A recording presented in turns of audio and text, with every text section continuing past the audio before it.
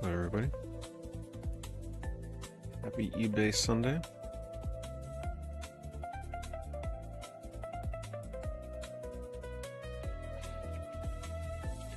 It's like just as I was going live, we had a copy of Radical Rex End on Sega CD.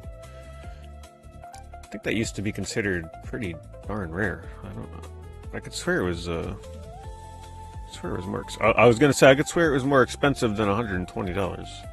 It's just that the snipers waited until the last second. Yeah, I was gonna say that seemed pretty cheap for that game.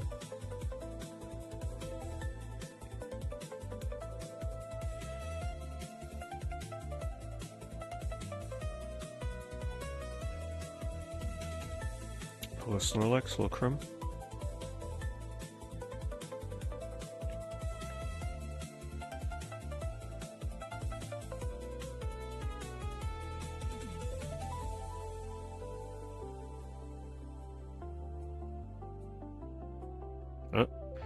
Didn't take us long to get some legs tonight, but it's not the person listing the game. Someone was caught in the crossfire.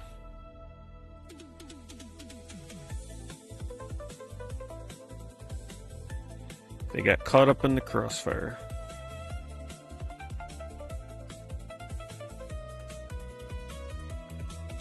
Camera isn't mirrored. Oh, am I looking the slightly like wrong way? I can mirror it.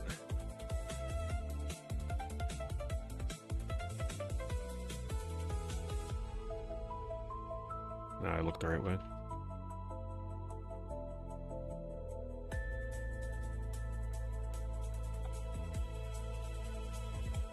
Hello Irvin, hello Guitaro, hello Pat.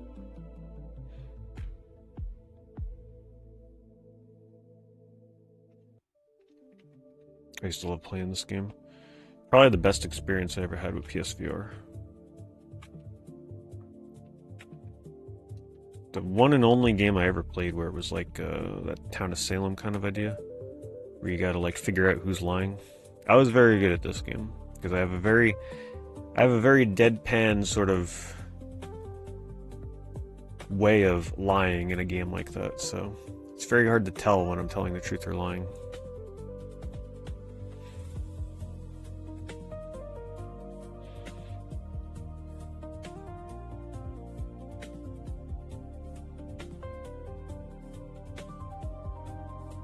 My god, they're actually showing us video games for once.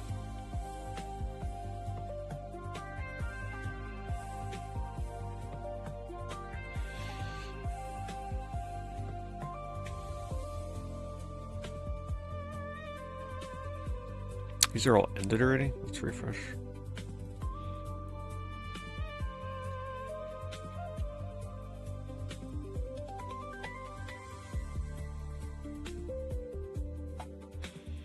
Are we like supporting seal rescue or something if we bid on this? Mountain manatee. Let's see. It says nothing about it. Manatee not included. Alright.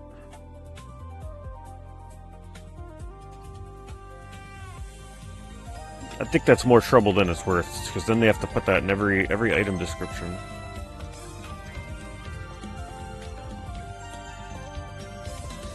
Thank you, Gaseous. Thank you very much for the resub.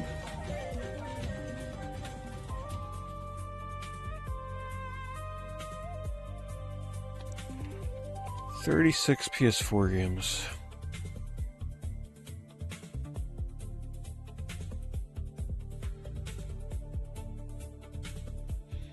Yeah, it definitely looks like a PS4 lot.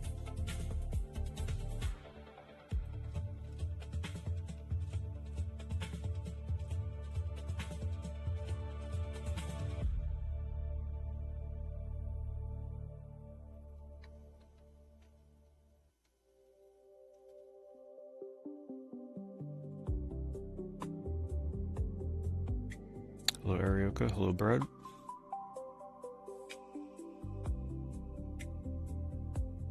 PS4 game lot, but we can't see the games.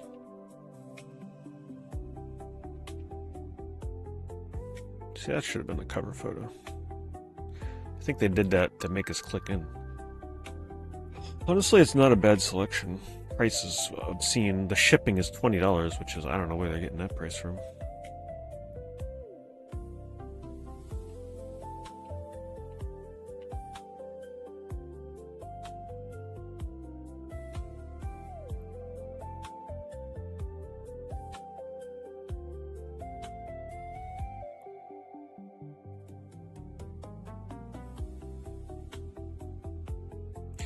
Copy of Snatcher up for bid.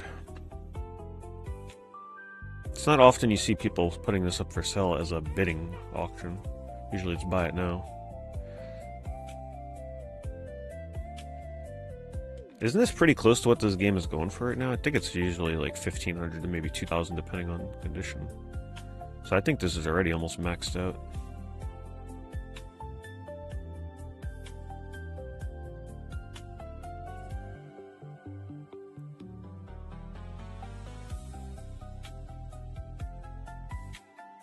Finally played the Arcade Archives Ridge Racer. It's a masterpiece. Yeah, it's pretty good. I had a lot of fun with that.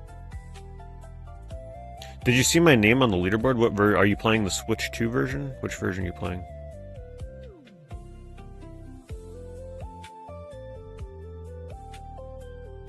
Oh wait, was I playing on Switch 2?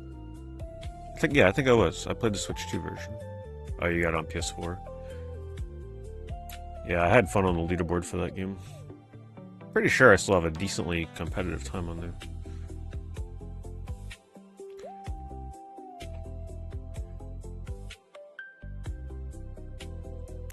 Catch up on your gacha game stories. Oh. Yeah, gacha games can be pretty intense with their stories, can't they?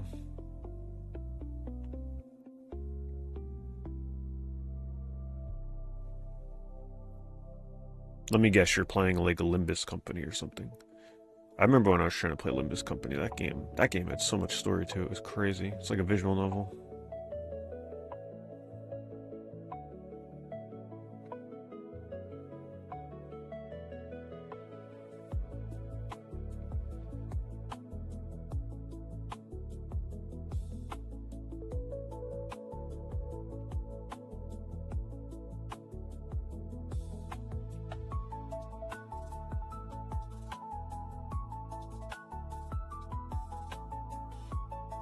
It's a pretty cheap, complete NES game, Trog.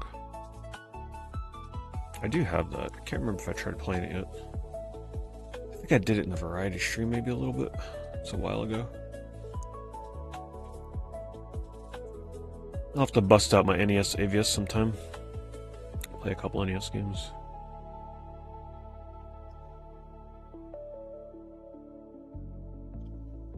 Unfortunately, I believe the leaderboard is separate, yes, per console.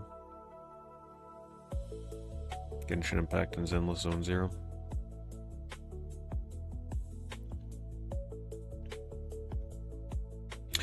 Yeah, I played like one stream of each of those. I'm kind of thankful I don't get really into those games.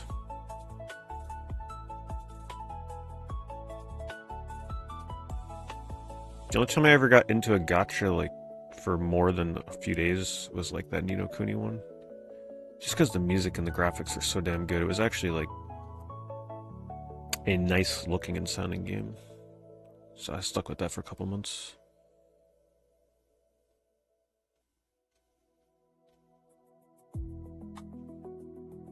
And now it's shutting down. Now you're not going to be able to play the Ni no Kuni mobile game anymore.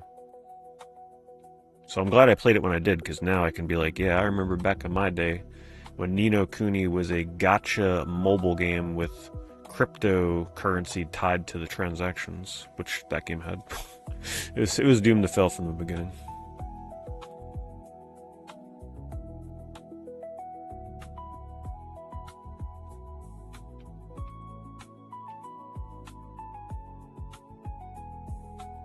You finished Kill Switch on the PS2? Yeah, I never played Kill Switch. I believe I have a copy of that game. Man, it's moments like this that I wish I drank caffeine again.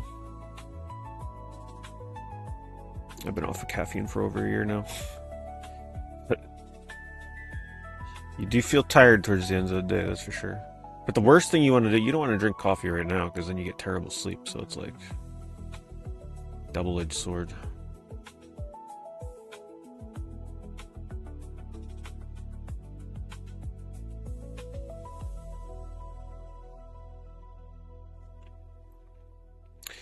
There are a lot of auctions ending on a Sunday. I think Sunday is definitely the better night for auctions. Dark chocolate, I have no dark chocolate on me.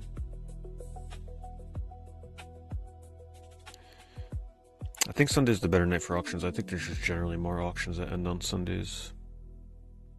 I've been tempted to like try switching eBay streams to Sundays for a bit. See how it goes. See how many people turn up. I mean, who knows? We can get better turnout on Sundays. More people are home just kind of relaxing. Saturday is more of the like, let's go out and do something kind of day of the week, you know? Sunday's like, yeah, I'm exhausted.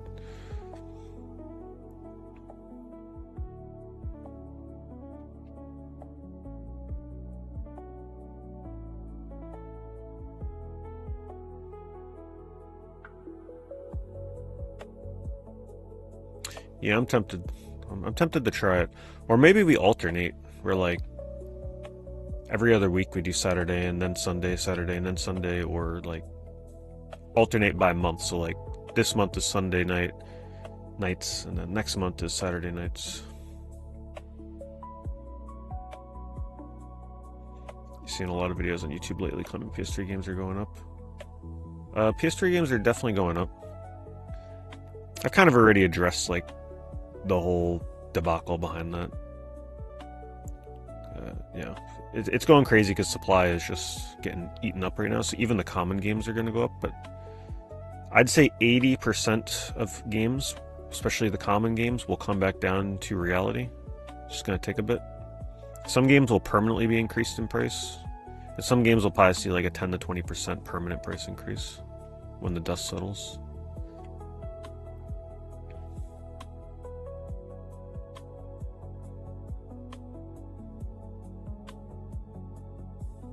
How the console's doing? I don't know. I never really look at console prices.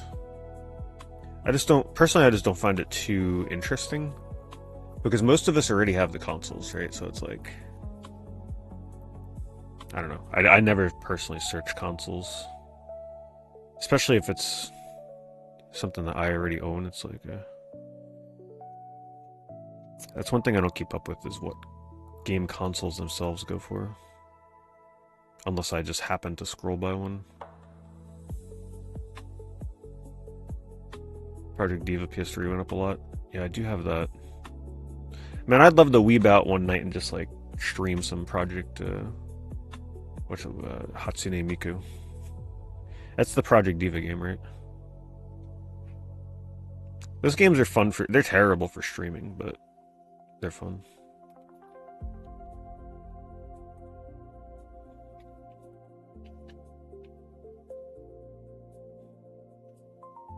Oh my god, what happened to that copy of Tetris?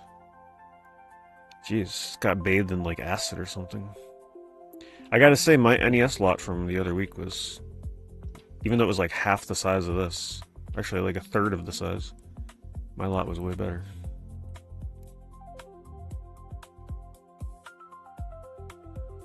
It also went much cheaper.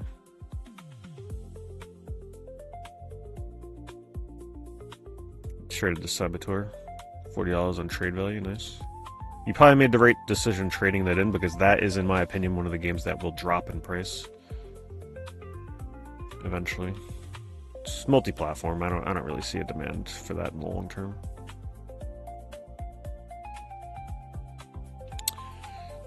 It's a bunch of loose GameCube games. I still have the sentiment that shoot 'em ups are better on mobile. That is my favorite way to play shoot 'em up games, yes. If it's a good port, playing a shoot 'em up on a touchscreen is amazing. You can't get any more accurate than that. It's finger point accurate. Like, it's really, really good. I feel like I don't have as much control in other controls.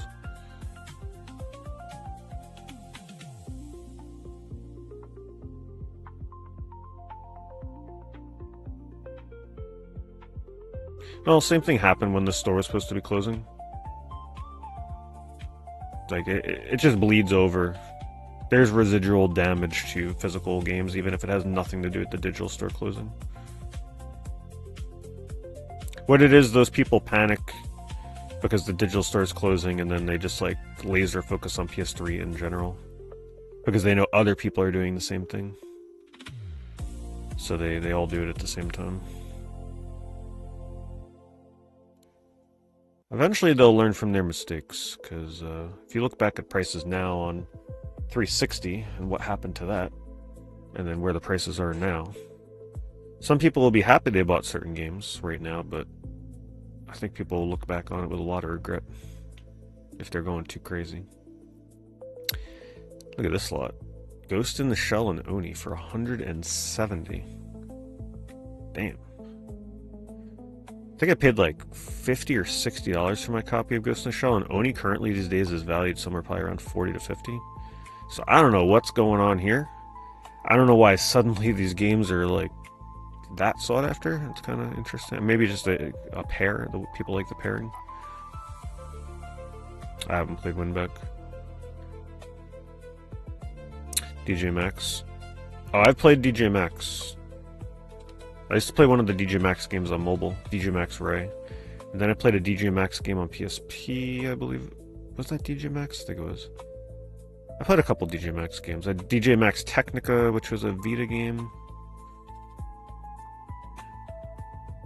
I'm trying to think, was that one of the DJ Max games that I was playing on PS5? The digital game with all the songs? I don't remember. PlayStation brand is definitely more collectible than Xbox in general, yes. But the game libraries are way different between 360 and PS3. PS3 is mostly made up of multi-platform games. It lacks exclusives. 360 has a ton of exclusives. PS3 is a bit lacking in that area. That's why the multi-platform games are very expensive on PS3, because there's literally nothing else to collect. You have to collect multi-platforms. So people that enjoy collecting PlayStation, they most likely already have all the exclusives that are worth owning, so now they gotta branch out in the multi-platform.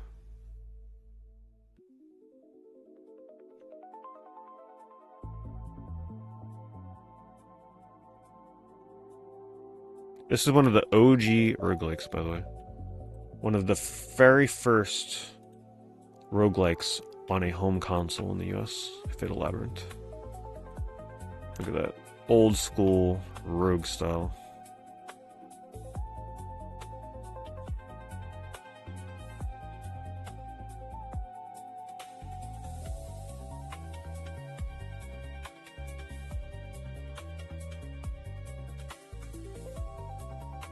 Ghost in the Shell PC.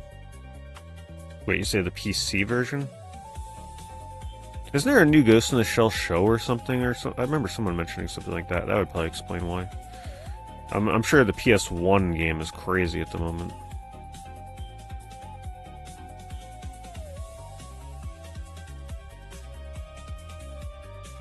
Well, Never Dead went very expensive the last time the store was supposed to close. And then it dropped back down to like $20. So the fact that it's back up to 100, I mean, you don't gotta put 2 and 2 together to know that the game's gonna drop like a rock again in price. It probably won't drop to $20, but it may go back down to like maybe 30 or 40.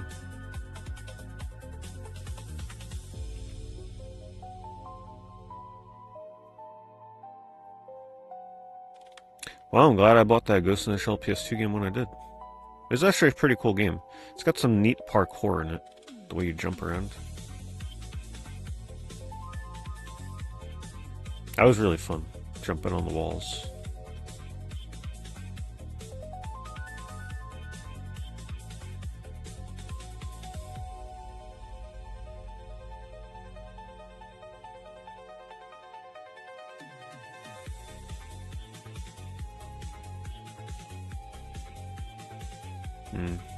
Yeah, it's an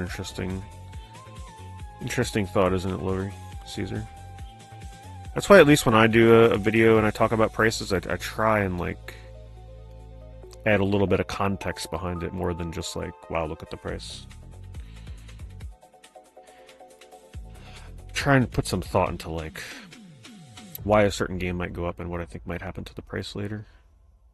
It's definitely bandwagoning at the moment, for sure. Like there's those kind of videos at the moment on YouTube are, I mean, I got in on it early, so my video kind of took off. That video has like 60,000 views. So, you know, people see that and they're like, all right, let's get in on this, you know? Let's make my easy, free, like, tons of views PS3 video.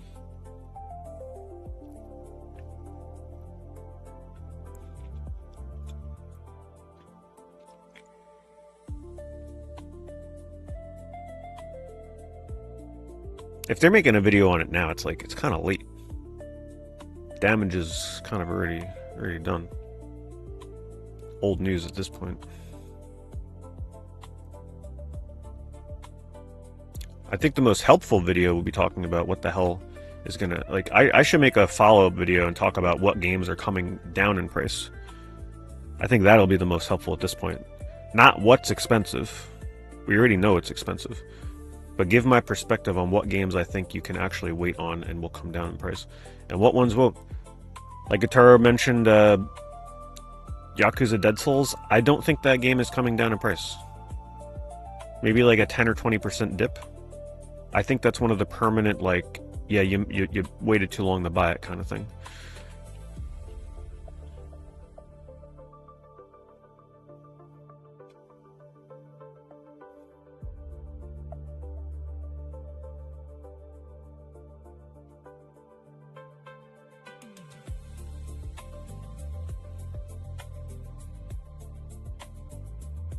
What would be more fun to collect right now, original Xbox or Dreamcast? I would personally advise that you go Dreamcast. Not only is the game library like amazing, but I was just talking about it last eBay stream. We were looking at Dreamcast prices. I still think most of the games on there are like criminally cheap. I don't foresee some of those games staying as cheap as they are forever. I think it's a very good time to collect Dreamcast at the moment.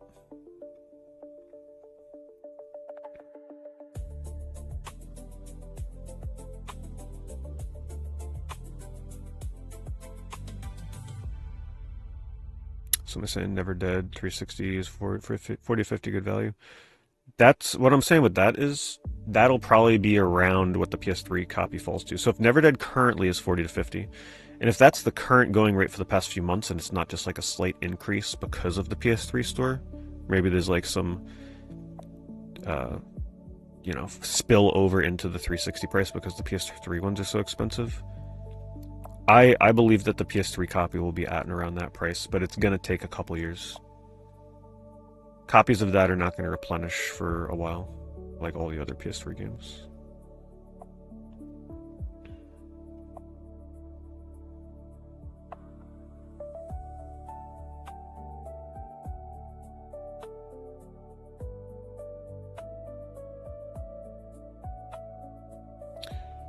Pokemon in the 3DS console with the recent news? What's the recent news? I'm not like following what's recent news with that.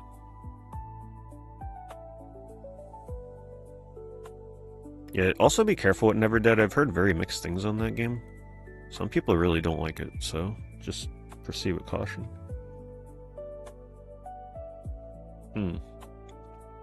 Oh, Pokemon Bank, that's right. Well, I don't really follow Pokemon Bank. I don't know what the importance of that is. I'm assuming it's just like it's a tool to help you get Pokemon from one game to another cross-generation. How that would affect game prices, though, I have no idea. I'm not knowledgeable enough in that side of things.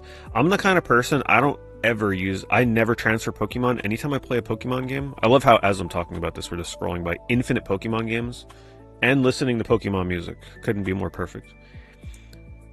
I start fresh every time. I catch a new Pokemon every time. I don't transfer anything. Hello, bud. Oh, hell no. Pokemon games, they're only going to keep going up.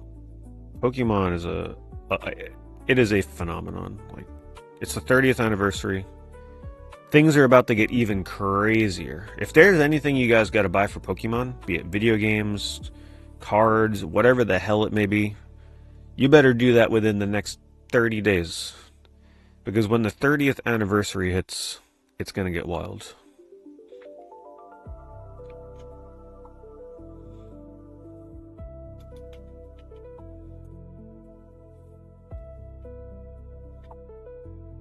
It's a pretty decent PS2 lot.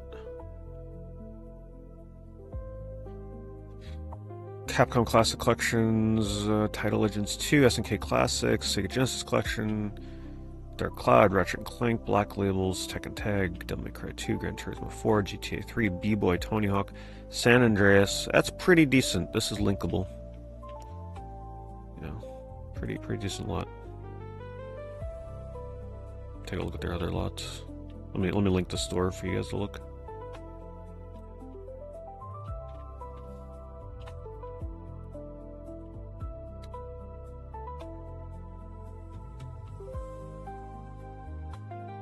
Yep, the rumors of Sapphire and Emerald coming. I really hope Emerald comes to Switch. I've never played Emerald, and I would prefer to not have to spend hundreds of dollars on that game. That would be nice. So I would definitely buy that.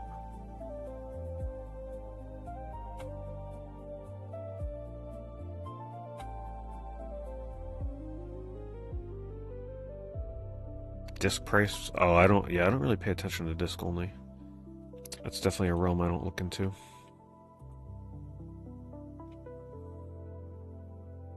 It's another pretty damn good lot here.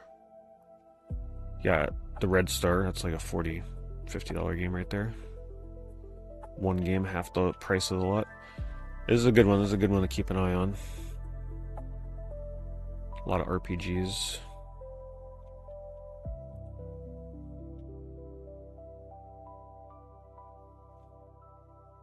Hello, Chemdream.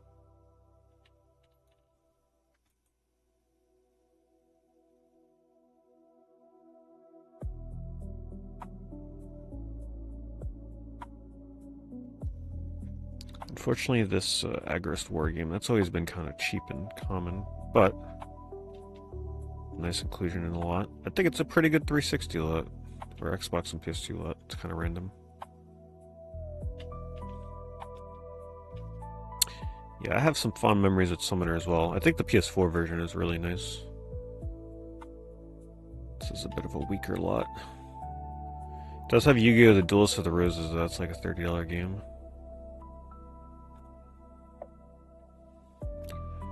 Who's my competitor here?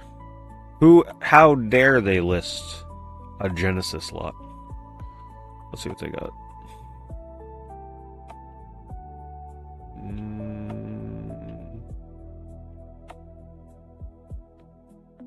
Not terrible.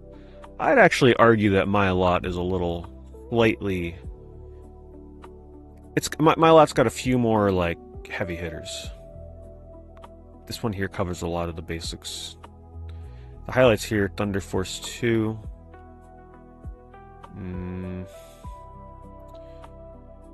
Strider. Final Zone. It's a good lot.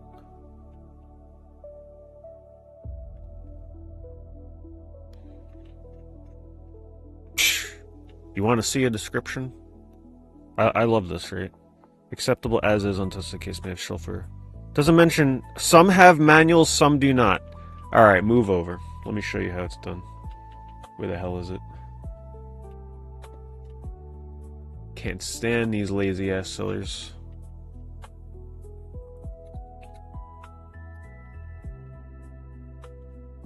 Let me show you a Genesis lot.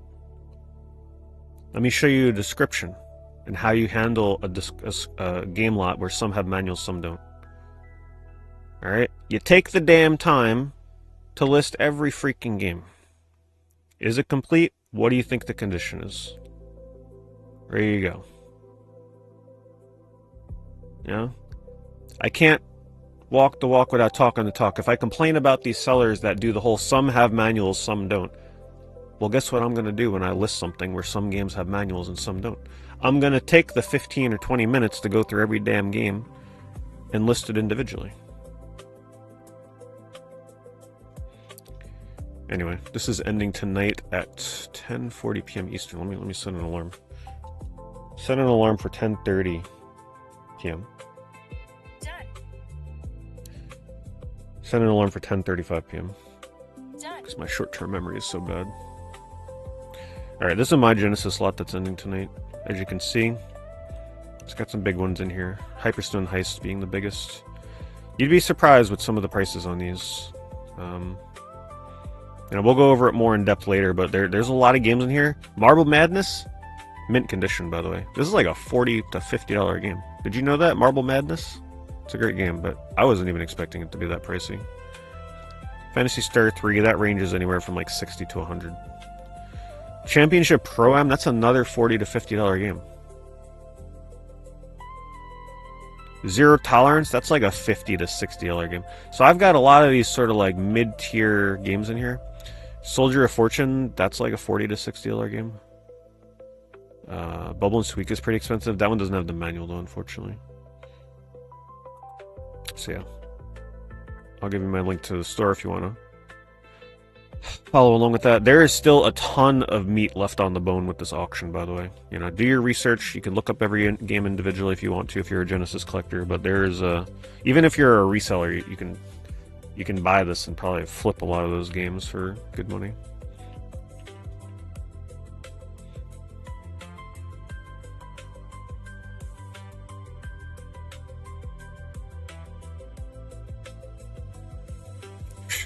Look at this.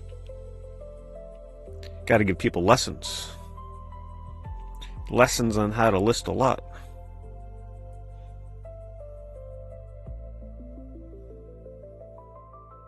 Oh, thank you. Thanks, Credenza. You sell rare books. So I take it that you probably go to a lot of Goodwills and thrift stores and like browse through the book section. I know like people do that with the scanners on their phones. This person's got some good PS2 lots. Nice PS2 lots. Take a look through their auctions. I linked them above. They seem to have a ton. A ton.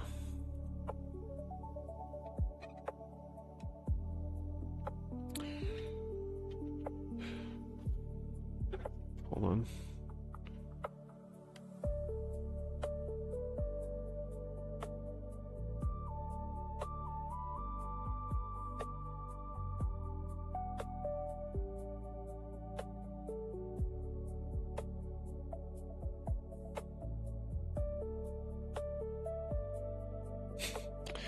Yes, thank you for the message.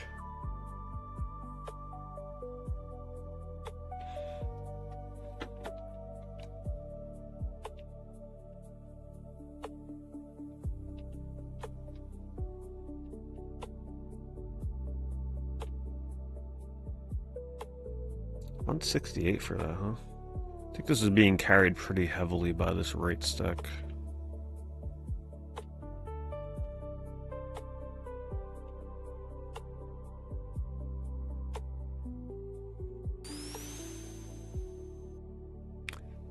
Damn the notifications. Let me turn them down just a tiny bit. Oh yeah, by the way, with the Final Fantasy notifications, I decided we're going to try to let them run for every stream. Because I got to get a sense for how rare they are. Right? I got to get a sense for... Oh, this is all that one seller. Wow. How often they pop up. Because they are meant to be pretty rare. Those Final Fantasy notifications. So, if somebody triggers the Final Fantasy notification on a stream outside of Final Fantasy Friday, so like tonight, you know, next stream, whatever, we will count that. So that means like when next Friday rolls around, however many notifications were hit is how many extra streams we will do for that week. And once again, it's across all platforms, so YouTube, Kick, and Twitch. So anytime you subscribe, you resubscribe, join as a member, bits, super chats, donations, like all that stuff across all platforms. Every single notification, except for like follows and stuff, obviously, have a chance to pop up a Final Fantasy notification.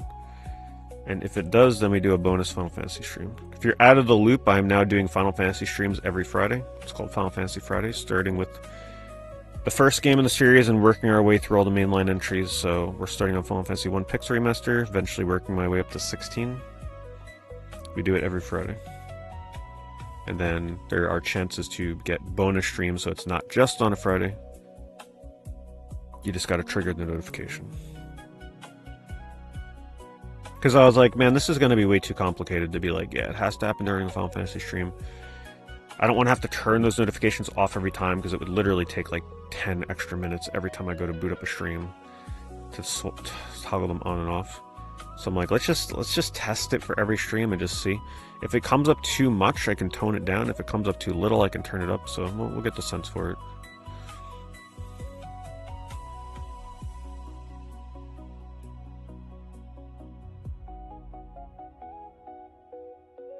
I know, it's very annoying, bud. They're trying to probably inflate people to sign up on eBay. See, like, Yurt's resub there had a small chance to trigger a Final Fantasy notification. You'll know it when you see it. And then that means we'll get a bonus Final Fantasy stream. That way people don't have to worry about, like, what stream they resub on, because then people may hold their resubs until Friday nights, and it's like, yeah, I don't want to have people do that. I will be doing Original 7. I'll be doing PS1 versions of the Final Fantasy games. I'm not doing the HD versions. Just because I prefer the look of the original PlayStation versions. Oh, thanks, Guitar. There you go, Guitar taking a chance on the membership.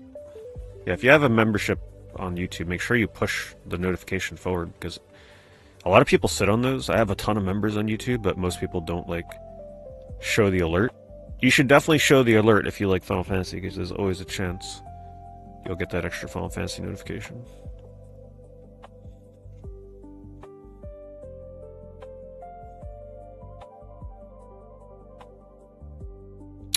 A lot of those are duplicates. Those are my Genesis. That's literally almost all of my Genesis duplicates. I do have other duplicates, but they're not. They're more like filler, so I didn't want to put those in that lot. I wanted that lot to really be just like games that you would definitely want for your Genesis collection kind of thing.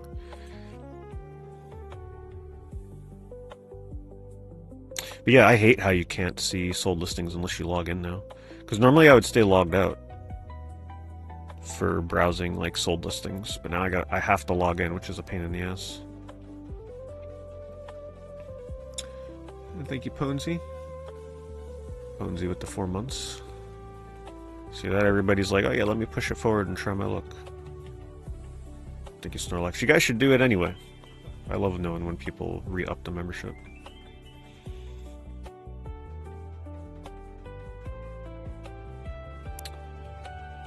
Thank you, Snorlax, as well. And 11 months. Thanks, Cody. Thanks for the Prime resub.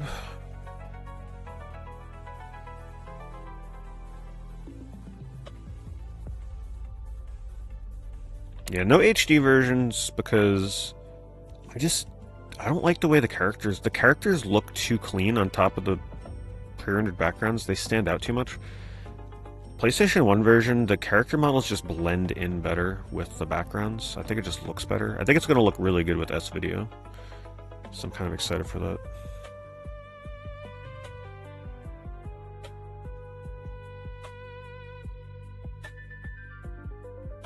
And when it comes to the remake of Final Fantasy VII, I'm going to figure it out because I do need to finish Rebirth and I need to replay Remake. I wouldn't mind replaying Remake. I do like Remake. It's a great game. But, you know, for Revelation, I will need to prepare for that. So, you know, obviously playing those games once a week isn't going to really work out to catch up in time. So, we'll see. I'm not sure if I will play them off stream. Maybe I'll watch a recap of Remake and then like finish Rebirth off stream or something, and then I don't know. Because streaming all three of those would be that's a little much. Most people would be tired of that. So I'd probably maybe I would do Rebirth on the Switch 2 or something. Play it handheld in my own time.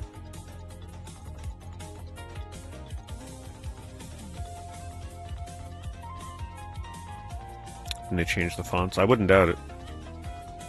Yep, and then I won't even be able to be tempted by the boost options because they won't be there on the PS1.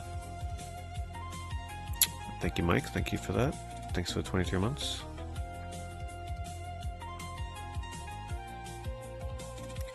Oh, I definitely won't. I didn't spend 100 hours in Remake. Yeah, I'm not a completionist. I had to stick to the story.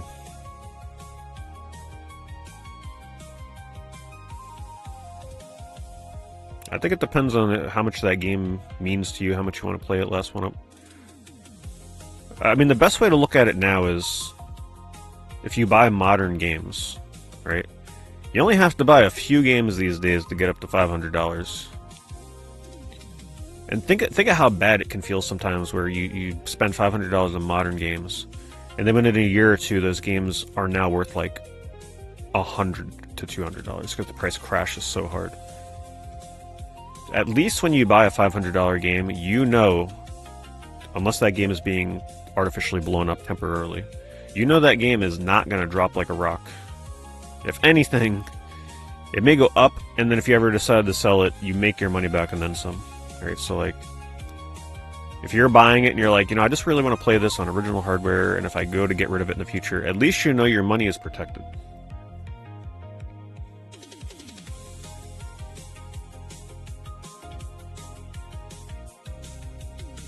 It also depends what your goals are. Maybe you like certain genres. Maybe you want all the types of games in one genre on one console.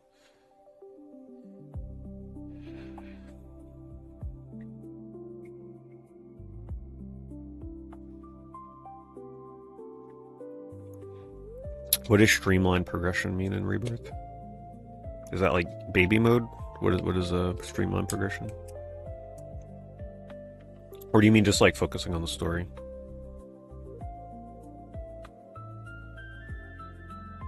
You like 16, but you hated that they released those DLC afterwards? Yeah, I didn't. I couldn't even beat 16 on the first playthrough. I have no idea what the DLC is. I'm sure by the time I get to 16, I'll enjoy it more than the first time, because at least now I know that, you know, going in knowing my disappointment ahead of time will make it a little bit easier to stomach. And maybe I'll like it.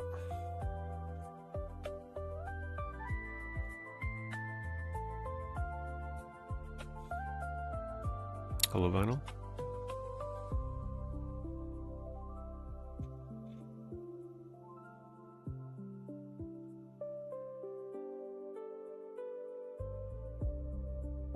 I like the 2600. I appreciate it, but I didn't grow up with a 2600. So I view the 2600 through the lens of, you know, its importance to the industry. But it's not something that I really go out of my way of to play and acquire games for. Closest I've come recently is the Atari VCS, where I downloaded a few 2600 or 7200 games on there.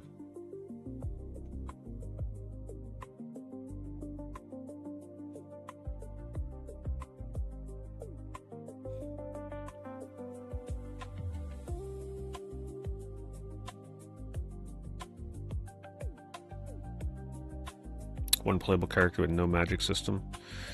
Yeah, 16. I'm really hoping they do a 180 with Final Fantasy 17 and go back to like a Lost Odyssey style type of RPG. Is there going to be another VCS stream? I'm sure at some point.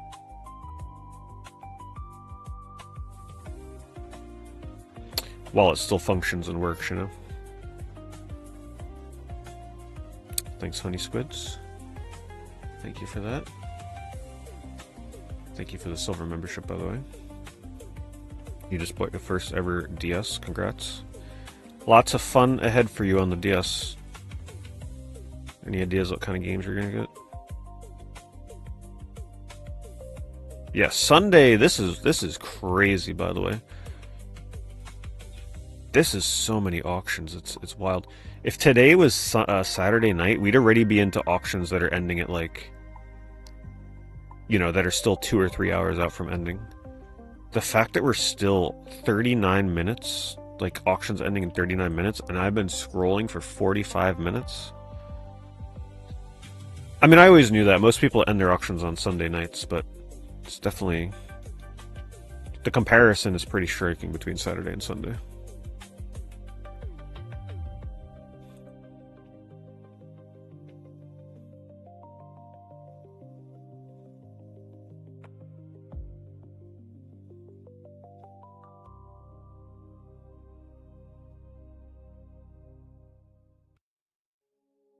Why do they all at the same time? Well, there's so many listed that people's times overlap.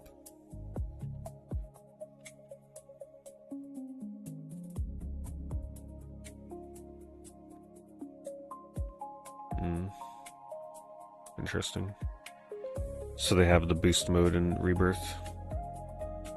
I'm usually not one to use something like that. Oh, we got a new bid. Thank you to whoever that might have been. Let's see what it's going for. Let me pop this into an incognito window.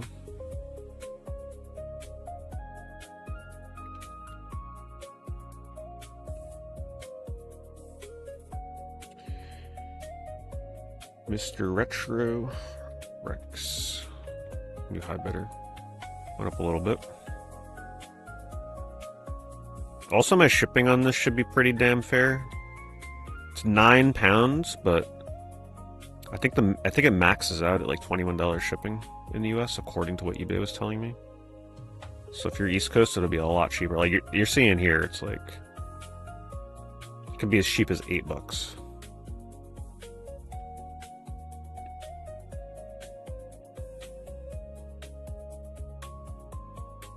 How the hell that's shipping for $8 at £9? I don't know, but I'll take it. Because I put it in the shipping box, £9. I guess that's the post office for you. Sometimes they can throw you a deal.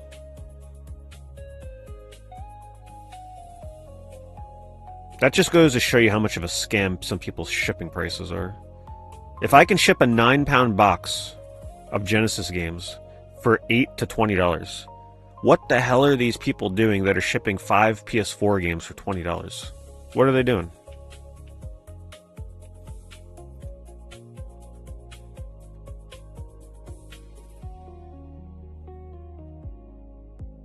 It's a pretty nice PSP lot. Very blurry photo. Oh, $1,500. Never mind.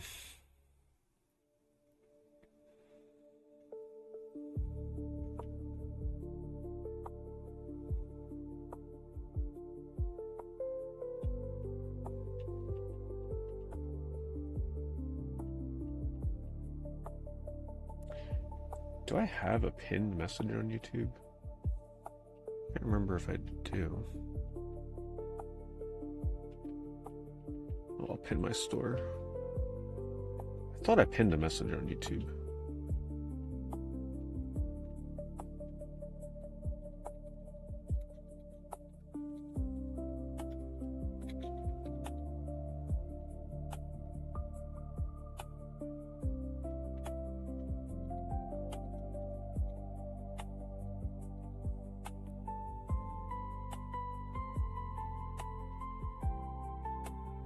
Oh, thank you for that upgrade, honey. Honey squids, appreciate that. Unfortunately, that won't trigger a notification, but the next time you go to like renew that, it will.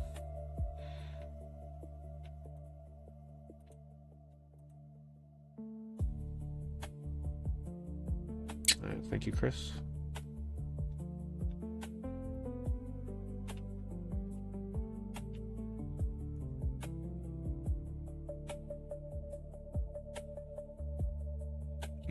You're watching the stream while playing Captain America. Captain America on PS3 is a pretty good game. If you like Arkham Asylum style, or any of the Arkham game style combat game, it's pretty much that with Captain America. The shield is freaking fun. Tossing that shield around and hearing all the clinking and clanging is actually the best part of the game. Everything else kind of sucks, but the combat's really good.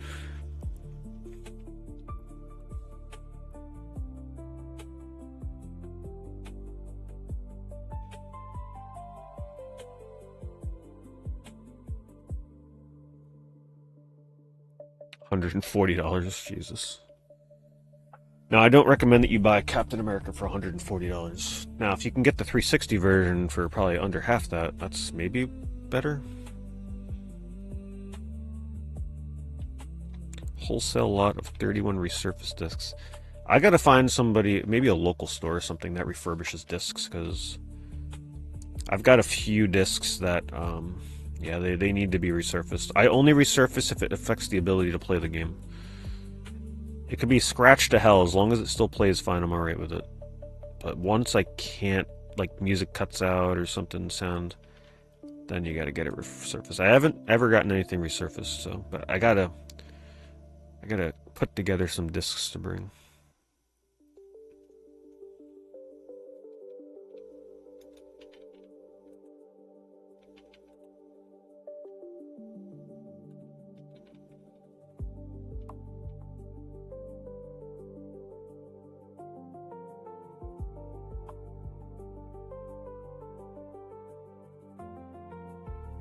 Oh, by the way, tonight's affiliate, when we do affiliate review, 69 things on there. It's a pretty hefty affiliate review tonight.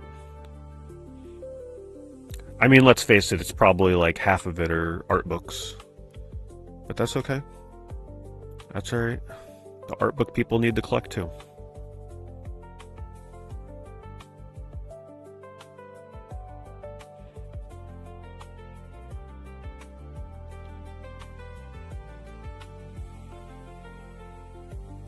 A lot of the retro stores will just resurface games when they get them. Oh, absolutely. I mean, you can't blame them. They don't want to risk selling something and then the person's like, oh, it don't work.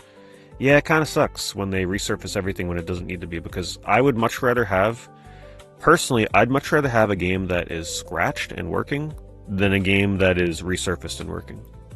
Because resurfacing to me is altering the disc.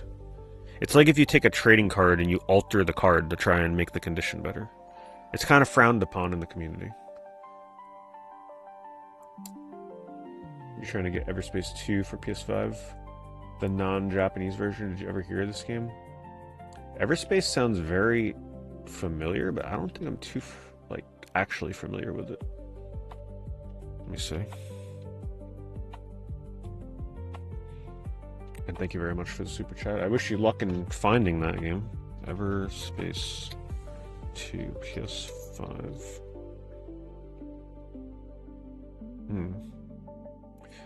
So there's this one here, the ESRB version.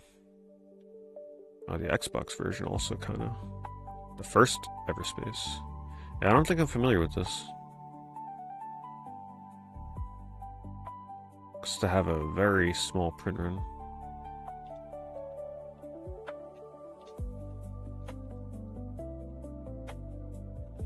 So the only one that showed ESRB was this one. So it looks like if you're looking to get it, this person here has it for $70. I don't know if that's what you're looking to spend. Noble Knight Games. So they're like a trading card store. They're pretty reputable, I believe. What's their feedback? Yeah, oh yeah, they have tons of feedback.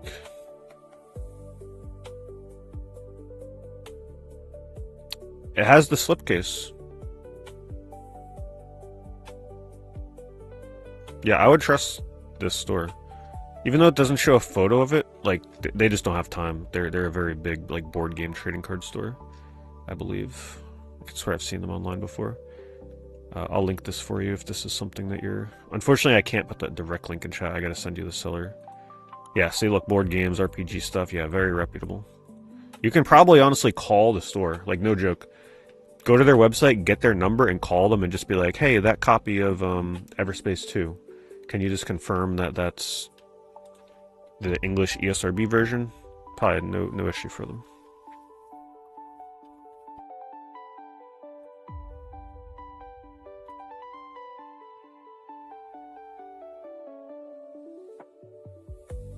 Can resurface disc be resurfaced again? I have no idea how that works. But yeah, as I was saying, like, resurfacing to me is altering a disc. So you're stripping layers of the disc off of the disc when you resurface. So I don't care how mint that thing looks, it's been altered. So as long as a scratch disc works, fine, I'll take it. The only time I resurface is when it's absolutely, or would buy a resurface game as if it was absolutely necessary. Eating and gaming, isn't that life? The two things we do. Thank you very much. Thanks for the 7 months.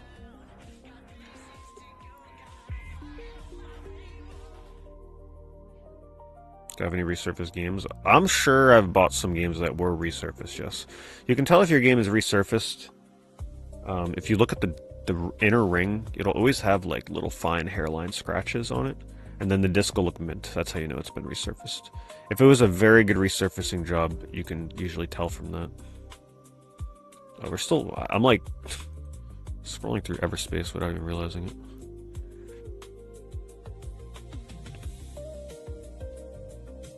But I'll never buy them on purpose. If a game says it was resurfaced, I just keep looking elsewhere. It's just me. Some people it doesn't matter. Some people want their game resurfaced. They want to know that it's gonna work fine, right? Hopefully.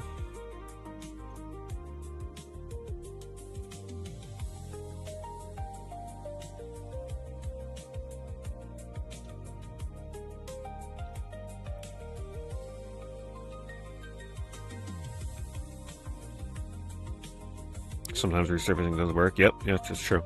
And sometimes if the scratches are too deep, it's not going to do anything. Back in my day, when we had to resurface a disc before like commercial resurfacing was a thing, we used to take toothpaste.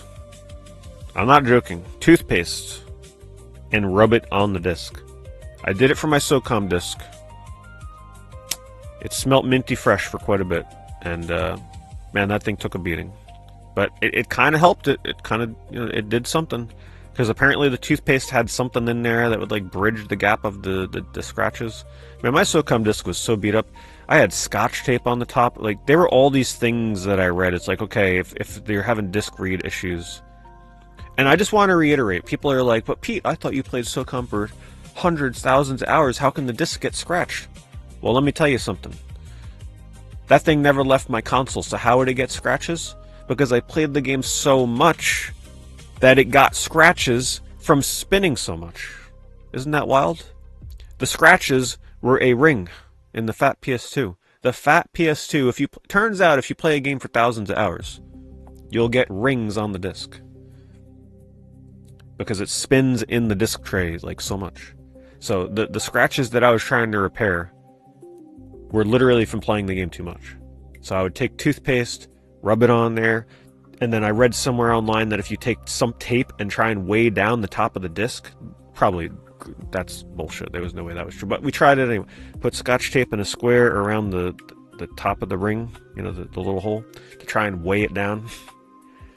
I mean, I think to this day, if I popped in my SOCOM 1 disc, it would probably still work. And here's the thing. You might be like, well, why not? I know what you're thinking. Why not just go out to the store? SOCOM was cheap. Just buy a new disc. They had greatest hits. Well, let me tell you something else. SOCOM was a very competitive game, obviously. And some of you know this if you played the game. If you ever played SOCOM and you ever saw somebody get knocked down by a grenade, and suddenly they would like get up, but they would be getting up while sliding on their knees.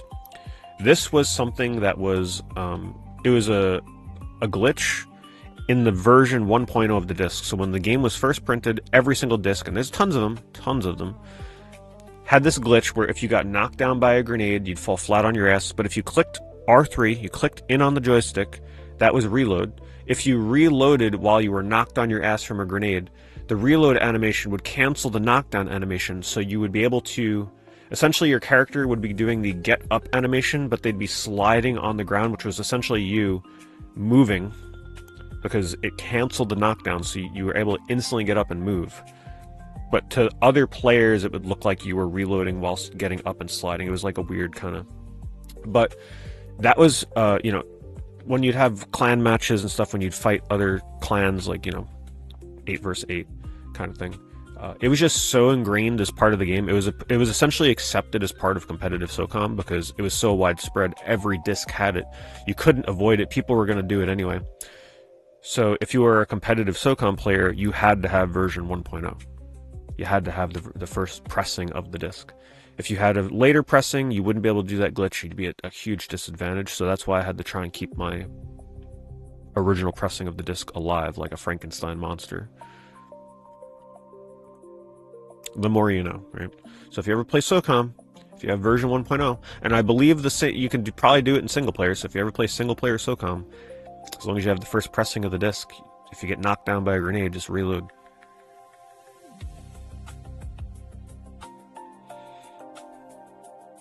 You cannot patch a game back then, yeah. So something like that, a glitch that was just in the game, that was it. It's part of the game. So they had to press an entire new disc to get rid of it. Isn't that pretty? That's pretty funny, right?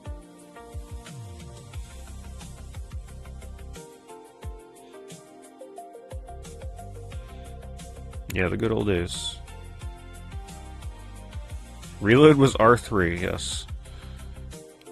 Yep. And believe me, I don't think you could remap the controls either. I was the kind of person where, you know, SOCOM, you'd pop around a corner, sometimes people take you off guard. And sometimes that little, like, twitch impulse of, like, boom, there's someone in front. Like, people would jump scare you in SOCOM all the time because it's a third-person shooter, right? So there was a lot of corner camping. So people would camp around corners and stuff, and you'd just be walking and running, and then all of a sudden someone just pops out, and boom, you're dead because you die in a couple of bullets in SOCOM.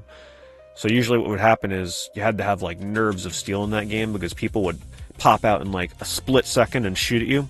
And usually, not usually, but some of the time, that little, like, shock of someone jumping out would cause me to press in R3, so I would reload as they shot me. It's probably one of the hardest things for me to work around in that.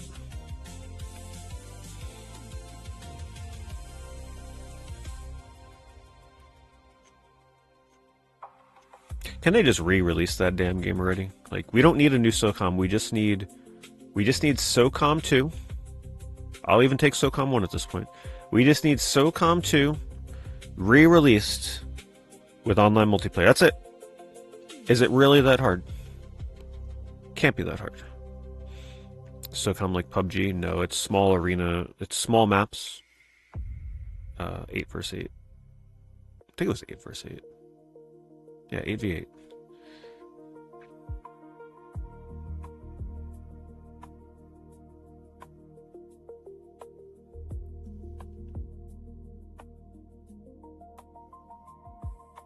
I think a new SOCOM would sell well. I think it would sell well to all the existing fans. Pretty much anybody that ever played a SOCOM game would buy it. I don't think it would branch off to new players at all, and I think that's why we'll never get one. I think the SOCOM name brand at this point is pretty much dead in the water. It would only sell to existing fans. It would not sell to new fans. SOCOM is too simple of a concept for today's brain rot ball and gun players. SOCOM was just so simple. It's literally just get your ass in, 8v8, choose your damn gun, that's it. Team deathmatch, you die, you don't respawn. Could you imagine, oh my god, could you imagine today's ball and gun players playing a shooting game where you die and you might have to wait 5 minutes to respawn? Oh, hell no, that ain't happening. Yeah, that's how it was back in the day. You die, you just spectate until it's your turn to come. And you die in like 2 bullets. So yeah, you had to know what you were doing in SOCOM. If you sucked, boy, it was going to be a miserable experience. You were going to be watching more than playing. That's why you had to get good at that game, because if you weren't good, you're not even playing the game. Those of you that played it, you know what I'm talking about. Eventually, they started editing respawns. The first SOCOM, I can't remember if SOCOM 2 had it. I know SOCOM 3 for sure had respawning. But it was so hardcore that they even had to like add in respawn modes eventually. But the first SOCOM, no, you die, you're just waiting. And we're talking back in the day with no cell phones. You know, you barely had a functioning internet. Your ass was just sitting there twiddling your thumbs like you were actually just having to watch the other player. Because there's nothing else to do. What are you going to do? You can't play on your phone. You just got to watch. Think about that. It's not like today you die, all right, let me get on my phone and like multitask for 5 minutes. No. No phone. You had nothing to do.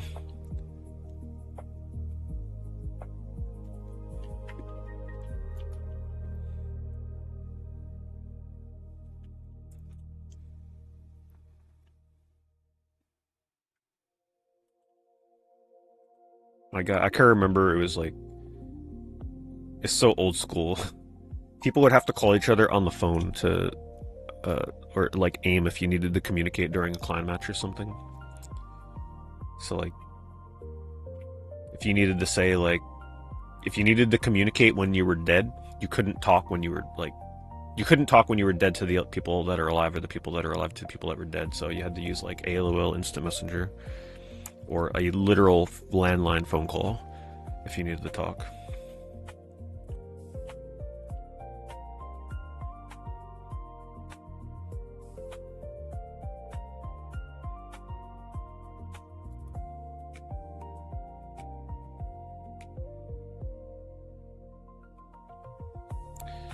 Lost Soul said $24 plus shipping. I'm glad I got that for $10. Wow.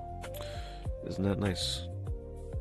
I bet you if you go onto PSN right now and try and buy that game digitally, it's probably full price, probably like $50, $60.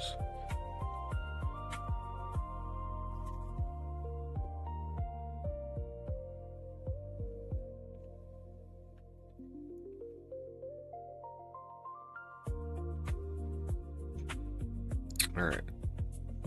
We'll switch searches, but man, that was a lot of auctions. 20 pages of auctions, and it's still only an hour and a half away from ending. If this was a Saturday night, we'd already be at like the 3 to 4 hour point where auctions end. When was voice chat? So you can voice chat in SOCOM, but you had to take turns. So if you wanted to talk, it wasn't an open mic system. You actually had to hold down, I think it was a circle button, and it would queue you up to get in line to speak for 10 seconds or so. So you'd be able to speak for 10 seconds, and then the game would cut you off, and then the next person would go. And then so forth and so on. So if you had 8 people queuing up to talk, you might have to wait almost a minute and a half to speak.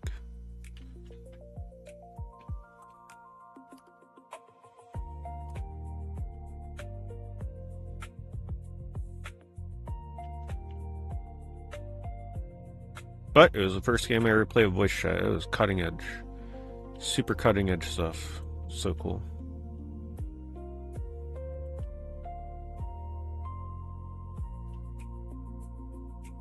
Did I play Halo 2? Yep. I played Halo 2 with my SOCOM people. We were very competitive, so whenever a new shooting game came out, we moved over there. We were competitive on game battles with Halo 2 for a bit. We were one of the top guilds for a bit on that. I wasn't one of the best players. Like, I was good. But I wasn't, like, one of the best players in the guild for Halo 2. But we used to do, like, clan matches and everything. Or guild. I don't remember what they called it in Halo 2. Guilds? Clans? There's clans in SOCOM.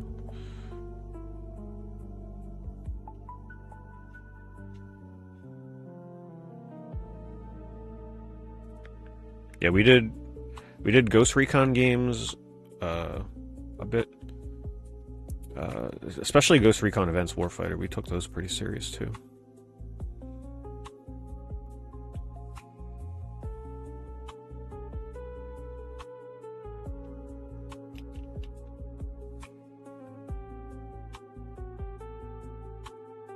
I think the last game that all, like, you know, a handful of my SOCOM buddies and us got on to play was probably MAG. I think MAG was like the last one where remnants of, like, my old SOCOM people got together to play. And by then it was down to maybe like 6 or 7, 8 people. That and the last, not the last SOCOM, but SOCOM Confrontation was like the last hurrah. Some of the people that I played with are literally like, how old would they be? Hold on, let me think.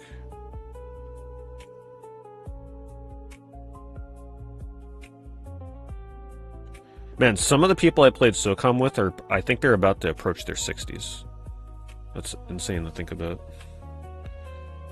We got a new bid.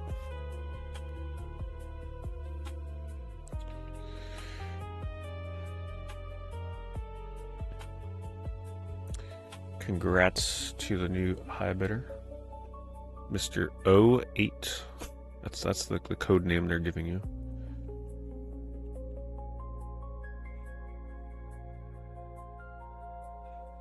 I could pull my weight in SOCOM though. Like, when I first started playing SOCOM, I was like, what, 13 years old? I was the leader of my clan, and I was having to boss around people in their 30s, but they had to listen to me because we were one of the top clans in the game. There were a few that were definitely better, probably better than us, I would admit, but like we were certainly top 5 in that game. So, you know, if it happens that your 13-year-old clan leader is one of the best players in the game, you got to listen to him. And same for everybody that was in the damn clan. Like, you didn't want to go anywhere else because, well, if you were competitive, that was the place to be.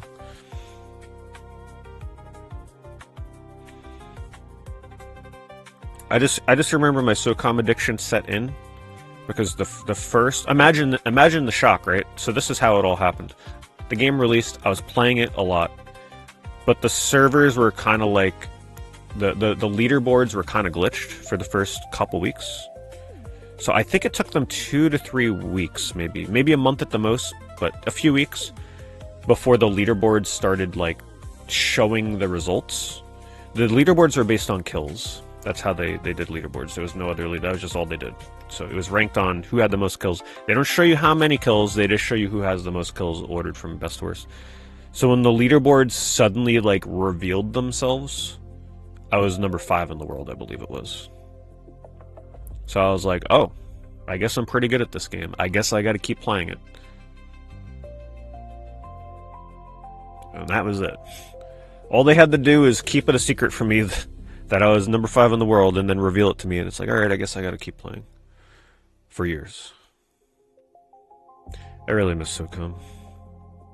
Tell you, if SOCOM, if they ever brought back classic SOCOM, not on private servers, you would see my competitive nature come back. It would come back full time for shooting games. I mean, people got a glimpse of it when I did a couple of SOCOM streams on the private servers. I still had it. I was still able to wreck people, even after all those years of not playing it. It takes a couple hours for me to get the feel back, but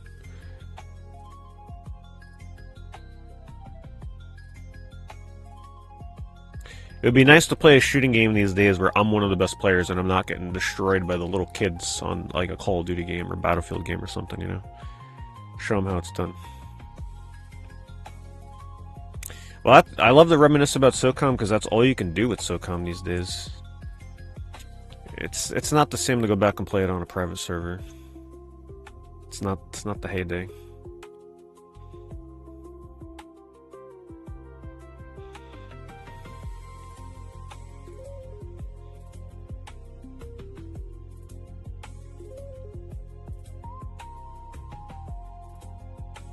SOCOM also doesn't get enough credit for how impactful that was for competitive shooters.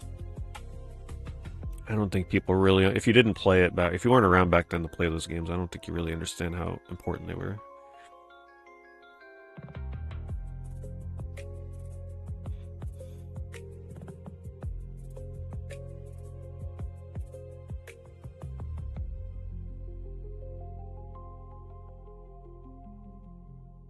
Yeah, just having a shooting game where you can talk to other people, that was SOCOM's whole thing. It came bundled with a headset. Just being able to talk to everybody, strangers, people on your team, I mean, that was just like entering another dimension for video games. Because for a lot of people, that was the first time we were ever speaking to other people while playing a game.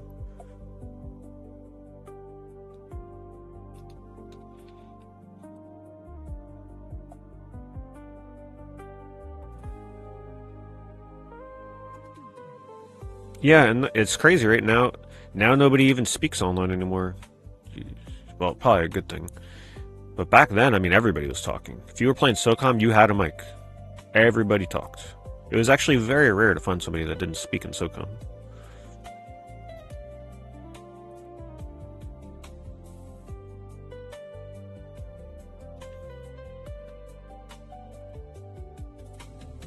What a random lot this is.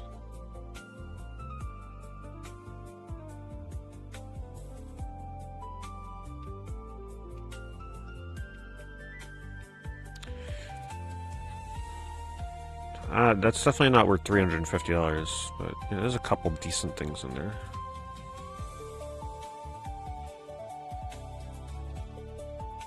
But I think what they're doing is they're taking like the value of every individual game and adding it together.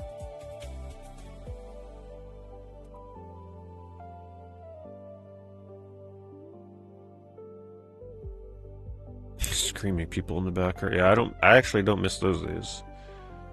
The loud ass fan or people in the background picking up on the mic. That was the nice thing about SOCOM, you had to hold the button. It wasn't a hot mic.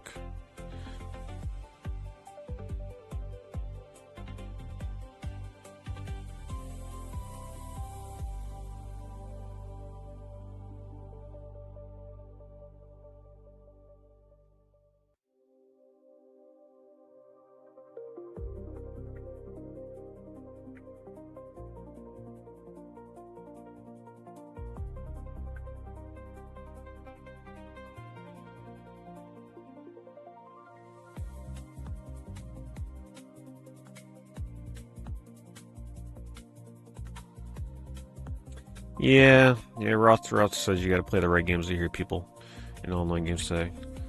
If you like friend slop games, then yeah, you're probably gonna hear people. I don't really play friend slop. I love that. I love that we've coined that as a new genre, by the way. Friend slop. I love it. Good old friend slop.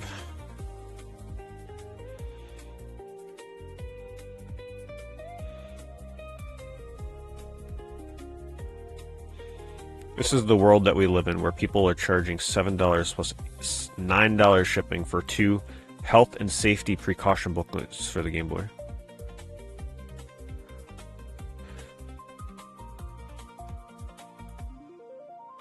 It's wild out there.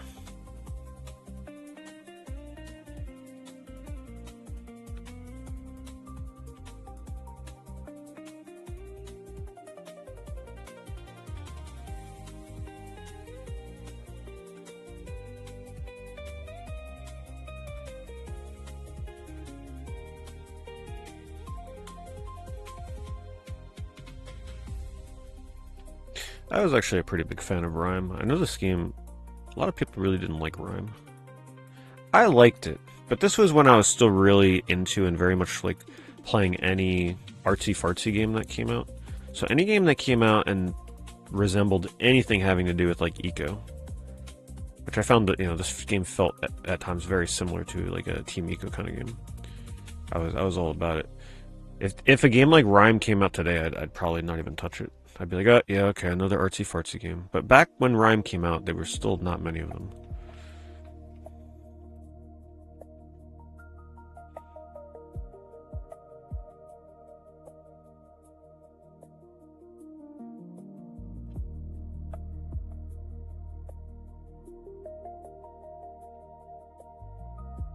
I tried Journey. Oh, yeah, definitely. I beat Journey many times. All platforms. Except for PC. Hello, TK.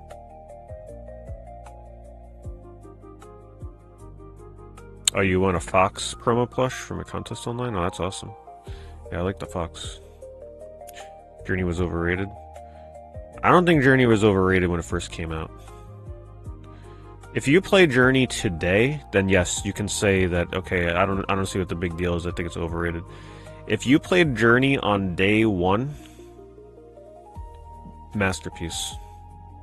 Masterpiece. And I'll tell you why.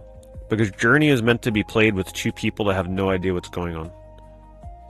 So if you play it now and you solo through the game because no one plays it anymore, or even if you were to play it with somebody that's an expert, right, where they've played the game 100 times and they help you through, it's definitely not the same experience as playing the game for the first time, not really knowing what to expect, stumbling into another random player for the first time.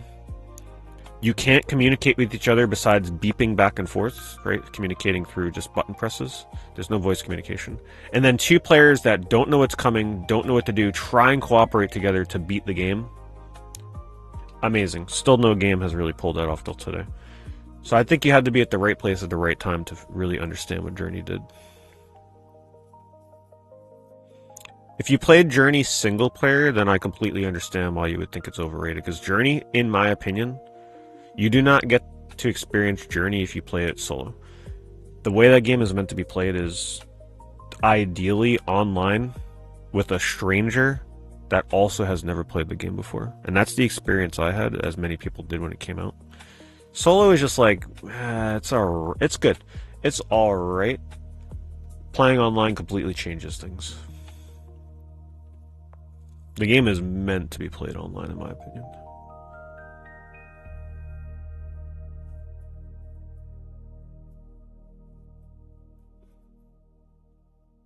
Hello, High Tier.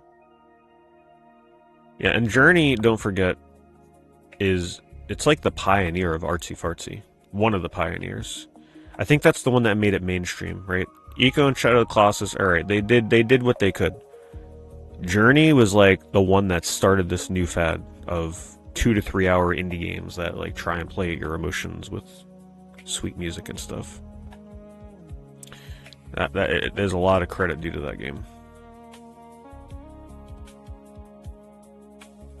But that's the sad part about Journey. If you decide to play it and you don't get the optimal experience, and it doesn't pair you with somebody online, and it's possible that you go to play it now and it just doesn't pair you, because if not enough people are playing, it's not going to pair you with somebody. That's it. Your playthrough is ruined, essentially, because you can never replicate another first playthrough of that game. So it's kind of a shot in the dark what you're going to get.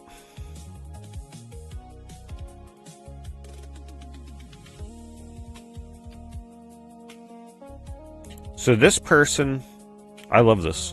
Sometimes we have listings that advertise by the pound.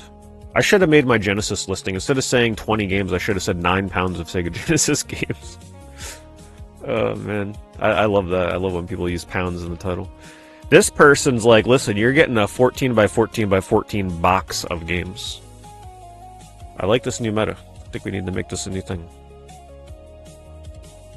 Notice how they sneakily put Mario Kart there, like they don't know. They're like, yeah, let me just sneak it in there so that the big ballers out there think there's going to be like a copy of Play Fighter 63 and Director's Cut in here. All right.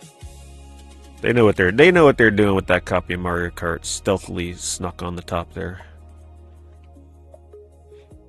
And let me guess, they're not going to tell you anything about what's in the box. Oh, it's a mystery box. Oh, okay. So nothing is pulled out. But are you getting what's shown in the photo, or are you going to get something completely different? I think you're just going to get what's shown here. Well, if it's a mystery, they shouldn't even show you anything. Keep it a mystery.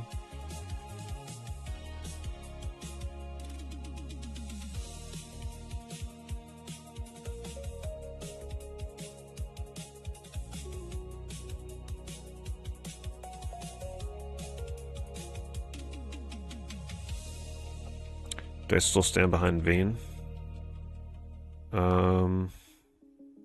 Vane never goes on sale. That is a game that, yes, that very rarely goes on sale. I still stand behind Vane. Yeah, I really... Sadly, I played Vane when I was in peak speedrun addiction.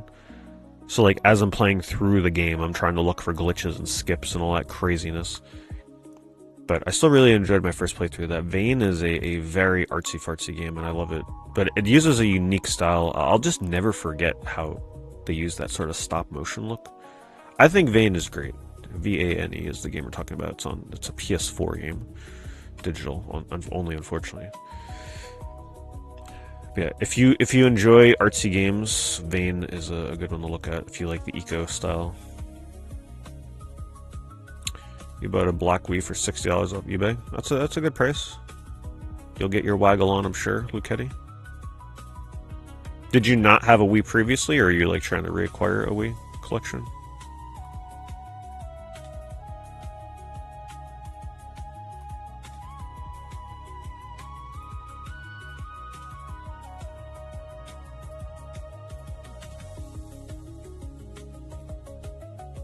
Never had a Wii ever, only the GameCube. Nice.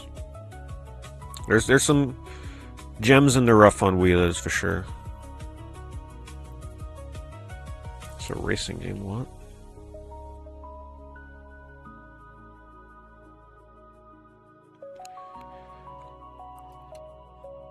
Probably, oh yeah, no manuals. Probably a little overpriced then. In terms of like, someone's gonna buy it because they feel like they're getting a deal sort of thing, you know?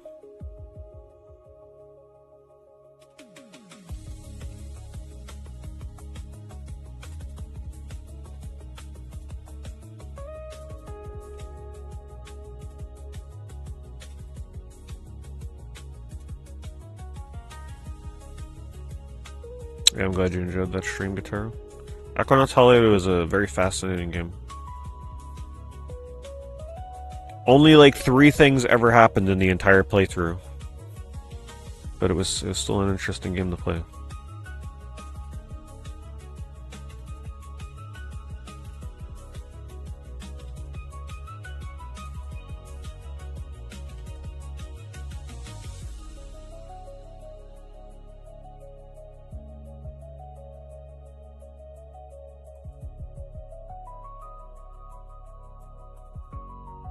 Must own, must play PS2 games.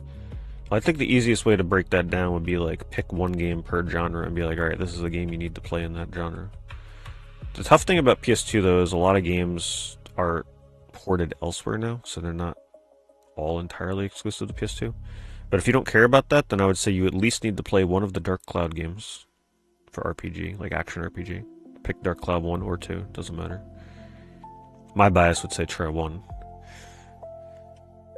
For turn-based RPG, if you're not accounting for like remakes and stuff, I think Final Fantasy X is still like the must-play of the turn-based RPGs. But you know, you can play that in other ways now. For racing, a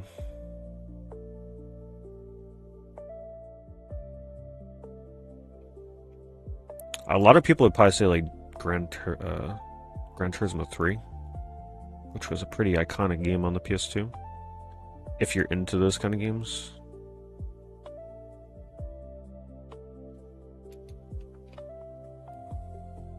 For action, probably the first God of War or Devil May Cry, one of the two. For a platformer, Jak and Daxter 1, Ratchet and Clank by far. Especially Jak and Daxter.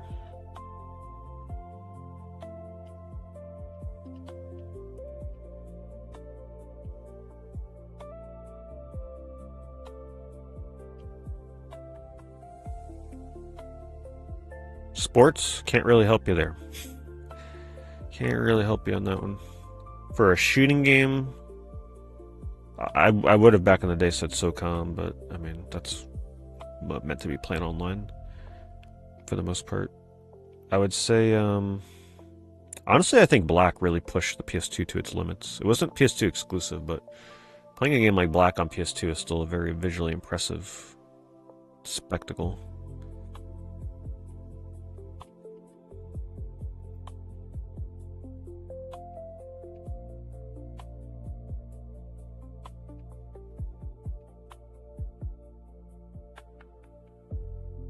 And for artsy fartsy, Shadow of the Colossus and Ico.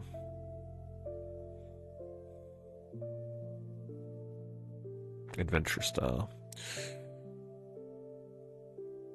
But yeah, it's just easier, I think, to break it down by genre. Oh, sports game? Well, if you're including the EA Big Sports, then yeah, people would say like try the SSX games.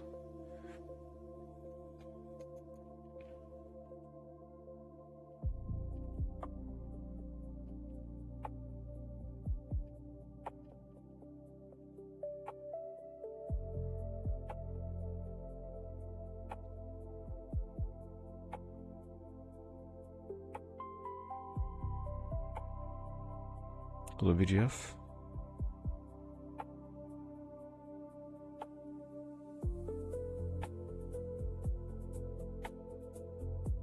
Still have not played Shadow of the Colossus. Alright, goodbye VGF. Enjoy your band. I hope you get around to it one day. I'd recommend either the PS3 version or PS4. PS2 is fine if you want to see like how technically impressive it was at the time for PS2.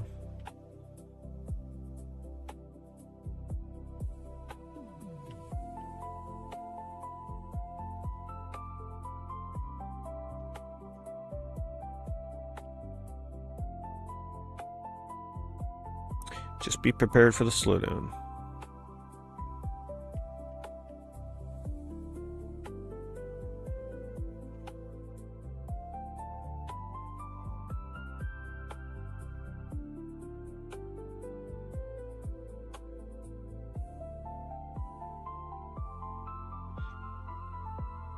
Field and Tower, Shadow Tower Abyss. I'd put Eternal Ring up there. Eternal Ring is also an amazing dungeon crawler. Super underrated.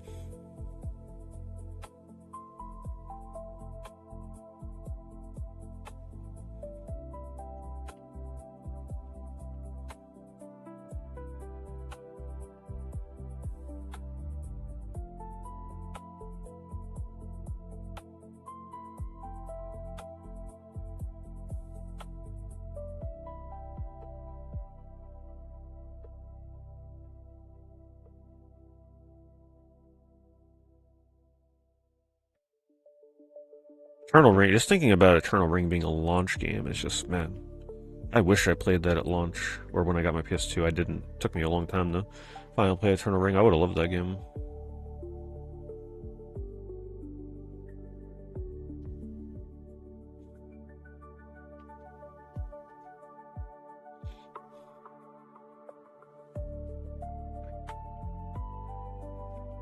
PS2 launch just puts everything else to shame. And now we'll never see a console launch like that ever again. With the way things are going. Still the greatest console launch of all time for game selection. Even if all the games were mostly like 6 out of 10, 7 out of 10, maybe 8 out of 10 kind of games, the amount of variety and games within one genre was just unprecedented. What was it? Like four unique RPGs. 3 games from Software for the launch. Just think about that. Armored Core 2, Evergrace, Eternal Ring, launch games. All from Software. You had Orphan. You had Summoner. Like I said, mostly like 6 out of 10, 7 out of 10 kind of games. That's just in the RPG genre. Multiple fighting games, multiple racing games. I think the only thing that was lacking was a first-person shoot. No, Time Splitters, but that was the only shooter. Literally, there's something for everybody in the PS2 launch. Sports games.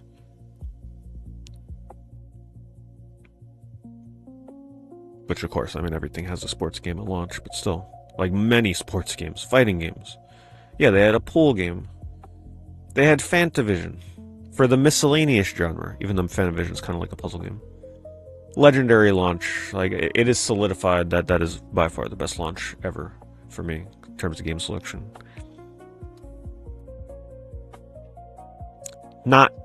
It's not the best when it comes to like, all right, there were some amazing, like some of the like GameCube 360 would probably edge up PS2 when it came to really good games for the launch, and also maybe Dreamcast, sort of maybe. But in terms of sheer amount of decent games, PS2 wins.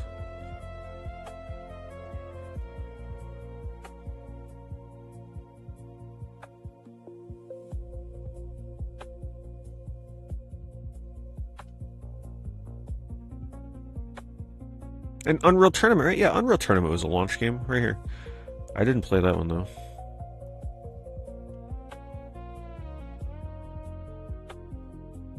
Cameo Perfect Dark. Great launch games. King Kong, great launch game. Amped, Call of Duty 2, like don't play around with 360. Ridge Racer 6, hell no. 360 launch was amazing. Need for Speed Most Wanted, which was the best version of that game. All the Xbox Live arcade games. All like 3 of them. Gauntlet was one. Was Joust one of them? I don't remember what the other ones were. Hexic was, of course, one.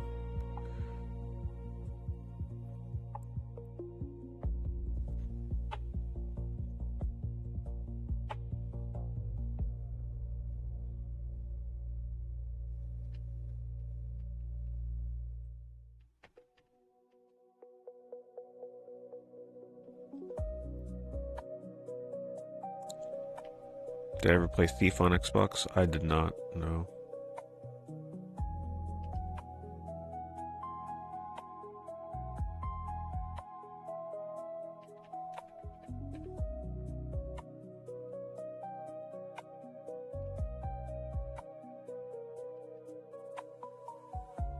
Ooh, those are some dirty Xboxes. Just a reminder, if you have an original Xbox and you have not looked at this thing for many, many years, if ever, in like a decade, I would highly recommend not making the mistake me and many people have made.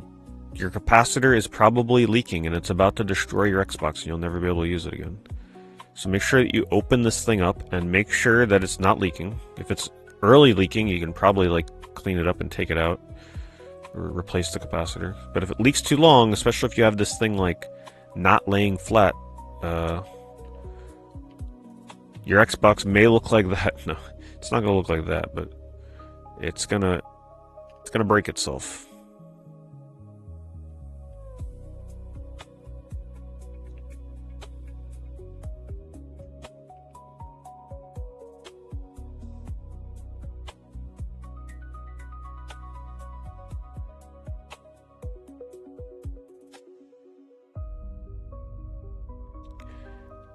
Yeah, also a reminder to check on your PSPs and anything else with a lithium-ion battery. That's why I'm using a different shitty webcam. Because my other camera, I believe the battery may be expanding in it. But my PSP, if you have a PSP and you have it in a drawer or case or wherever the hell your PSP may be, check on that thing, especially if you haven't looked at it in years. Chances are your battery may be expanding and getting ready to blow up, so just go check on it. If your battery door looks like it's bulging, that means you have a expanding battery. I usually like to remind people that once in a while. Last time I reminded people, someone said, yep, it's happening to mine.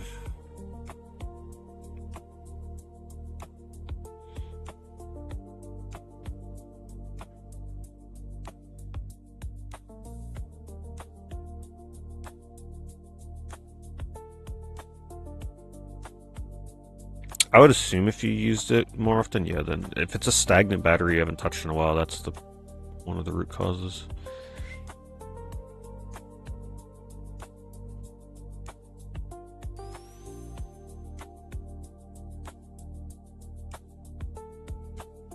So watch anime. Not really anymore these days. I always procrastinate on like one day watching Dragon Ball Z again or something. Currently, I'm slowly working my way through the original Digimon anime. I'm on episode 20, 26 or 27. It's the only thing I'm watching these days.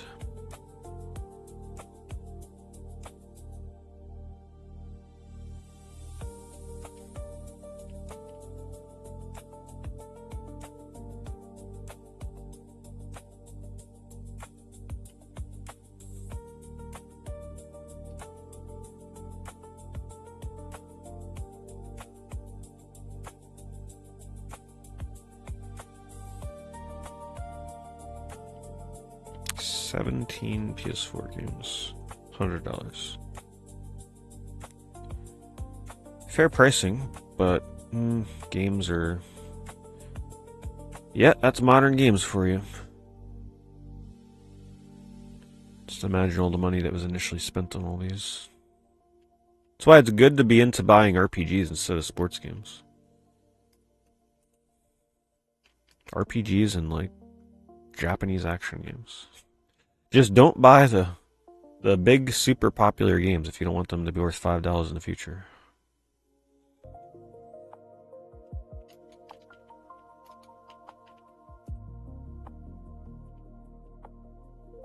$13 Master System games for $100. Pretty standard stuff if my Master System memory serves correct. Honestly, the price feels fair. It's under $10 a game.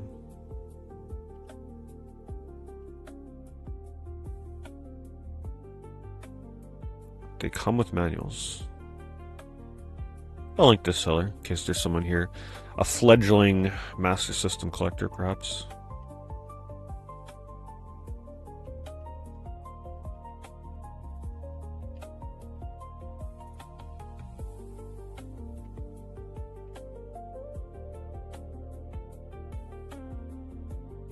That's why I chose not to put... I could have put sports games in my Genesis slot. I chose not to do it. I don't want to water it down.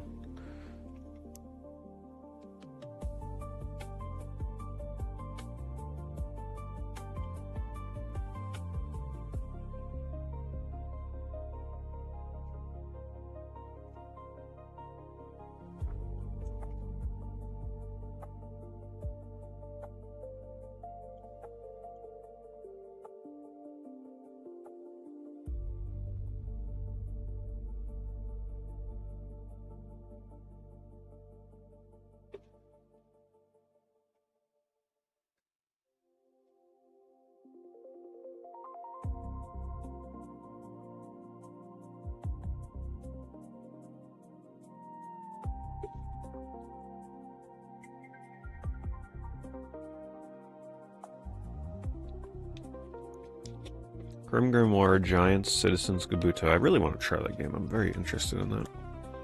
Zapper, Top Gun, Shrek Games, Neo Geo Battle Coliseum, and Mark of Kree.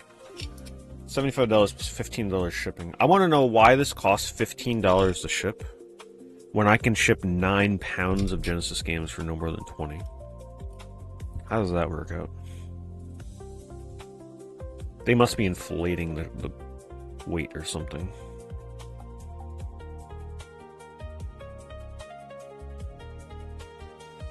I'm not sure about the batteries for Vita and 3DS. I haven't heard about anybody having problems with those. Well, just to be clear about a complete PS2 collection, it's not something I'm going to be aggressively pursuing. It's just something that I've been passively doing for many years anyway, so I'm just like, well, let's just continue with it. It's not like I'm going to be sitting there with a checklist being like, alright, time to hunt this game. It's just something that just gradually has been coming together for many, many years. Not on purpose kind of thing.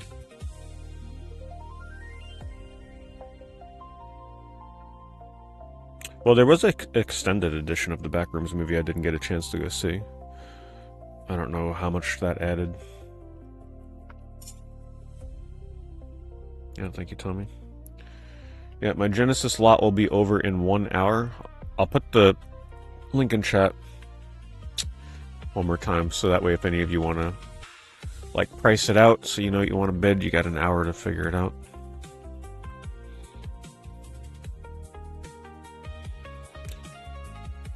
It still has a ton of like value left on the bone, as I like to say. Like even if you were to bid right now, you'd be getting a ton of, you'd be getting a good deal. Because just between Teenage Mutant Ninja Turtles and like Phantasy Star, that's a significant portion of the current price.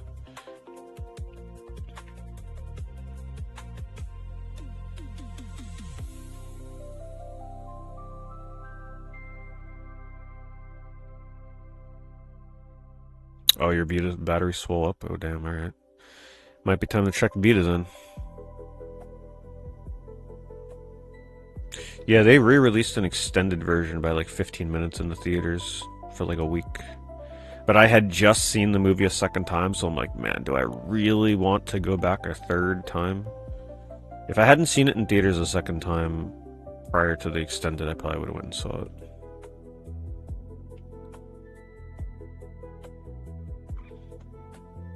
I don't go to physical game stores. I go to conventions here and there, but physical game stores, no, I don't really head into them too much. There is one that I want to head into at some point, maybe make a video or something, but yeah, I mean, game stores are just, you go in there for the fun of it, because I've been into a few by me, and they are expensive as hell. And one thing that some of them do that I absolutely hate, and I'm just like, what's the point of even coming in here? They don't price their games. So you have to be like, okay, what's the price on that? And then they sit there looking it up. Okay, what's the price on that? All right, let me look it up. I can't stand that crap. At that point, I'd rather just go online and buy something. I want my games to be priced when I go into a game store. That way, if I know prices offhand, I can look for something where maybe it's a little cheaper than it should be. And then I feel like I get a deal, and then I'm like, oh, that was worth coming here. Why am I selling my Genesis games? Those are all doubles.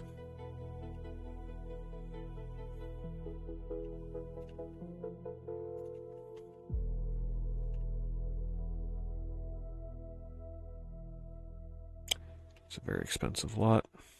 Would be a good lot if it was like half the price.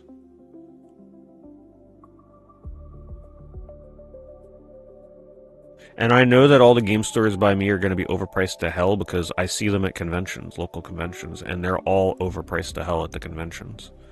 So it's like, you pretty much just go in there for the experience of it. Maybe you come away with like 1 or 2 games, but you don't. Here's the thing, retro game stores really cater towards the casual crowd, not the hardcore crowd. Unless you're okay with just like throwing money away. Because if you're willing to overpay, then that's the place for you. Most of the, you know, most game stores are like that. You go more for the experience of it and browsing, not really for the deals.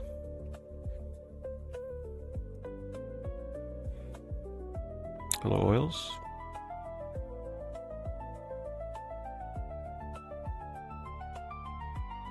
I just found it randomly, yeah. I was just driving and I'm like, what the hell is that?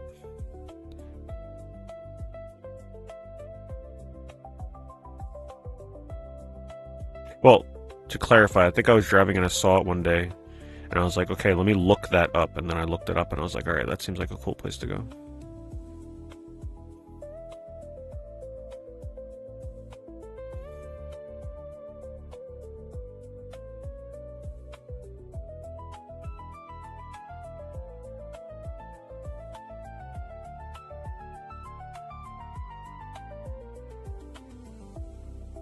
I wish more places priced their games based off price trading, because price trading sometimes could be really inaccurate, and then that's how you get deals. It's like price trading is not super reliable.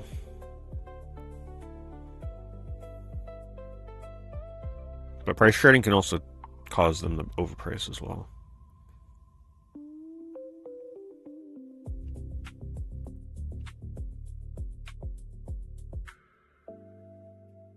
Alright. Let's swap the search.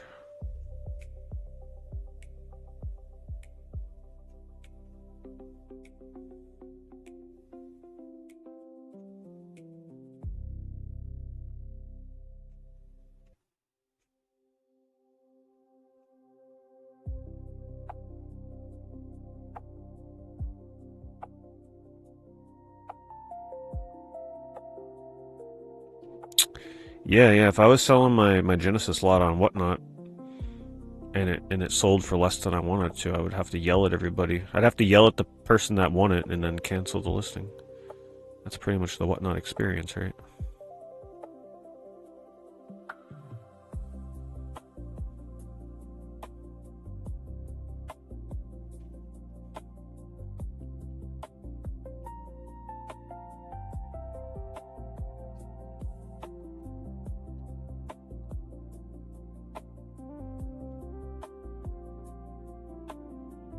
The Game My app.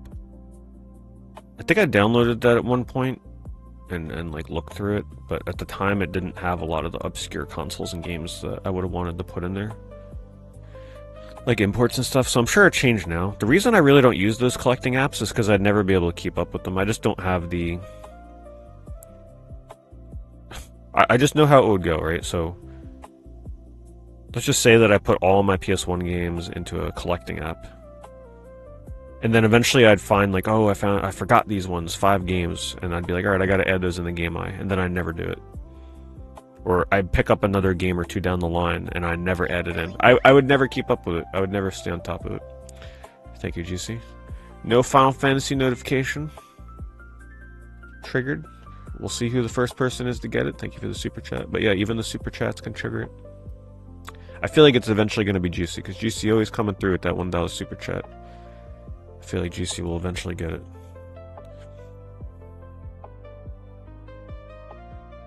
Yeah, if you have OCD, I'm sure it's like you said, if you have OCD, it's a great app. But me, I'd never be able to keep up with it. I really need to use it for certain maybe not Game Eye, but I need to use something for certain consoles.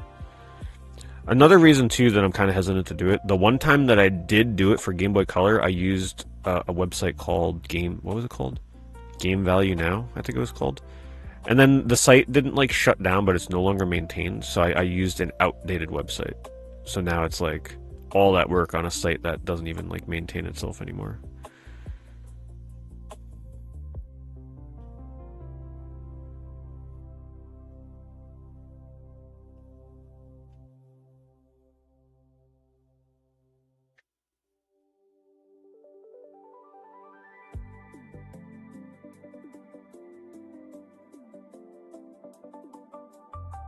What card is it?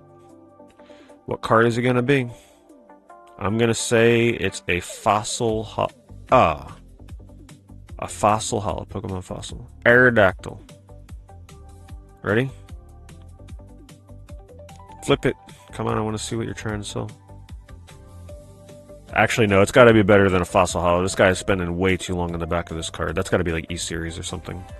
Oh, yeah, okay. Yeah, I can see why he was spending a ton of time on the back of that card. That's a Lugia. Unlimited, but if that thing is in like near mint condition, that's like hundreds and hundreds of dollars, like probably like $800, whatever the hell they go for these days.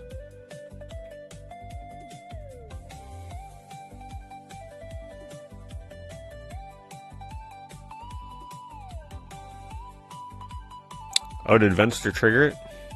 I think I heard it. Did Venster trigger the Moogle? Man, isn't that something how I just mentioned it?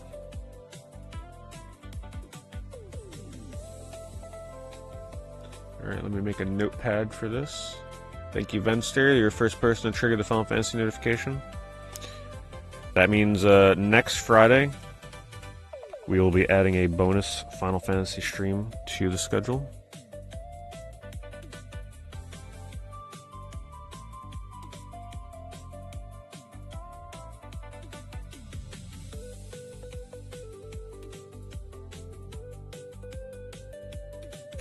What happens? So I do something, I just started it this week, just the other day, Final Fantasy Fridays. So every Friday I am playing a Final Fantasy game in order, so starting with Final Fantasy 1 up through 16. Final Fantasy streams will happen every Friday regardless, but if people resub, join as members, like, you know, support the stream in any way on all the platforms, there is a rare chance to trigger that notification. If you get the Final Fantasy Moogle notification, then we do a bonus additional Final Fantasy stream for that week. So that means now instead of just being Friday next week, we're also doing an additional day. So we'll figure it out. You know, I don't know if it'll be Sunday, Monday, Tuesday, but for now it'll be one of those extra days.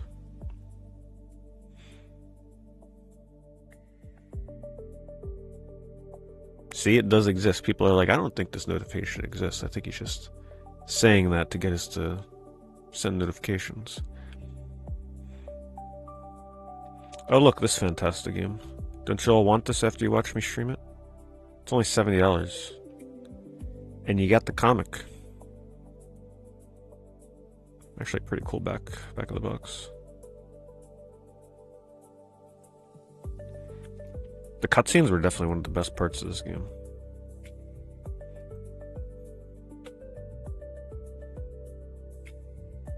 Was ever in the Magic the Gathering? I had a friend of a friend that the first, like, and only time back in the day that I really went to a local card store, they put together a Magic deck for me to see if I, like, wanted to play it, get into it. They put together a Fire Goblin deck, like an aggro deck. And like pretty much one of my first times playing Magic ever. The only time I really played Magic, and then I almost won the tournament. I came in like 3rd place. But it was an aggro goblin deck, so, you know, your grandmother can play it, and she probably would have almost won. And that was it. Yeah, I never... Thank goodness. I actually always say, thank God I never got into Magic the Gathering. I feel like that would alter the course of history. I don't think I would have been into... I probably wouldn't have made a YouTube channel. I probably wouldn't have got as many games, because if you go down the lifestyle of Magic the Gathering, I mean, that's all you do, right? You just... The shit's expensive. You gotta be down at the card store playing multiple times a week. I know they say, oh, Friday night, but now you're there more than Friday. So, thank goodness. Never got into that.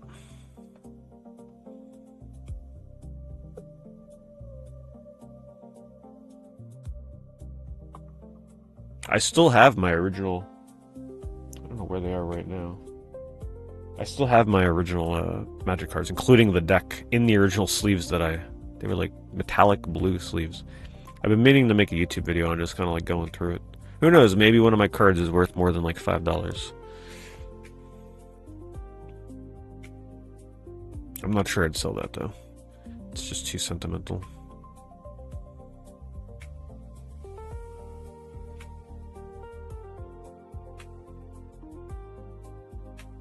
Is that the CD promo Blastoise?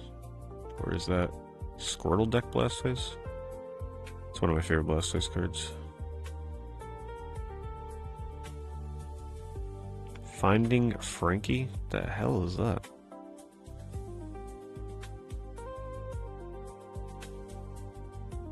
All these Cuphead wannabe games. They don't even show you what the game is like. It looks like a giant meme.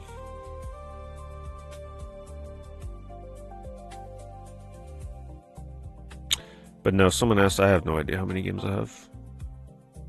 No idea. That would require me to like use an app to figure it out. At some point, though, I need to do. I want to find out what I have for PS1 and PS2. So that will be done at some point.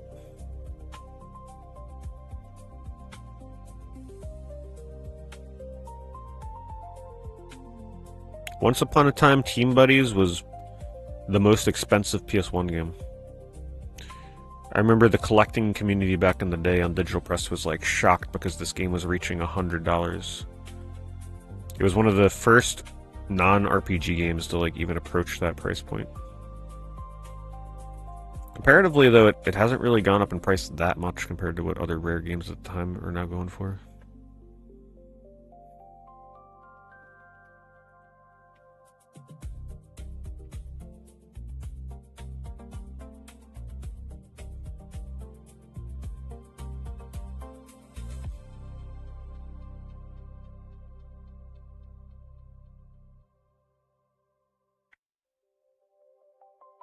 There's just insane amounts of Astrobot merchandise. I really wish I cared more, though. Like I mentioned, it's really hard for me to care about Astrobot stuff right now. Just because to me, like, Astrobot is like a celebration of PlayStation.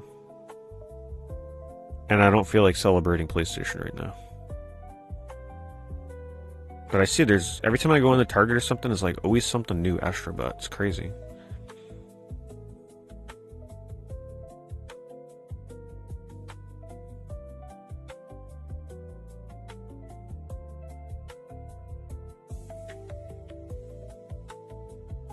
I was looking at this, I'm like, what the hell kind of 2DS is that? Nintendo should have did that from the start. Look at how wild that looks. This is what they should do with the Switch. Look at that. Just flip a Switch sideways, there you go.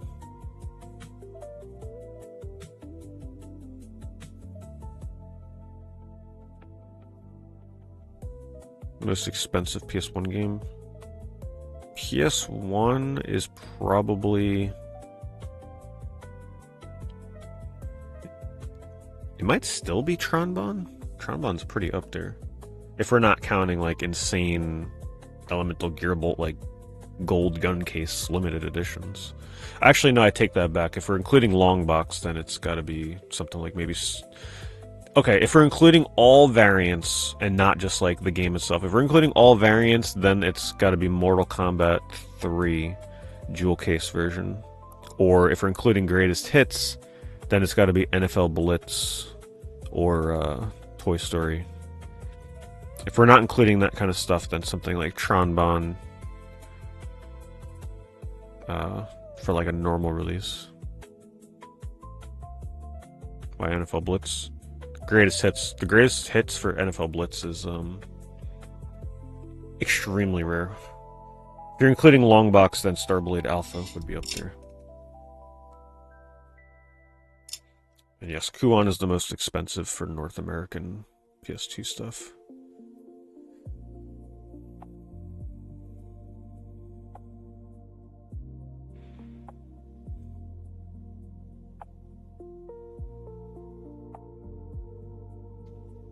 That's a cool Xbox.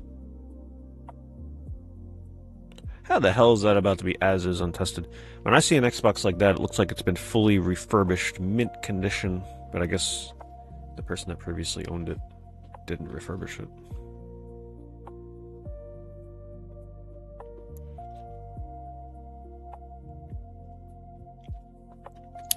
Oh, I definitely think Shadow Tower will overtake most of the normal PS1 releases at some point. Really nice. Thank you, Embalm. Appreciate that. Thanks for the super chat. And we can trigger multiple Final Fantasy notifications, by the way. So if we had another one tonight, then there would be 2 bonus Final Fantasy streams next week.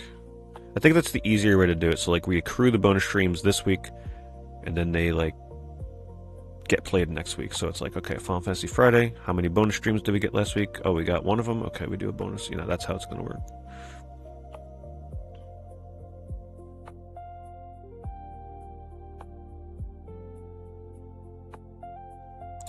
What do I think of Cameo?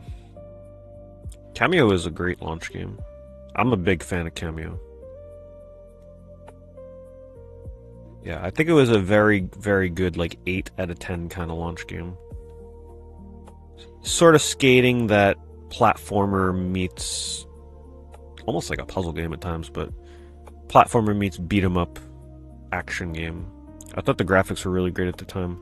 It's one of the last times that Rare was really able to be Rare. You know, make a game that feels like a Rare game.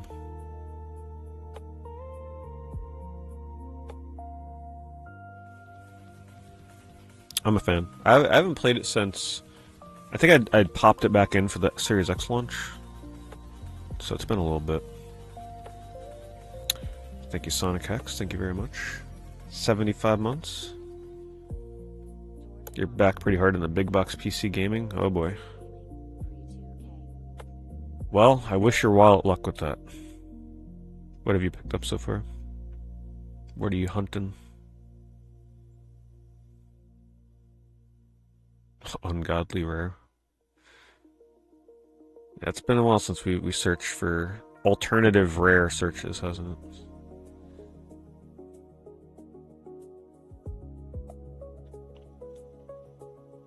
Final Fantasy 1 and 2 Dawn of Souls. Yeah, I'm sorry, but going forward, anytime I want to play Final Fantasy 1 through 6, it's going to be a pixel remaster. The pixel remasters are just so damn good. The presentation, the music especially is just incredible. Unless for some reason you want to play it handheld, then okay. Maybe you can play one of the other versions, or you're just curious to see how they handle the specific version.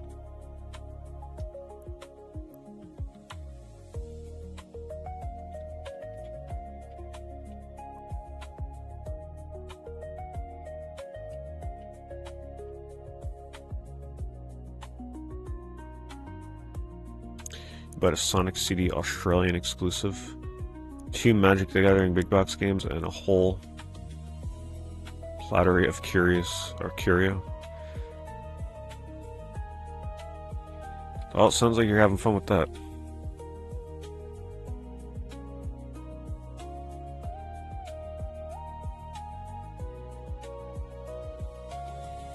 Wing Commander 3, Day of the Tentacles, I see what you mean. Chrono Trigger Pixel Remaster. I think a Pixel Remaster Chrono Trigger would be the best, the most ethical way to remake that game at this point. I think even the hardcore fans that are like, don't touch it, leave it alone. We don't want a 3D action remake like Final Fantasy VII. I think even they would be like, you know what? Yeah, Pixel Remaster is the best way to handle it. Because it's respectful to the original source material, for the most part.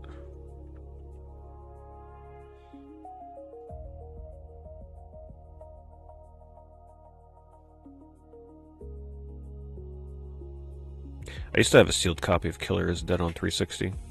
Apparently I chose to buy the wrong version and keep it sealed. I don't think I have the 360 version anymore though. Yeah, I think I sold that last time I was selling stuff on eBay.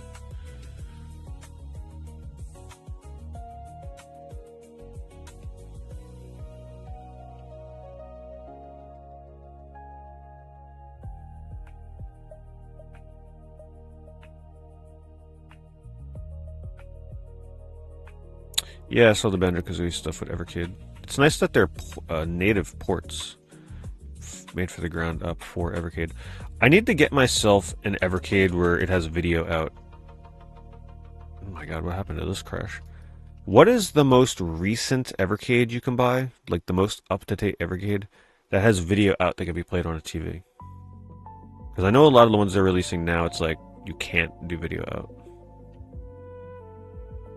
Man, old school Crash toys, boy. They did them dirty sometimes.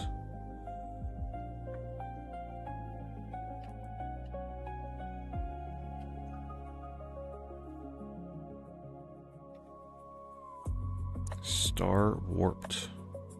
What the hell is that?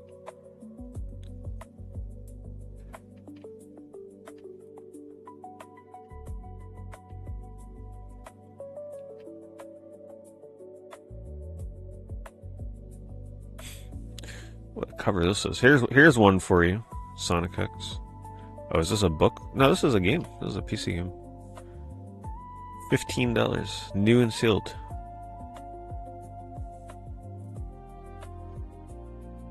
No description.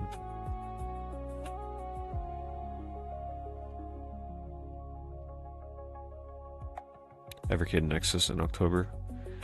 But not sure if it has video. I don't think the Nexus has video out.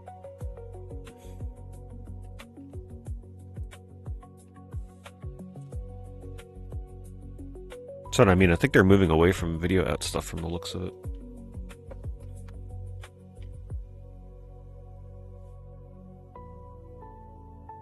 That's a reproduction conquer.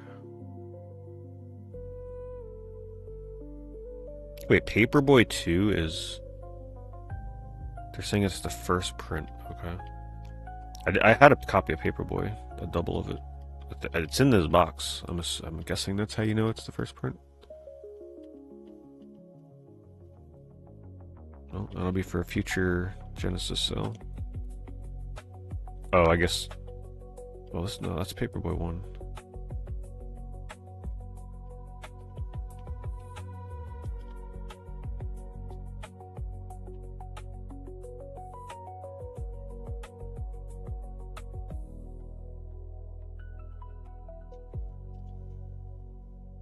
Damn. Complete Kirby Dream Land 3. With a blockbuster price sticker for authenticity. They want $1,100. It's not even mint.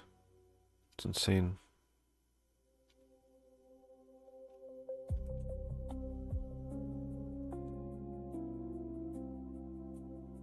That's actually a pretty cool standee. I've never seen that style of Mario be used in a promotional material.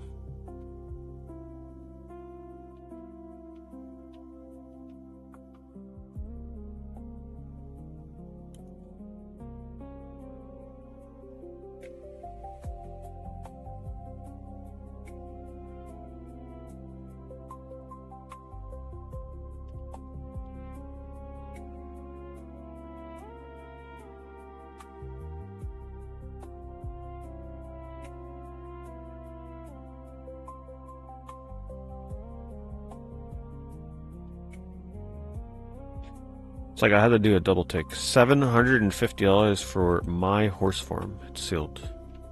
The tycoon game for horse lovers. Oh my god, look at this art. It's like a CDI game. Goodness gracious.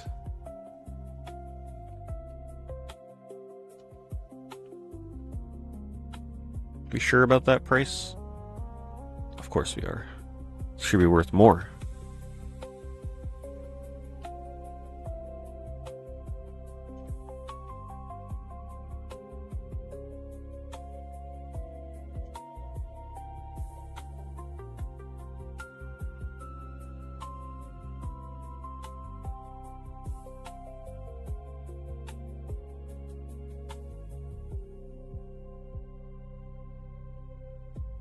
Anybody need a Kirby fondue pot?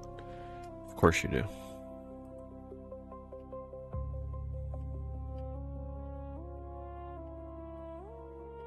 They're eating the star out of Kirby's head. It's kind of morbid.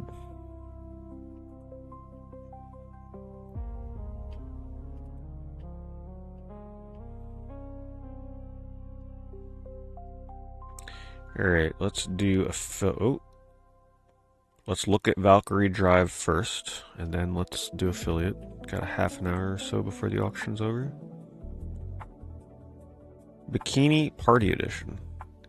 So what happens if you don't get the Bikini Party Edition? They come, like, in winter clothes?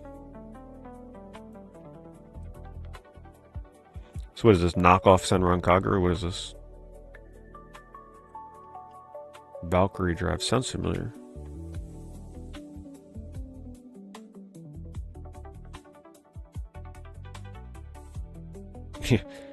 Nobody wants the regular edition. They only made like 5 copies of that one.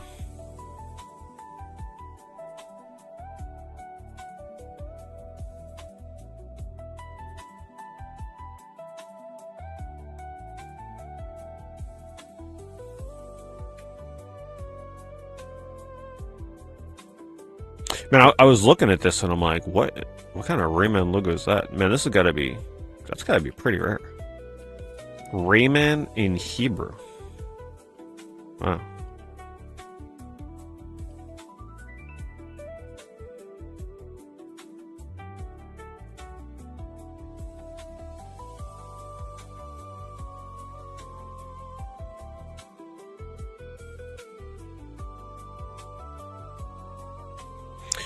Alright, let's do affiliate and then we can watch the auction end in about a half an hour. We got 69 things to go through on affiliate tonight.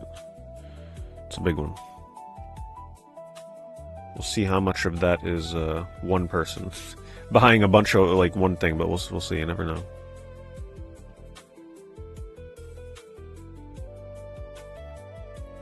Alright, so if you haven't seen this before, we're going to look through affiliate, which is a list of things bought by people in my community. So it shows us what they bought, how much they paid, and we just unfortunately it's a little cluttered. I didn't filter out this stuff here, so oh wait a minute, no, this is August 1st. This is the wrong one. Hold on, let me find if I can get the right one.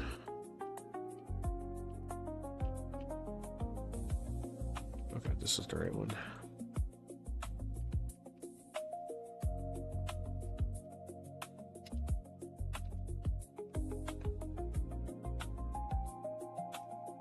Alright, now we got the right one. Is it still 69? Looks like it. Alright, things bought by people in the community. And we just kind of take a look at what they bought, what they paid. Did they get a good deal? Did they get a bad deal?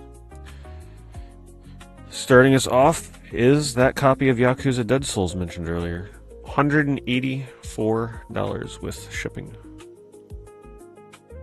I think that was Guitar that said pick that up.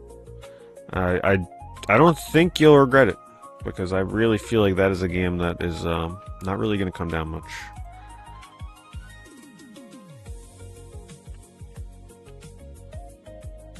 Platformer game recommendations for Vita. The only one that I really played a lot of and can definitely recommend, you have to play Tearaway if you haven't played the Vita version. That's like the only thing that really comes to mind for me on Vita.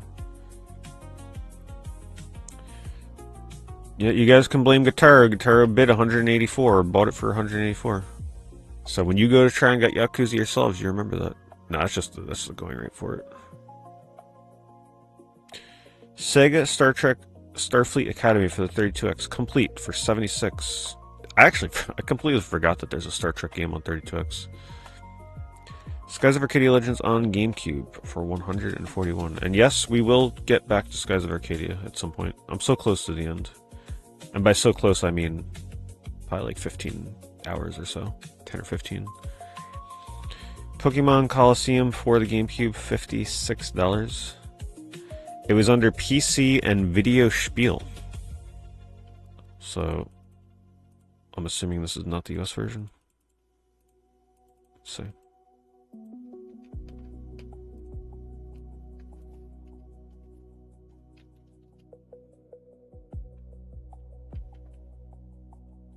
That would explain why. Oh wait, it is ESRB. Interesting. Seems like a pretty good price. Came from Germany. I think that's why it went so cheap. They were selling the ESRB version in Germany.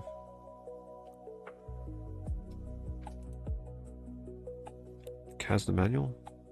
No manual.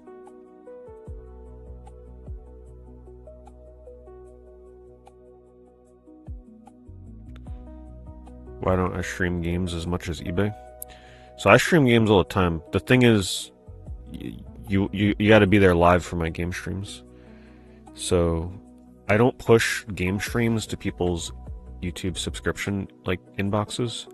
So to see my gameplay streams, you have to go to my channel and go to the live tab. So if you don't catch them live, then like you may not know about them, kind of thing. But yeah, if you go to the live tab, it'll show you all my past gaming streams on YouTube. But I uncheck a box that pushes it to people's subscription feeds because I stream too much and I don't want to spam people with... I don't want people thinking that I uploaded a new video when it's just yet another gameplay stream kind of thing, you know? So I keep them essentially not privated, but like intentionally hidden so that people that want to watch them can, but it's not forced down anybody's throats. Because back when I used to send notifications for those, I was losing subscribers like crazy because not everybody wants that many notifications. Some people don't want to watch live stream VODs or live streams in general, so they're there for the people that do, but the people that subscribe for video content don't have to worry about it. Funky Barn on the Wii U. Man, I can't remember when this game was going for a lot more. This was a fairly uncommon Wii U game for the Wii U launch. You guys remember that? I never played it. I think it's exclusive, right? I don't think there's any other way to play Funky Barn. The Shallows lenticular slipcover. Never heard of Shallows. Black high polish matte finish men's tungsten wedding ring band. Wow.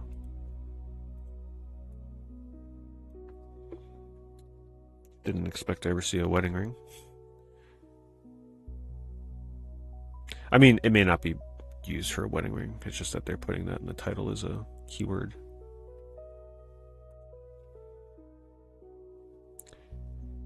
Power A Cuphead Mist Chalice Switch Enhanced Wireless Controller for $150. Wow, okay, let's see what that is.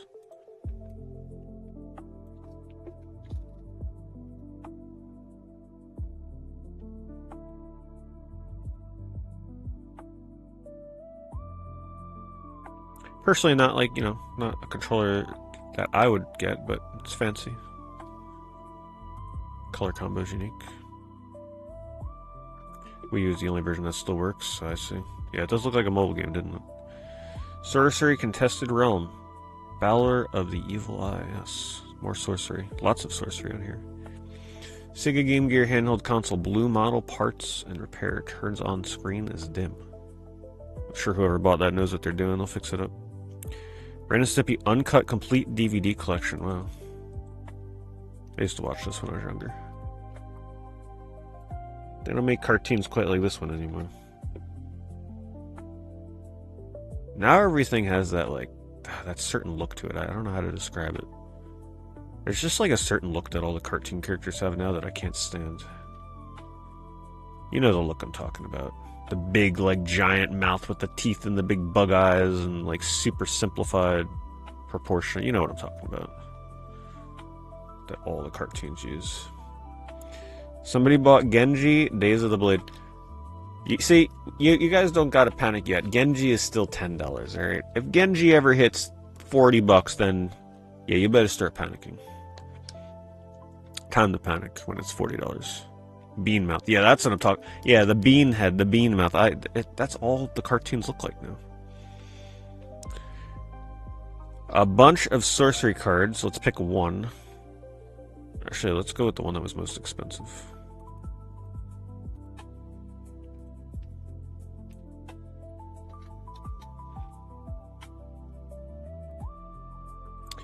Fancy looking. Not a foil, not a hollow. Unique.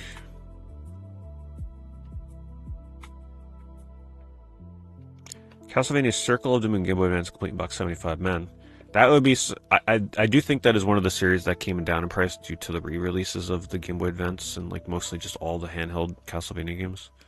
I do believe those would be way more expensive if it wasn't for those ports. Just one of those instances where the ports did drive down the price. Space Channel 5 Special Edition for PS2, no game disc. If you, whoever bought that, I'm just going to warn you right now, you have to play that on a CRT TV. Unplayable if you go to play on anything else. If there's any input delay, can't play that. That series is crazy without CRT. Scarface, The World Is Yours. Face to Face. Oh, sorry. I thought it was the Scarface video game. We got to read this correctly.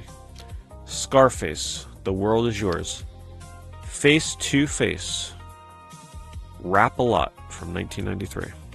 More rap CDs. More Sorcery Contested Realm. Oh, we got the foils popping in here. Gothic. Oh, that's non-foil. Oh, wow, these are not non-foil or that much for Gothic? Holy crap. $50 and $60. Sonic Adventure DX Director's Cut for the GameCube Complete, $40. Way more reasonable than getting the Dreamcast one, right? What the hell is that? Oh, Jesus, alright. Blur Eau de Parfum Tangerine, boy. Women's fragrances.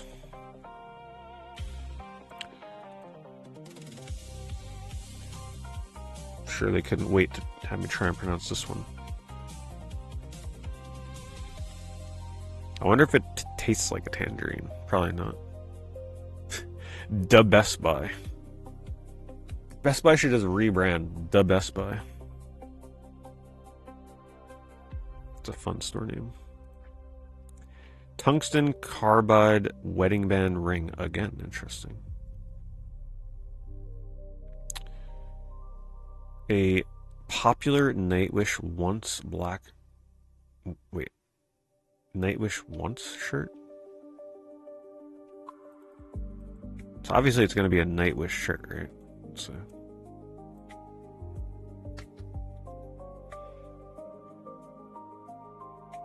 there you go. And just in that moment, everybody's inner angsty teenagers from high school woke up seeing that shirt. Art book illustration. There they are. We'll see how many there are on here. I'll pick one to look at. We got the PlayStation 3 console Scarlet Red for $274 boxed. Japanese, apparently. Let's take a look.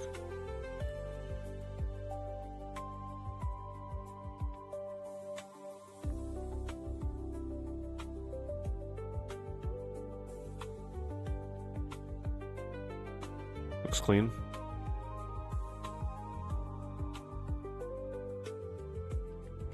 Looks pretty nice. Well, I think that might be the stock image. Oh my goodness. Well, we found purchase of the week. Somebody bought Klonoa on PS1. The best version of Klonoa. I guess all my years of talking about how you need to play the PS1 version of Klonoa finally rubbed off on somebody. Best offer accepted. Sadly, my disc for Klonoa is not in the best condition. Like it's a bit scratched up. I have other ways of playing Klonoa, but like I even have the Japanese version, which I used to do the speedruns on for PS1. But I think at one point I probably will have to try and seek out a better condition Klonoa disc. I don't like the condition mine's in. You know what the insane part is? A convention about 8 to 10 years ago. I don't remember exactly how long ago. 8 years maybe. Somebody had a sealed copy of Klonoa for $500, I think it was, or $400. But I passed on it. I knew it was an amazing deal, but it was pretty much like my entire budget for the show. And I was like, I know if I pass on it, that's going to be a bad idea, but it is what it is. Win back to Project Poseidon for the PS2. $26. Wow, $26. That's your copy of Klonoa Honey Squids. Are you playing it for the first time, or did you just need a physical copy of it?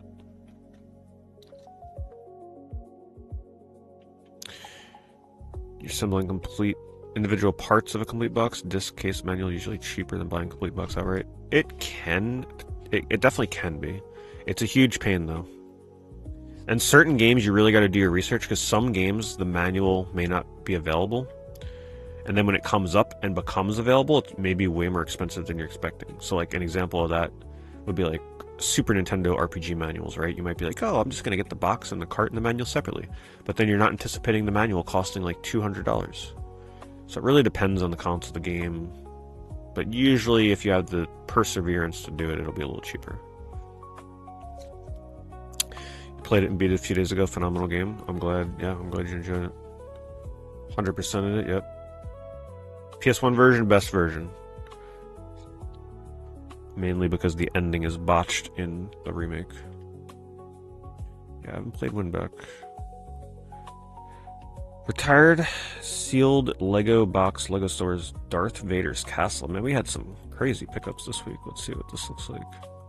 Darth Vader's castle. Oh my goodness. It's like Lord of the Rings meets Star Wars. It's like, what do they call it? The Castle of Orthanc. It's pretty cool.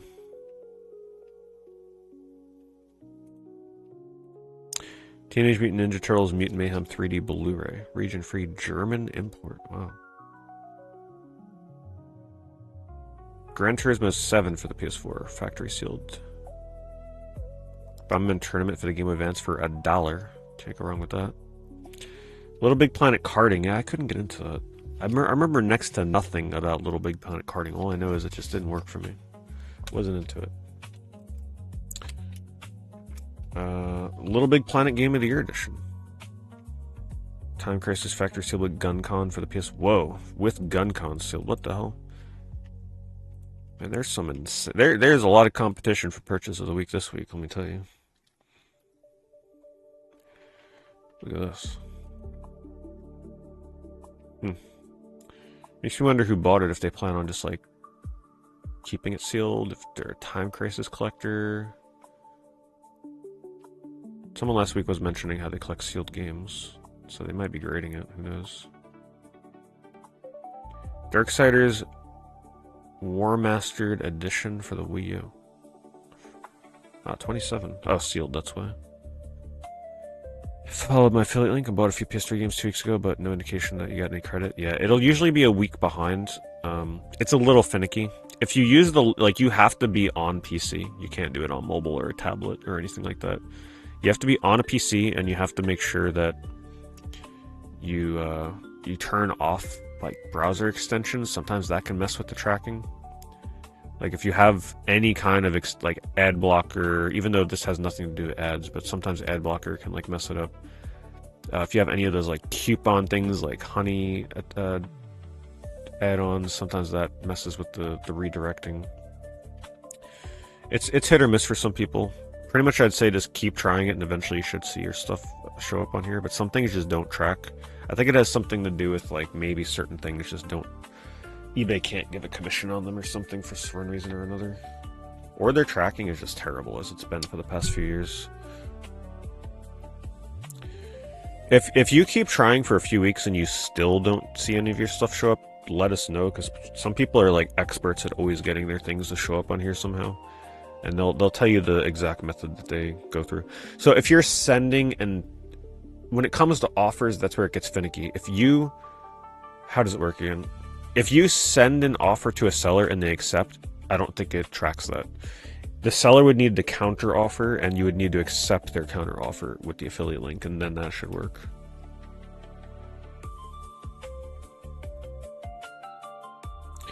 Alright, Final Fantasy 16 soundtrack. Just casually signed for $280. 16 does have good music. 16 does have some great music.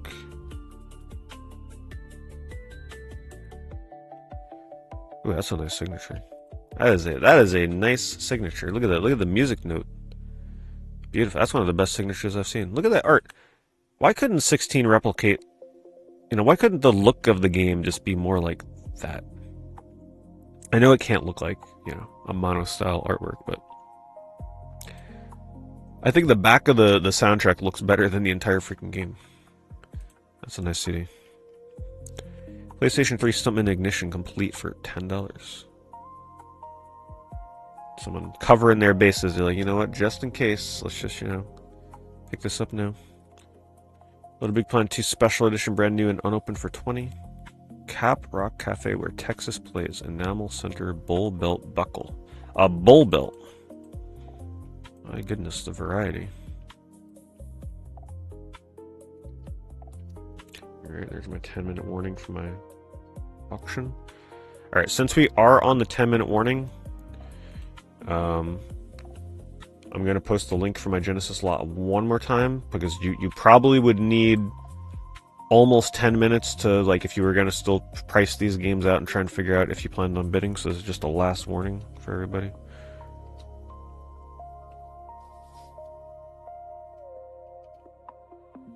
Alright, there's a bull belt. I will just say that it is still, it's nowhere near, what... if it got bid up more, in other words, I don't want to, because I want people to do their own research to figure out what they want to bid. I don't want to influence the price too much, but it is still like if you were to buy this to sell a few games and like keep some stuff, there's still a lot of room left on that lot, is what I'm trying to say. Like it's nowhere near like, oh, you're just paying market price for every game individually kind of thing. Star Wars, WWE All-Stars for PS3 for $30. A lot of PS3 games on here, understandably. Driver San Francisco, yeah, that's the more expensive driver for $58. That one got a little expensive last time as well, years ago. Guardians of the Galaxy on Blu-ray for $5. Sounds like bids are coming through right now. My watch is going crazy. Yeah, it's up to $420. Still a good price. Star Trek Birth of the Federation. Big box, new, and factory sealed for $120. Oh, is that maybe one of the PC games?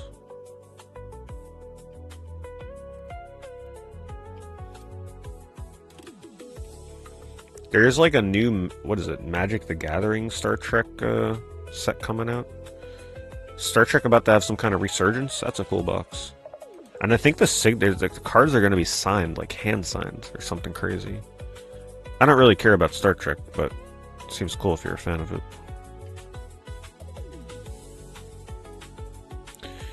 Magikarp Korea Megafest promo card for $115.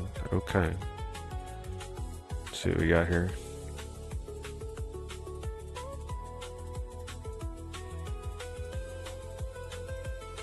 No wonder it's so expensive. It's Magikarp with a shiny Magikarp, Psyduck, Gyarados, and Pikachu. That's like the ultimate cameo card. Oh man. Yeah, we're gonna have to come back to this. Like, we'll have to watch the auction end and then come back to affiliate. Nah, I never got around to watching more Next Generation. I'm very bad with, like, sticking to TV shows that I start. If I'm not binge watching it like crazy, then that means I'm probably gonna fall off of it. Polybubble mailers. $28. SpongeBob SquarePants Battle for Bikini Bottom Rehydrated for $8. Man, that's such a great game for $8. You'll enjoy that. Need for Speed Heat for $8. Dawn of the Monsters Japan Edition for PS4 for $3. Let's take a look at that.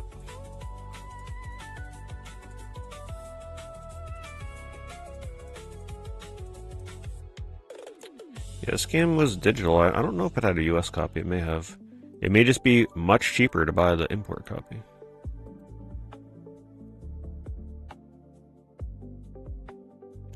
So I scrolled by a copy of Alice earlier that was bidding for $93. So yeah, I think that's gone up quite a bit. They haven't always been that expensive. I think it's just they're getting bid up like crazy. Microsoft Studios Rush, a Disney Pixar adventure for Xbox One. My condolences. Best of luck with your Kinect game. Actually, I heard that one's pretty good. Wow, somebody bought Monster Rancher Evo. That's the turn-based, like, traditional Monster Rancher RPG. Let me know how if whoever bought that, if you play it, let me know what you think of it. Skylanders Superchargers Donkey Kong Starter Pack. You guys remember that? Remember this being a thing? Back when Skylanders was big enough for Nintendo to be doing collabs with them. Superchargers was supposed to be one of the best ones in the series. It's the racing game. I think I bought it. I never even got around to playing it. I bought it during Black Friday. Wii U. Well, someone's picking up some Wii U games. Sealed Wii U games. Same as last week. Alright, we're pretty much at the 5-minute warning. So we're going to watch my auction end because that's fun. And then we'll come back to affiliate.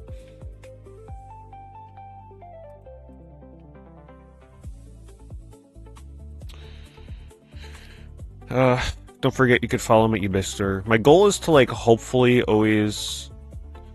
Oh, one of the questions was somebody asking if they asked if I'm doing buy it now after it already had a bid on it, so didn't even bother replying to them. It's like, no, this is an auction starting at $1 for a reason. Yeah, be sure to follow my eBay store. I would like to try and at least get up one auction per week. And buy it now here and there.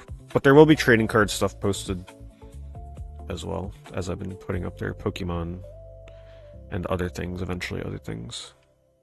Because that'll be the best way to clear out card stuff. But yeah, see, this is how I do a description of multiple games, certain games with or without manuals, right? Like, we don't play around here. You want to know about every game? Well, okay, you'll know about every game.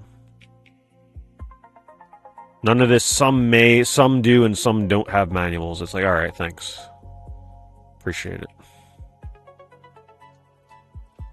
Most importantly, though, Hyperstone Heist is mint. That box is mint. The insert, the cart is mint. My personal copy is actually worse condition, but I'm keeping it because it's my childhood copy. I'd rather have my childhood worse condition copy, so you're getting the mint version. A lot of these other ones are also like, Alter Beast is really good. I mean, you could read it. I put it in the damn description. But it's just a good starter lot. The one thing to keep in mind, there are a lot of games in here that may be more expensive than you would imagine. Right? Like Soldier of Fortune is more expensive than you'd think.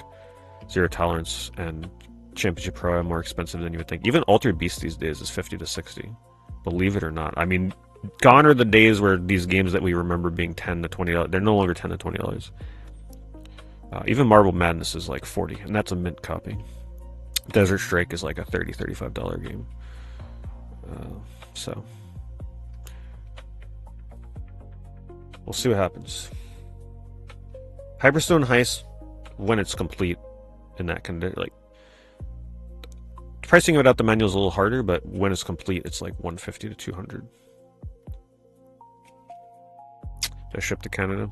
I ship worldwide through eBay's international shipping program. So I ship to it'll ship to a US hub, and then they ship it to you, and then they handle everything.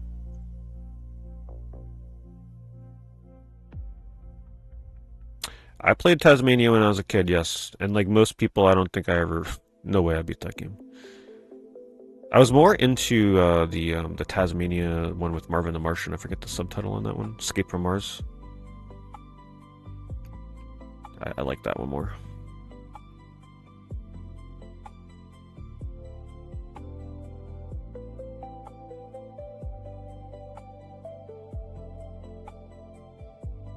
Cyborg Justice any good?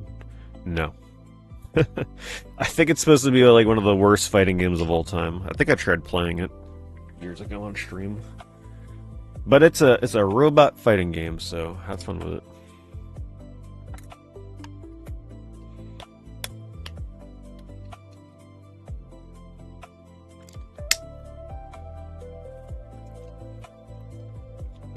I could be getting it mixed up with a different robot fighting game. Oh, what's the name of that other one? There is another one that's supposed to be terrible.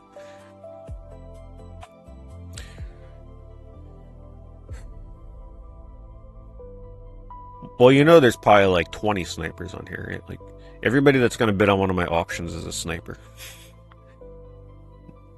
Most, not all.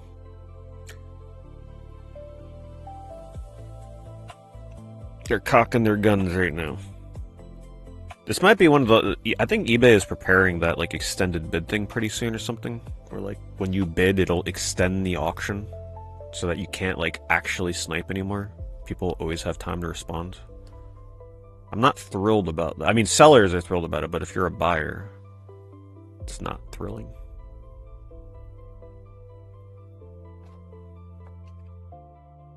Is this auto updated? Okay. Because I just saw like the highest bidder change, but the amount didn't change. Do I have a price I'm hoping for? I don't want to say anything about like what I'm hoping to get out of it. I'd rather people decide what they want to pay. That's how I do my auctions. Like, I help them a little bit, because some people may not be aware the potential value of the lot, but I won't say, like, what it should or shouldn't go for. That's the fun of an auction. Sometimes you don't get what you want, sometimes you get what you want, sometimes you might get more than you want. It's a chance you take.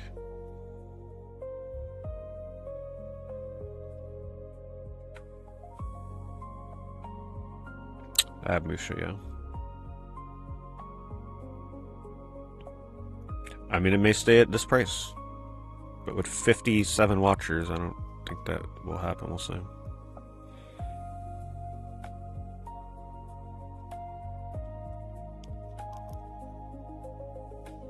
Or it'll just stay at 420. That's a pretty good price. I think whoever won that got a pretty good deal. Mr. Retro Rex. Let's see. Let me do some math in my head here.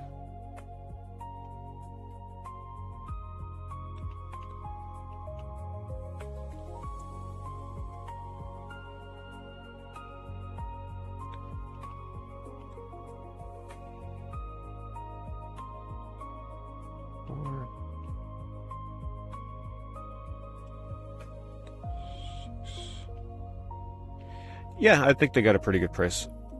I think if you were to add up everything based on the completeness and like conditions and everything, like if you were to buy all this individually, it probably would have been more in the realm of 600 to 700 plus.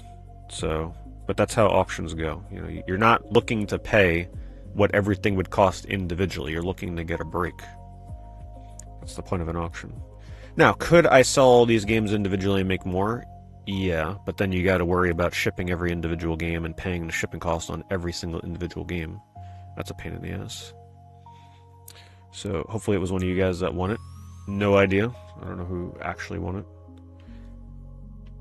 But I'll get that shipped out to you. It's already in the box, ready to go.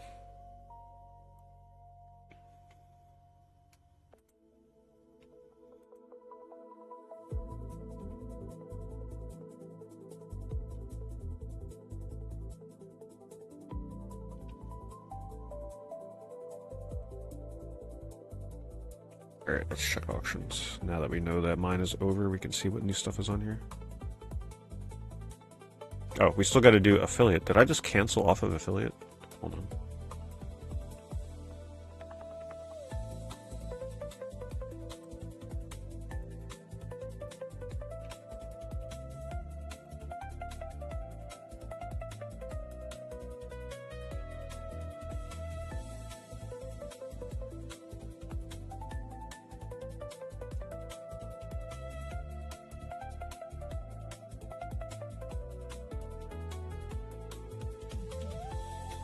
Where were we?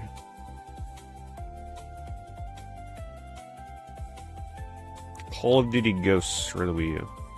$30. Return to Us 30th Anniversary Edition on Blu-ray for $90 out of print. Gee, it's as though people value physical movies. Couldn't imagine why.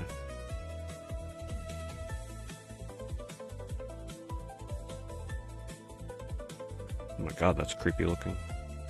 Jeez. Oh my god, the Tin Man. I don't think I ever saw this version. That looks creepy as hell in a good way. Oh my god, the Scarecrow is huge. Wait, what is that? That's the Scarecrow. Who the hell is that? That's a creepy looking movie. We got magenta printer toner cartridge. Wow. Yeah. Color ink, not cheap. Guardians of the Galaxy Volume 2 on Blu-ray for $13. Trinity Souls of Zil-Ul. Yeah, that's a fairly hard to get PS3 game. That one shot up in price last time. It did come back down a bit. I think 60 is fair for it. I still was never. I'm tempted to get it, but that's a long game. That's not a short game. It's like a 20+ hour game. Infamous First Light for PS4, $60. God of War Origins Collection for $75 for PS3. Oh, is this the one with the PSP games on it? I don't know if I think I have the Origins collection. I know I have the other collection. We looked everywhere. Oh, alright, guess we're not gonna look at that. The Wheelers? What the hell? What are the Wheelers?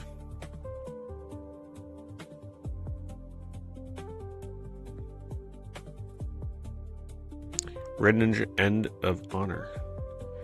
Oh, I guess this is when I told somebody that I think this game is, I think I was just mentioning in passing that I think this game is gonna get more expensive in time. Which I do believe it is. This has all the makings of being more pricey in the future. It's also a pretty good game. Fun action game. J Living, thank you for the resub. That was a good deal on the Sig-a-Lot. A lot of my auctions have been good deals. Most of the auctions that have ended so far, like, the people are definitely getting good deals. And that's why, like, I keep saying auctions are still the best way to get deals on eBay. When you can get a good deal on my auctions that have so many extra sets of eyes on them, like, you know that auctions are still good. Auctions are the way to go. The only reason I do auctions is because it's just fun. I just love watching an auction go up over the course of, the 5 or 7 days, and then watching it on stream. Buy it nows, they're like, yeah, they're nice, but it's like, they're not exciting, So I'd rather, like, sometimes do an auction, and even if I get less, as long as it's fun and entertaining to watch the price of it bid. It's more fun that way. I won't do auctions all the time, because sometimes you get screwed. Alright. Like that Genesis lot, I could have took a few of those games and pieced them out and sold them individually and made very close to... Like, if I was patient and was willing to wait a bit for certain, like, individual games to sell, I could have made close to what that lot went for in just a few games. But, if you want to sell everything all at once, that's the way to go. Save on shipping, at least. Professor's Research, Pokemon card. Professor Rowan. Corsair Hydro X Series Water Cooling Radiator. Refunded. Kecleon. I like Kecleon. Kecleon is like one of the non-Kanto Pokemon that I actually really like. He has some pretty wild cards too. Oh yeah, this is the new one. This card is crazy. Look at this card. Kamiya artwork. He's like riding a pole. It's such a trippy card. So wild. Look at that thing. White Knight Chronicles International Edition sealed for PS3. Poor White Knight Chronicles. Still a somewhat fun game, even if you don't play online.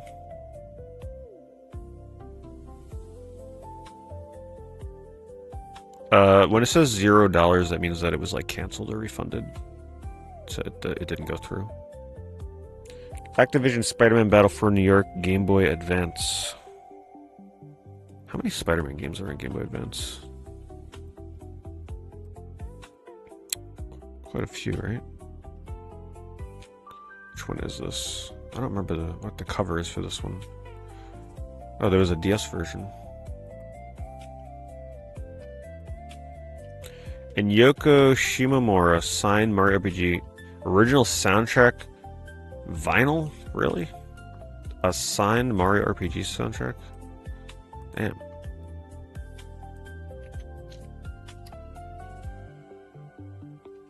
That's pretty neat. They got 2 of them.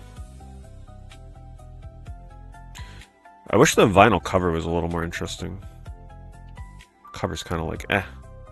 But having sealed, or signed... Is it sealed? Yeah, it is sealed. So that means they signed the plastic wrap. That's a little... Gotta have to protect that. So, a lot of crazy things this week. A lot of potential for who had the coolest purchase of the week. Man.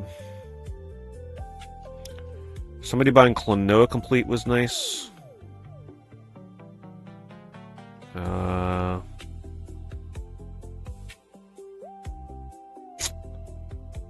I don't know though, those signed soundtracks, the signed 16 soundtrack is pretty cool.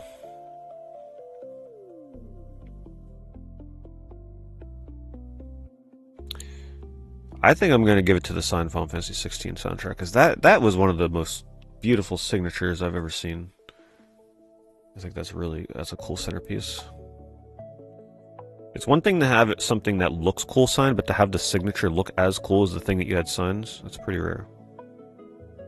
Anyway, thanks to everybody that used the affiliate link for August 2nd to 8th. A lot of people, a lot of variety on this affiliate review, that is for sure. If you want your stuff to show up on here, on YouTube, my affiliate link is in every stream and video description. You'll find it on there.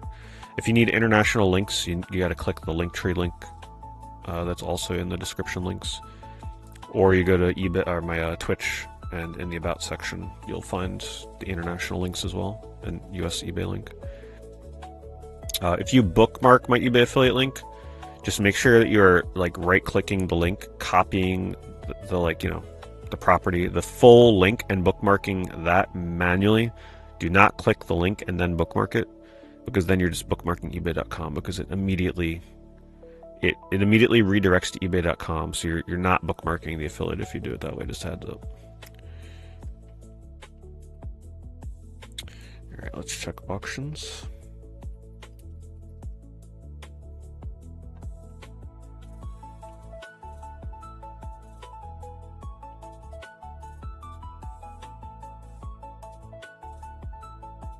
Hello, Paul.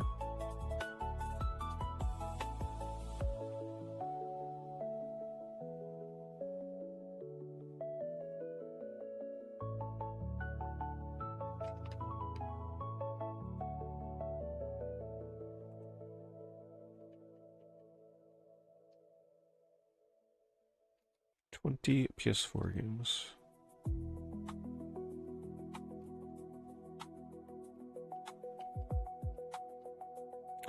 Yeah, checks out.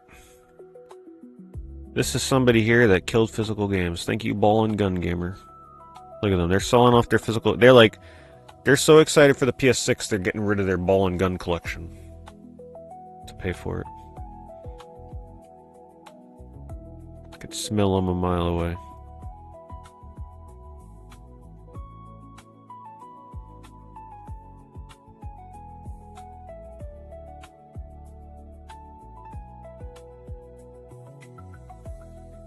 Someone's bidding on this? Someone's seriously bidding $70 shipped on a reproduction Final Fantasy III? Come on. All they did was just take a cart, spray paint it gold, and then slap the... Like, you can get reproduction NES games for $20 or $30. Crazy. Is it a nice cart? Sure. You know, I never did the Famicom NES version of Final Fantasy III. I would love to be like, yeah, let's play that version of Final Fantasy III, but the pixel remaster, it's just too good. It's too good. I just gotta do that version. And the artwork they used wasn't big enough, so they actually like stretched it. Look at what they did here.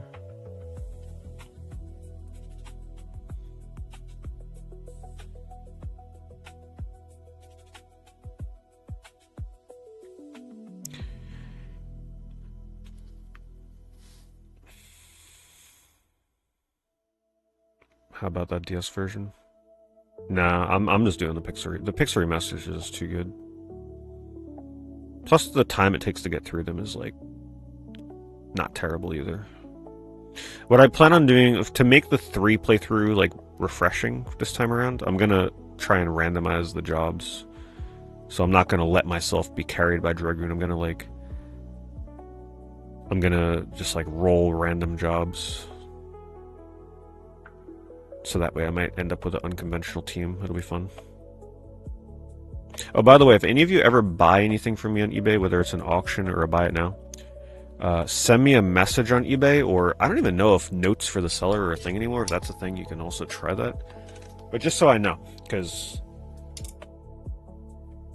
you know, I like to know when someone wins something that is like a viewer of mine, rather than just like some random person that's going to just flip the stuff they're buying, kind of, you know, just a nobody. So just make sure you let me know. Yeah, just leave a note for the seller, or if it's too late, just send a message.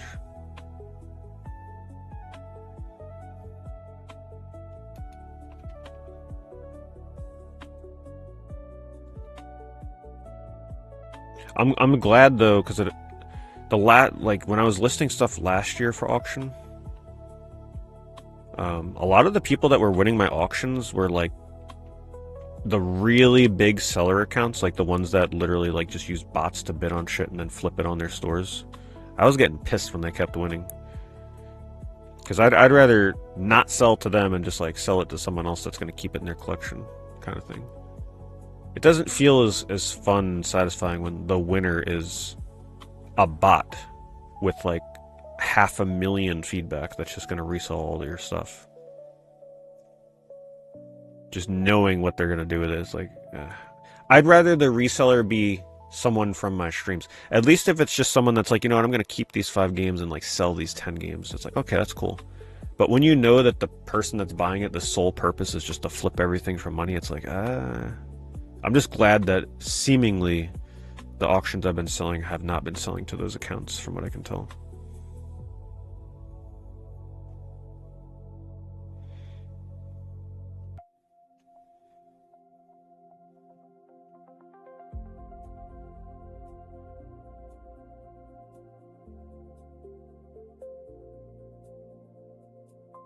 Store's name.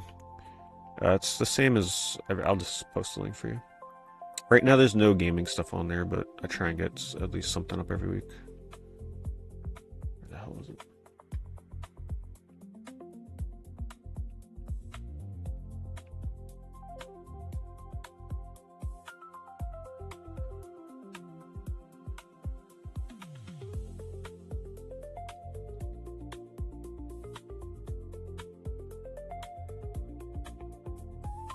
Yeah, I won't always do auctions though, because, you know, some things just work better as a buy it now. Some things are just like too niche or rare. Like, it just wouldn't make sense to start it as an auction.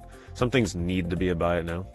And those things might go up randomly during the week, right? Like, so that's why it's worth following my store, because then you'll get first dibs at things like that I may post. Some things are just a little too risky for me to do as an auction, in other words. Because they may... It's too easy for them to kind of like fly under the radar when I know what they're worth, kind of thing. Mainly like collectibles and things like that, or like limited edition kind of things. The kind of things that would normally sit in someone's store for probably a month before they sell, because it's just, you got to find the right buyer.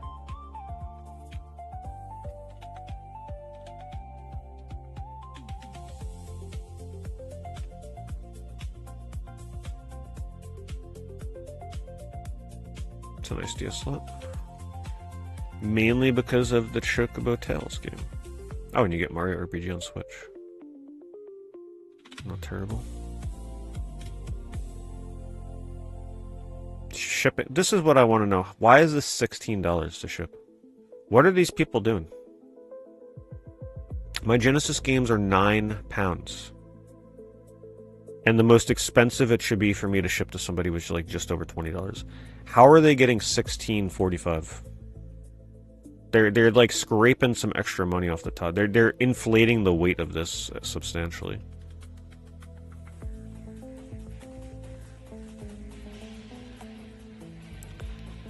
Thanks, Vision. Thank you very much for the big 5-0, 50 months. Yeah, I miss the days when we got a bunch of Chocobo side games like that.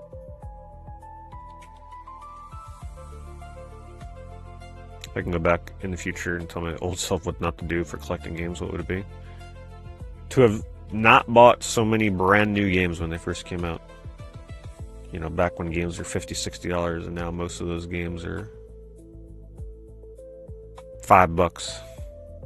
I would have been like, listen, stop buying all these stop buying all these gun games, first-person shooters, and just buy more RPGs. You can get all these games in the future, but the reason you bought them back then was to play online. Pretty much if I was buying a 360 game, chances are it had some kind of online multiplayer that I really wanted to play. Right? Perfect example. Here's Call of Duty 4, $2. But that's been remade a lot now. You pretty much just paid for the ability to play online while everybody else is playing online. But if it was some kind of shooting game without online, then I'd be like, yeah, you may want to hold off.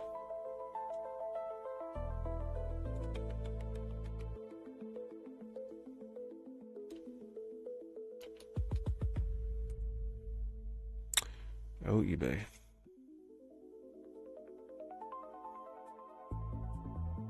$58. Really? Where are they seeing $58 in this? I just see a bunch of filler. Can't imagine that goes much higher. Well, it's $2 a game pretty much. Well, more than $2 a game. Have I misplaced games? I'm sure I misplace games all the time. End up in a bin and I have no idea where they are.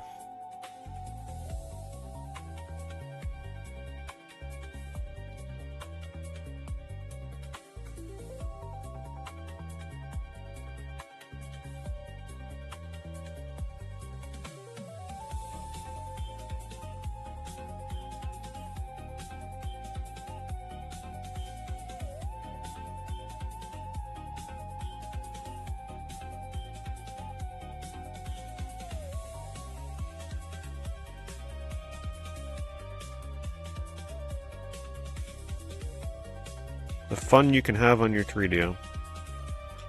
Step aerobics. Thank goodness they didn't go down this route and make a ton of these kind of games.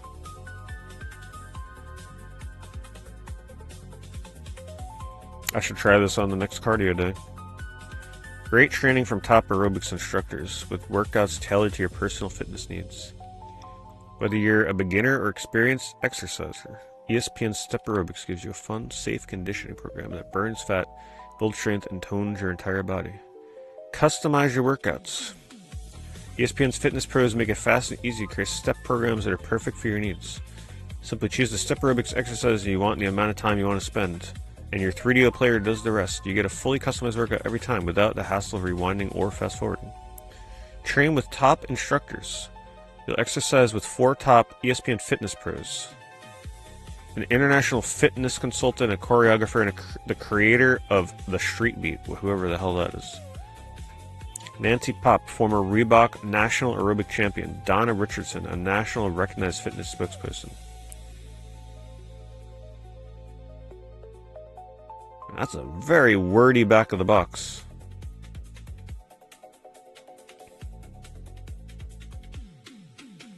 So it's like, I guess it's start. Okay, so like they tell you what to do. It's probably like a video of what you're supposed to do.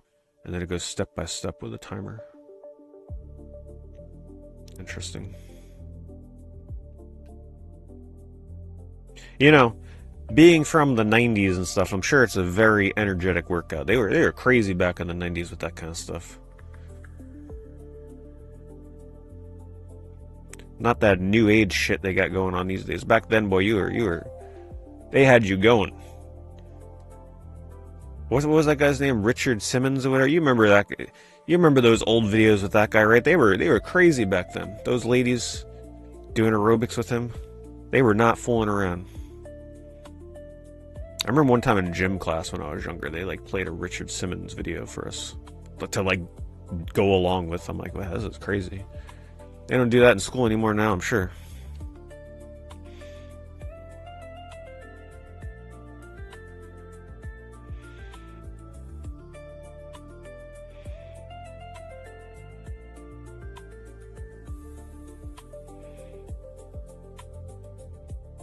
What is the must-see game in a bro lot?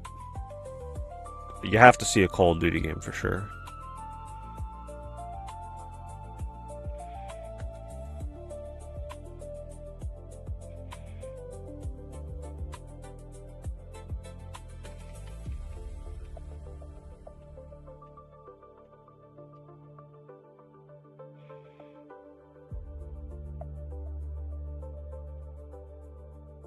"24 Xbox games." Yeah, Call of Madden.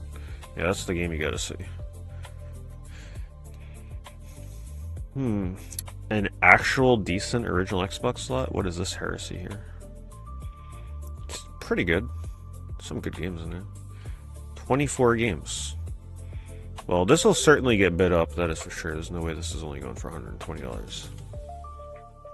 I will link this for you guys if you're an Xbox collector. Keep in mind the shipping is pretty damn high.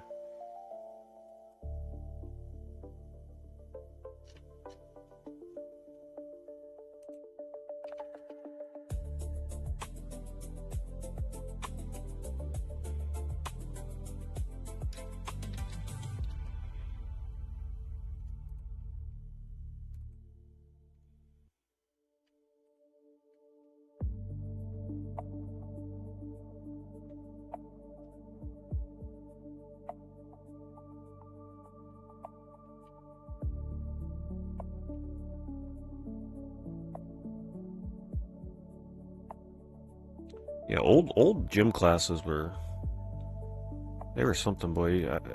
There were days where we'd have like this big like parachute thing where we would just like waggle it around and like you would lift it up and kids would like run under it. I'm sure some of you know what I'm talking about. Unless it was just my school that I have no idea. You know what I'm talking about though if your school did it.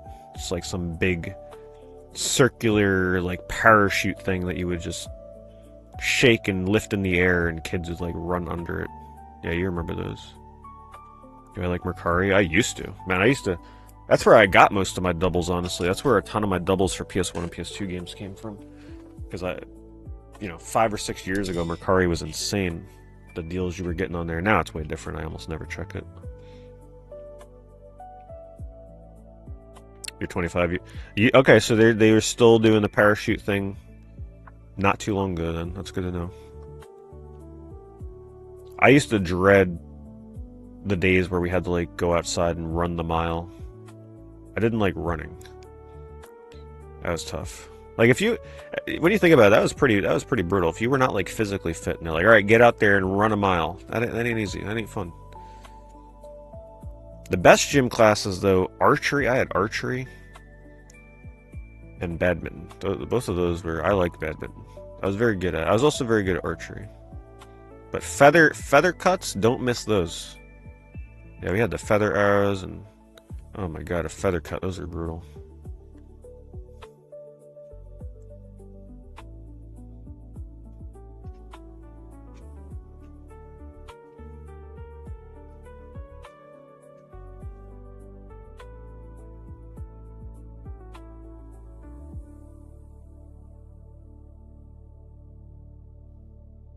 You remember throwing up after running the mile at school? I will never forget in college when, like, if you went to a community college, part of the requirement was you had to take gym classes, which I think is ridiculous. We're not in high school anymore. If I don't want to take gym in college, I shouldn't have to take gym classes. So I thought it was a smart idea to take cycling. I will never forget my first day of cycling. I walked out of that room. I couldn't even walk. My legs literally collapsed in the hallway. And I felt so ill. I'm not the type of person to be like, oh, I don't feel good, let's like go see the nurse. I went to the nurse's office because I felt so sick. Yeah, I do not recommend that if you're not physically active, that you take a cycling class. Alright? I do not recommend it. You gotta ease into that.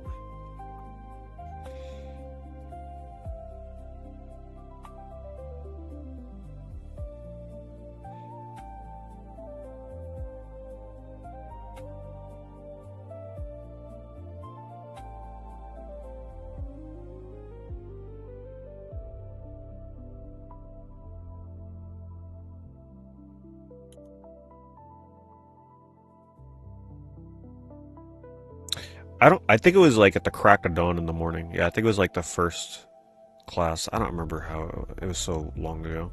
I think it was like an early morning class. But the teacher, the instructor would like have a projector at the front. It was in a classroom. And there was a projector at the front of the room, and it was like one of those things where it's like, oh, we're going up the mountain, and then you got to increase and she'd go around and make sure that you were like making it harder to pedal because you're like going up a mountain. Oh my god, it was brutal. Eventually, I got better at it. It wasn't as bad, but oh my god, those first few weeks.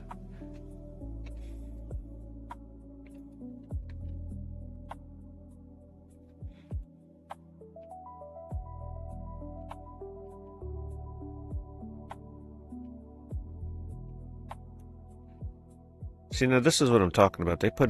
I would leave out the sports games, honestly. I would just keep all the decent stuff in there and take out all the games that just kind of like fill it out. How the hell is this going for $125? That's crazy. I mean, I understand Time Splitter's 2 it just seems so pricey for what's in here. That's a lucky seller, boy, let me tell you. I'd be happy with that price. Most of the games in here struggle to even sell for $10, so.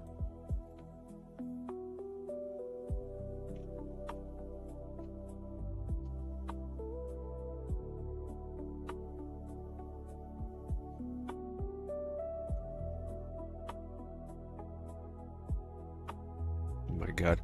You guys remember? Do they still make kids square dance in school? You remember that? Did you guys have to square dance? Hated that shit. Oh my god.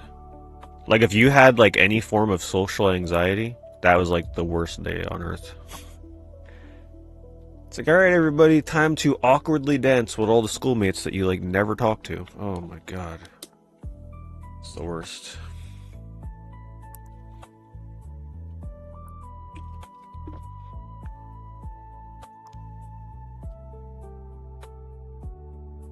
Yeah, Cotton Eye Joe, yep. Yeah, I remember that.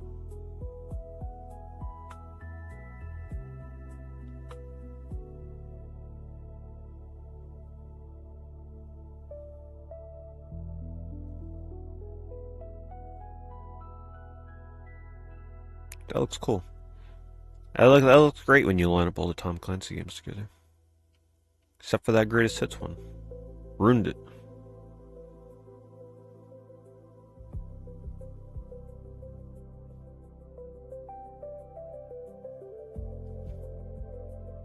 I'm trying to think of what other wild things that they make you used to do in gym class.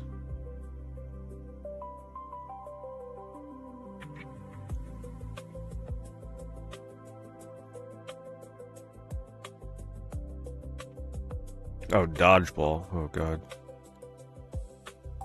Yeah, I wasn't the best. I mean, I guess I was alright at dodgeball. It's not like I was, like, first picked.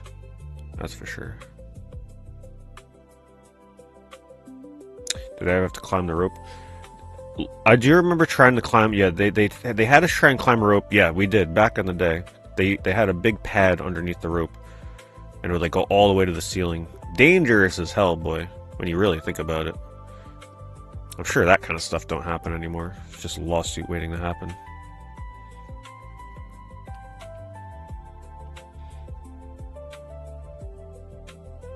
Egg and spoon race. I don't remember. I mean, I kind of vaguely remember doing something like that, but not vividly. We did wrestling. I remember my school had wrestling.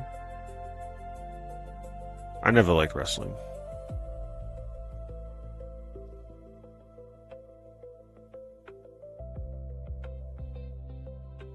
Dodgeball was crazy though, because, like, you know, those balls can throw it at someone's head, boy. They are getting rocked. Those are some pretty hard balls.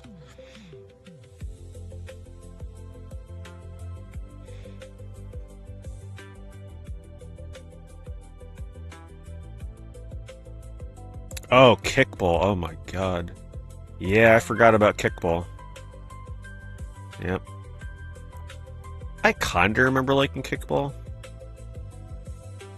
Well, kickball actually always made me kind of, like, nervous. I never wanted the ball to come to me when I was in, like, the outfield, right? Like, kicking it was one thing, but I didn't want someone to kick it at me. I didn't want to have to do it. I just wanted to stand there. That was a great day in gym class in kickball, when no one would kick the ball to you and you just got to stand there all day. That was fantastic.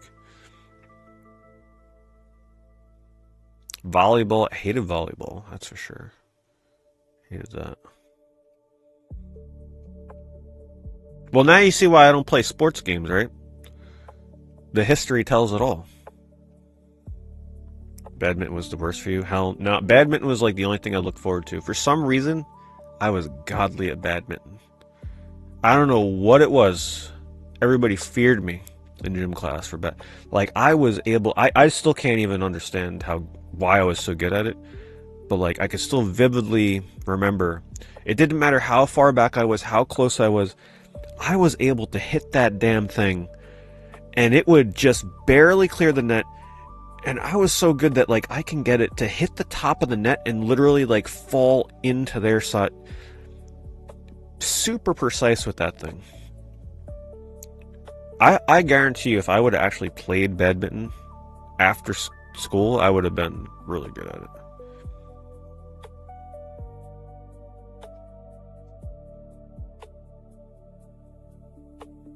Like, I was able to spike that thing, lob it, no matter what way I was hitting it backwards. Like, it was, I don't know, that was my sport. That was my thing for sure. That was the one time I excelled. That in archery. Yeah, I miss my calling. There's no badminton video games really, so yeah, it is what it is. Are there badminton video games? I don't think there are. The new thing is pickleball. Like, what the hell? What is pickleball? It's blowing up all over the place. Problem with pickleball is you can't, like, just go there and play it alone. You gotta play with a group of people. So, not something you could just, like, get up one day and be like, yeah, I'm gonna go play pickleball. Oh, we got a D. Disc 1 and Disc 2 only. Saturn disc only.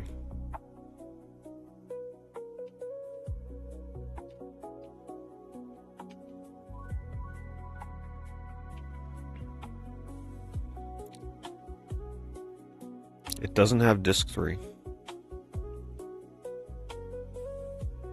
It's out there somewhere. Someone else has it. It really makes you wonder, right? Like, whatever. Where is disc 3? Who's got it? How did it get separated?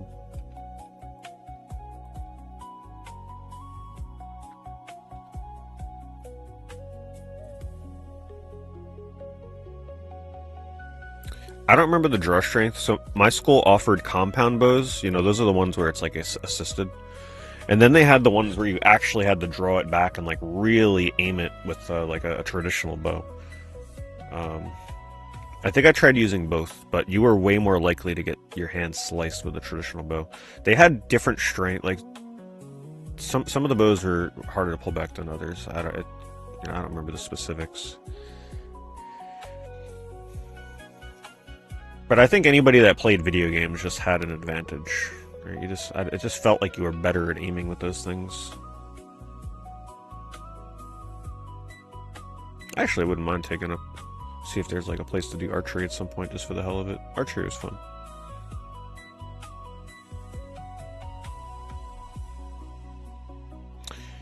Your high school where they invented pickleball. Oh my goodness. So you're to blame.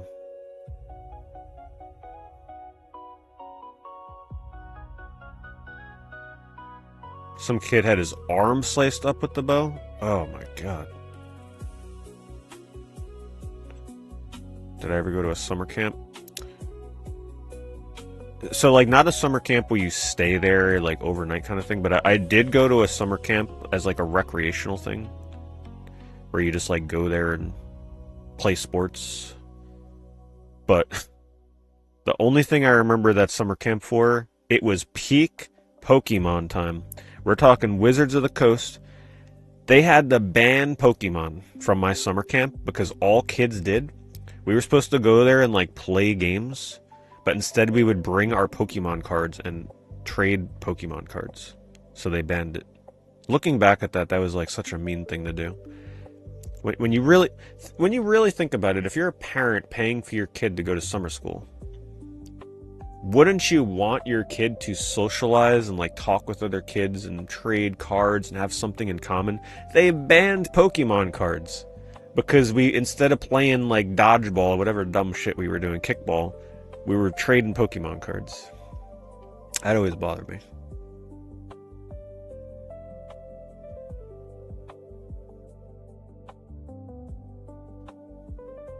I do have a lot of memories though, like just thinking about and looking at. I have like just these memories that never leave me though, just like sitting out on the field while everybody's playing soccer and we were there like looking through Pokemon cards. I remember it was the first time I saw a Scyther card in person. Scyther looked awesome out in the sunlight. That's how I got my Kangas or my Nidoqueen. I remember I traded something for a Nidoqueen. Just like those weird memories that never leave you.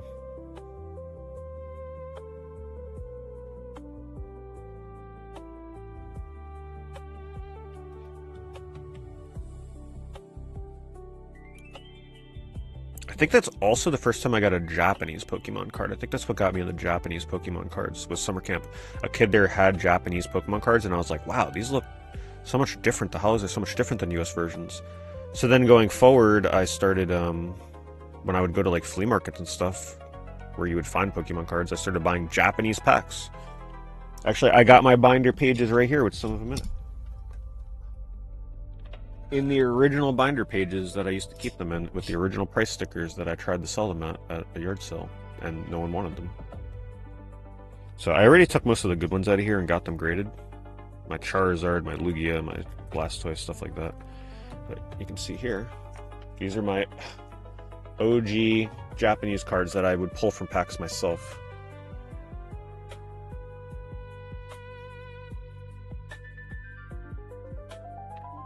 Mewtwo. These are not like gradable condition, but these are my original binder pages. Nobody wanted these cards. Look at that. Each card on this page, $2. $2. No one bought any.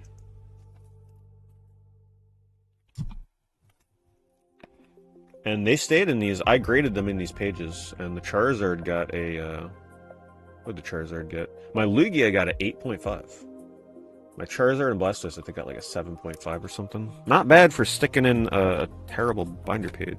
I pulled a lot of them out of here. So, but you can see the price stickers that were on there.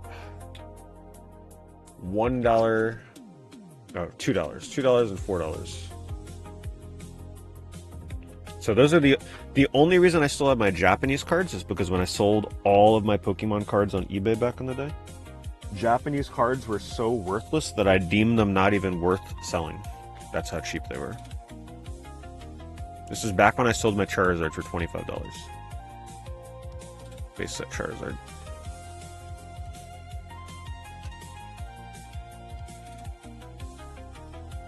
And that's why I feel like people like me that have an experience like that as a kid are way more likely to like get really deep into collecting vintage Pokemon again. If you had an experience like that where you had a huge collection as a kid, you have all those memories, and then you got rid of everything, whether you sold it, lost it, can't find it, whatever. I feel like you're just so much more likely to just like go crazy with vintage Pokemon.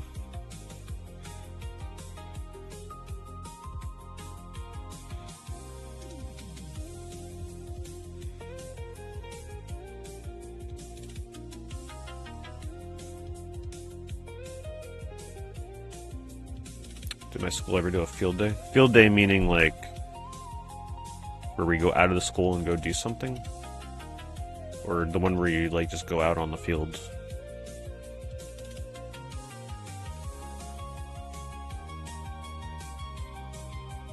I remember sitting out on a field. I remember that.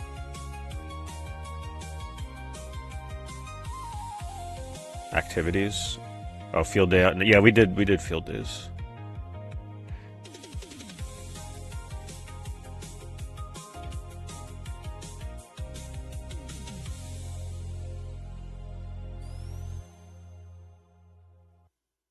This is a good import game if you're in the PS2 imports. It's a game where you just shoot bugs. You wouldn't be able to tell from the cover. You go around as this little anime girl, and it's like she's like a mini version shooting cockroaches.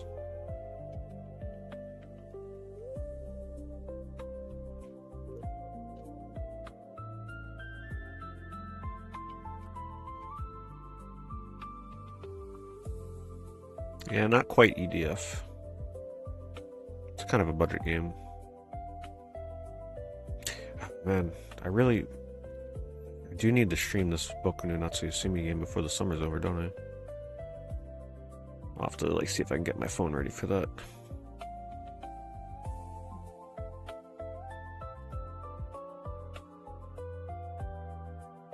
I gotta get a new stand so I can like prop it up in front of the TV so it translates.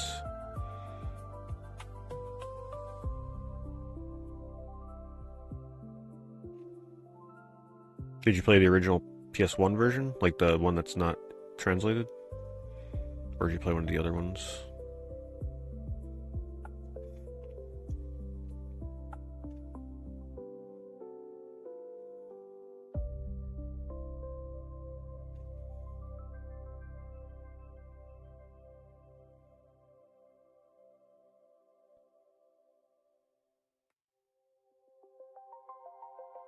You may have won or bid on some graded Pokemon cards and whatnot. Bovine, you better not be getting in the graded Pokemon cards. Come on now.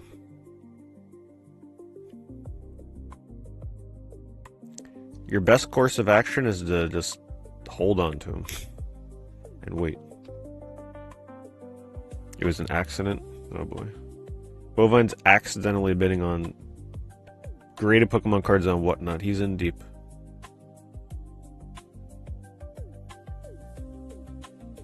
Are they vintage Pokemon graded cards or are they modern Pokemon graded cards? That matters a lot. Tell me what they are.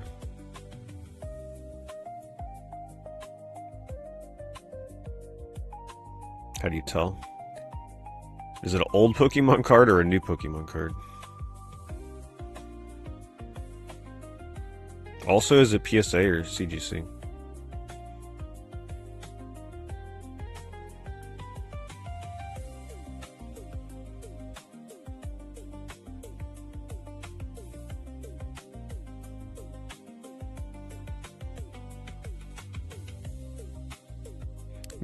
Half PSA, half CG. How many damn cards do you end up with, Bovine? Yeah, it depends heavily on what the card is. Some of them you may regret getting, and others you might be like, oh, okay, that's not too bad.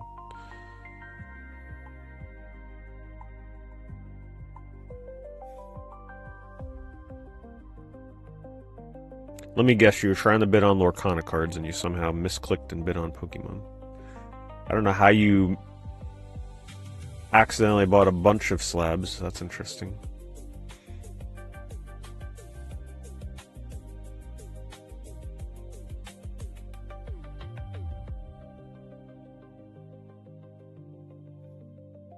Oh, giveaways? Oh, okay. Yeah, they're probably nothing crazy then if they were giveaways. Man, for Bovine to win that many giveaways, boy, he must have been in there for hours. Modern oldest ones are 2019. Well, if they're anything under, like if it's anything under CGC 10, then it's probably worth almost nothing. If it's a modern card. PSA, if it's like PSA 9, anything under PSA 9, it's probably not worth much. Which is the Dreamcast version. I think the PS1 version is just a lot more than Dreamcast. A lot of people just collect survival horror on PS1 or PlayStation brand.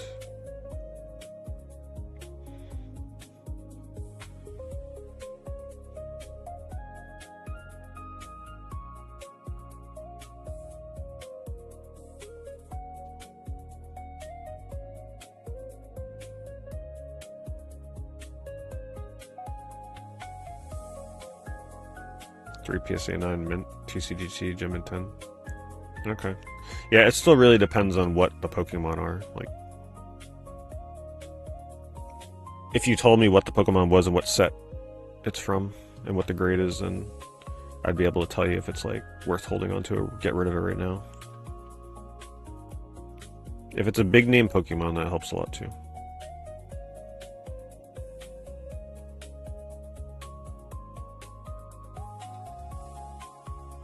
The PSA 9s are probably just worth what the card is worth. Believe me, if they were giving away graded Pokemon cards as a giveaway, they're probably not worth too much. Let's keep that in mind. Let's see, we got a Game Boy lot here. It's the first original Game Boy lot we've seen in a while.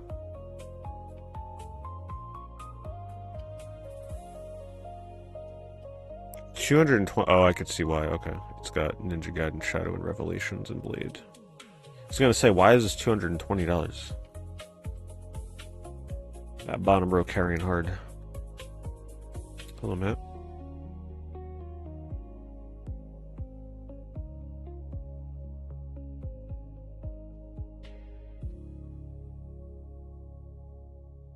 The better question is, but what the hell are you doing in a card game whatnot stream? Were you there for Lorcana, or are you actually in the Pokemon?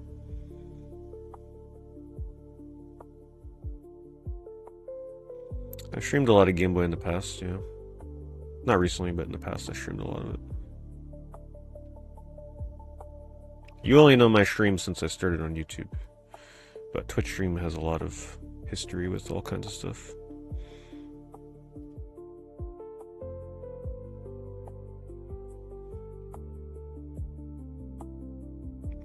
Oh, Retro Games, who's giving away cards. I'll do it. It's kind of weird to give away cards for people that may not be interested in them.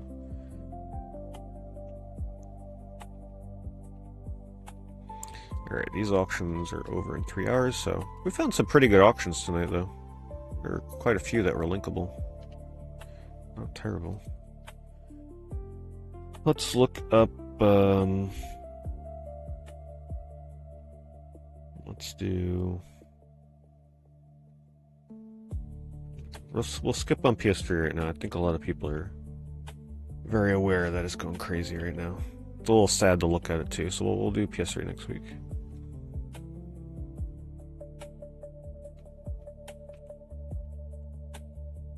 Black Star promo adventure chests, yeah. Yeah, I have no idea on the price of that, but CGC 9.5 is a pretty rough one. Those are usually, unless the card is like crazy, it's probably pretty cheap.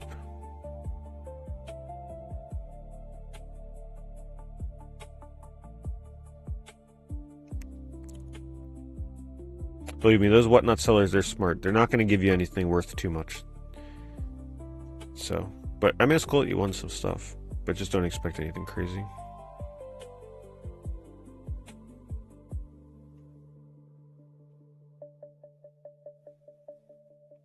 They gave you PSA 10s? Or they said PSA 9s. If they gave you PSA 10s, that's pretty good. Doesn't matter what the card is.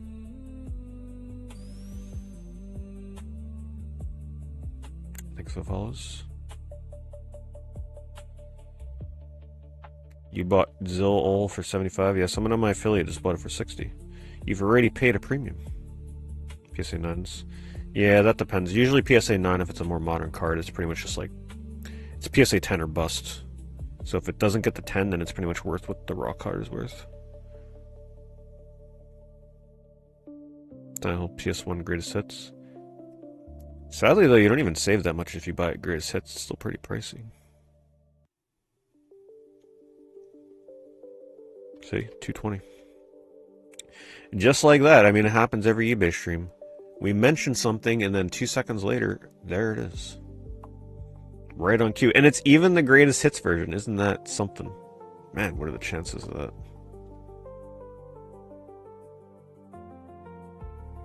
Well, it depends on the card and the era, Bovine. These days, because think about it. If it's a modern Pokemon card, there are usually like hundreds of thousands of that card printed. The modern cards are very... Even the hit cards are... There's so many out there.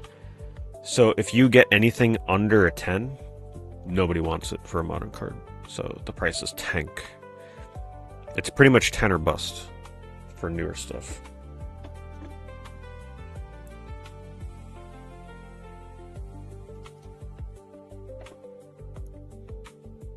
I should do a video on PS2 imports. Yeah, I've played a lot of PS2 imports. I do eventually plan on doing a showcase of my Japanese PS1 and PS2 collection. But they're gonna be like show and tell. There's no way in hell I'm doing gameplay for all those games. I have too many of them. But just to like show people and give a quick like, you know, thoughts on some of the games, I'm sure I'll do it at some point. I just gotta gather them all.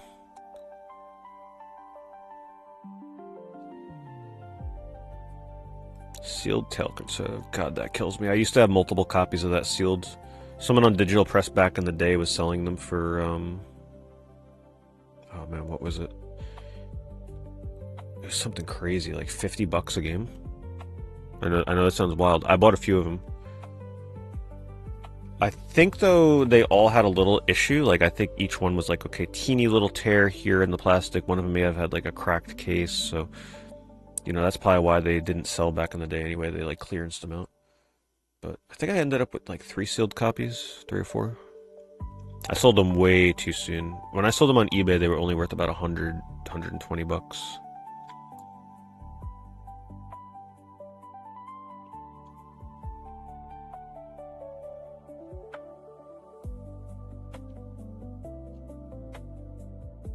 Talcum Soda, yep. It's a great game. Worth playing if you can get a hold of any way to play it. Not necessarily buying it, you know, just play it.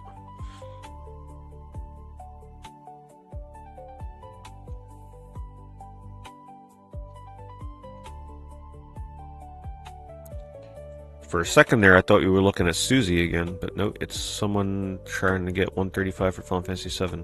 But you know what the crazy part is? They'll probably get it. Final Fantasy 7 is one of those games where it's just like, there's enough people out there looking for it, where if somebody is lazy and they're just like, you know what, I want a mint copy of this game, and I'm just going to pay whatever premium this person's asking. It'll sell. That's the wild part. That game can sell for $120 one day and $30 the next day.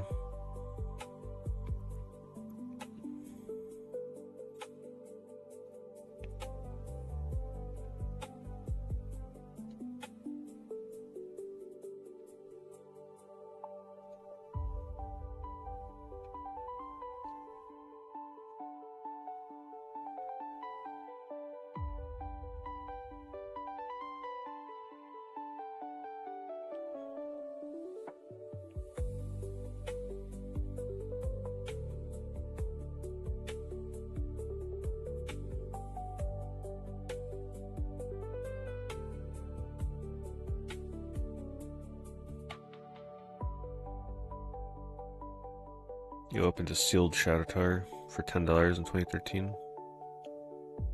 I wouldn't be worried about something like that. I mean, think of all the sealed games that we opened over the years that are worth a lot more now if we would have never opened them. Now, if you bought Shadow Tower sealed like a year or two ago and you opened it to play it, then yeah, that might feel a little bad.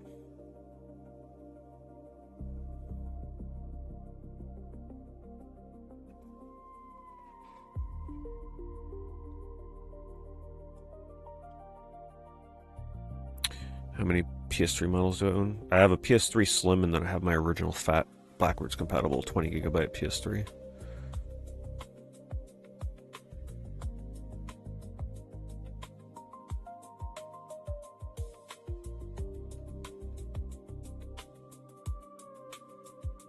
Uh-oh, Sheep Raider's getting up there.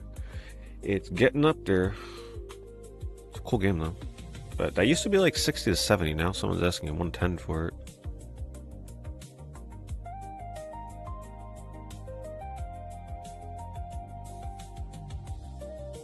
You beat Shadow of the Colossus a few weeks ago. What version did you play? But yeah, Shadow of the Colossus, if you play it now, like, it is very easy to see why it was so phenomenal back in the day, right? Like, just pushing the technology like crazy. But it may not be everyone's cup of tea at this point. Especially depending on the version you play. The controls are kind of unwieldy. PS2, yeah. Yeah, so you were able to see how that was pushing the hardware to its limits.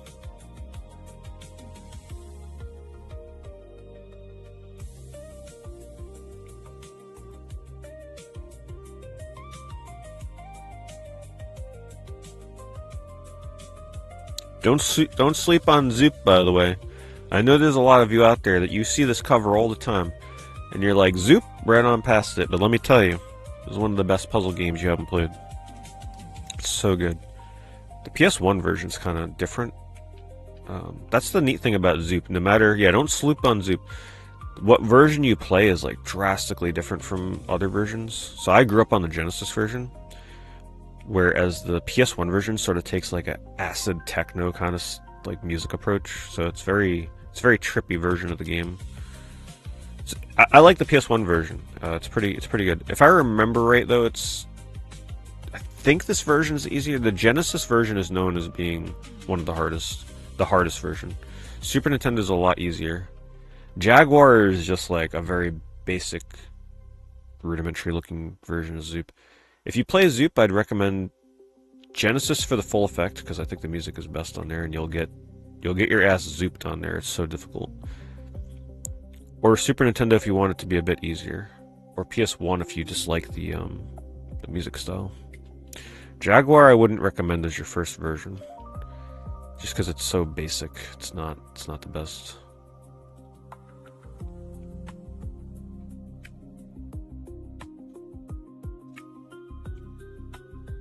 It's so good. Zoop is one of those puzzle games where once you start playing it, you will get addicted. Once you understand how that game works.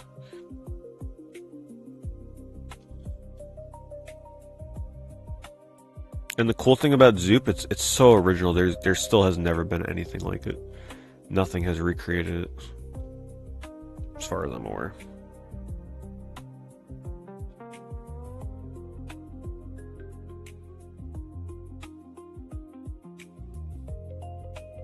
to ensure that not all PS1 games play work on PS3. So there's one called Monkey Hero that I'm aware of that you have to play on a PS1.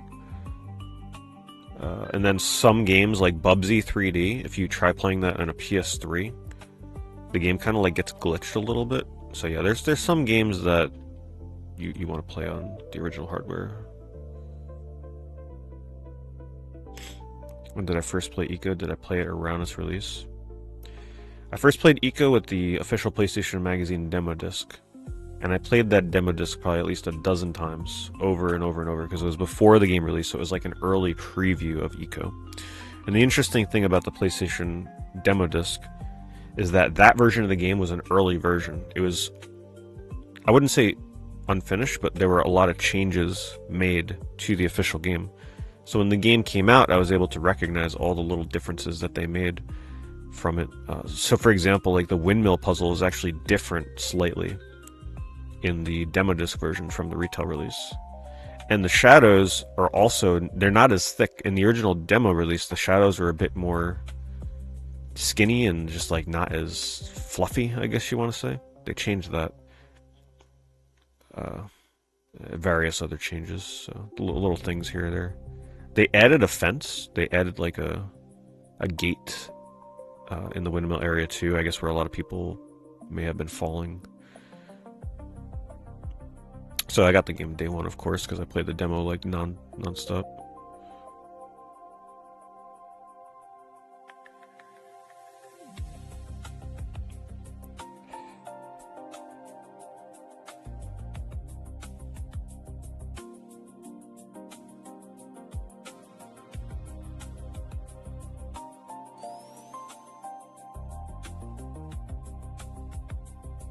So it's such a magical thing that doesn't happen anymore, though. Imagine reading about a game for the first time in a magazine. You're like reading about it. You're like, man, this sounds so cool. And then it comes with a demo disc, and then you can play the damn demo of the game you just read about. Like, man, you just don't get that experience anymore.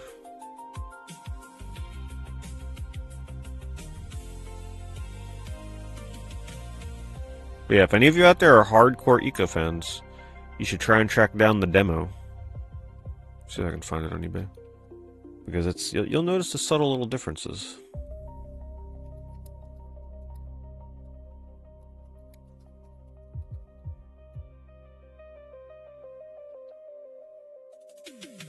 Oh, it's gonna give me Insane Clown Posse, of course.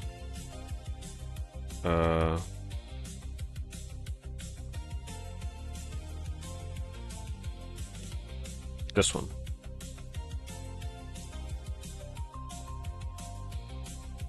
Eco, front and center on the cover. The best game you've never heard of, damn right. See, they knew what they were talking about back then. Imagine, just think of this for a second. Wow, Final Fantasy X is out in Japan. And Eco beat Final Fantasy X to the cover. So yeah, that's the wrong demo disc. The hell? That's a PS1 demo disc. Isn't it? Yeah. Oh no, it's got Okage in there. But wait, where's Eco on that? Oh, video previews. Okay, those aren't gameplay. Is that Drakon 2? I guess that was eventually Ancient Gates.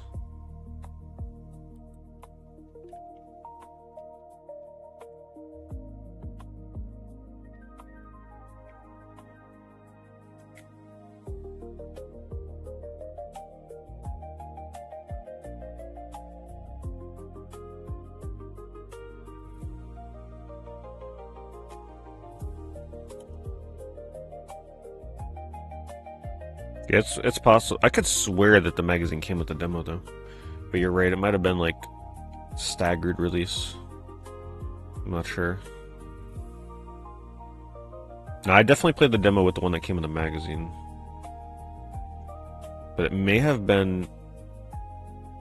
I'm trying to remember. I don't know if it came with that magazine or if it came after.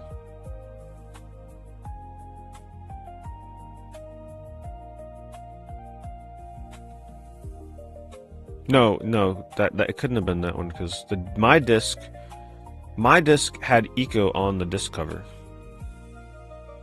It had like a silhouette of Eco.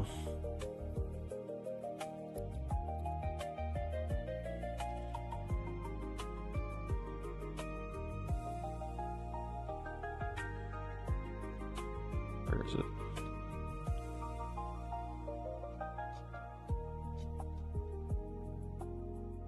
I remember that issue too. That's where I read all about Dark Cloud.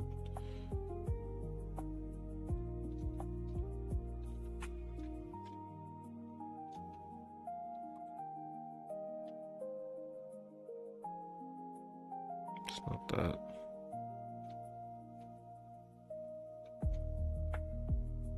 Someone beat me to a 1999 sticker copy. New $50, now $19.99, quality guaranteed. Jealous.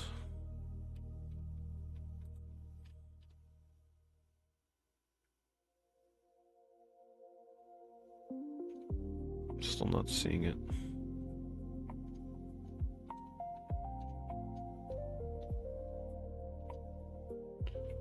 I think I have it over here. Well, whatever. It was one of the demo discs. I don't think it was that CD they showed, though.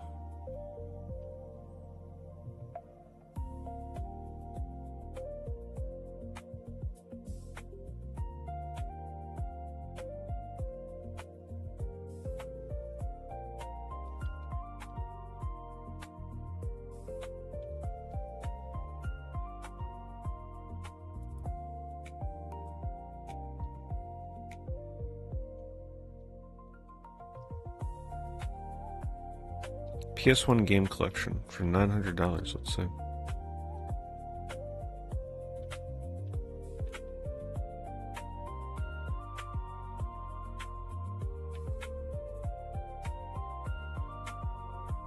Man, if they get $900 for this,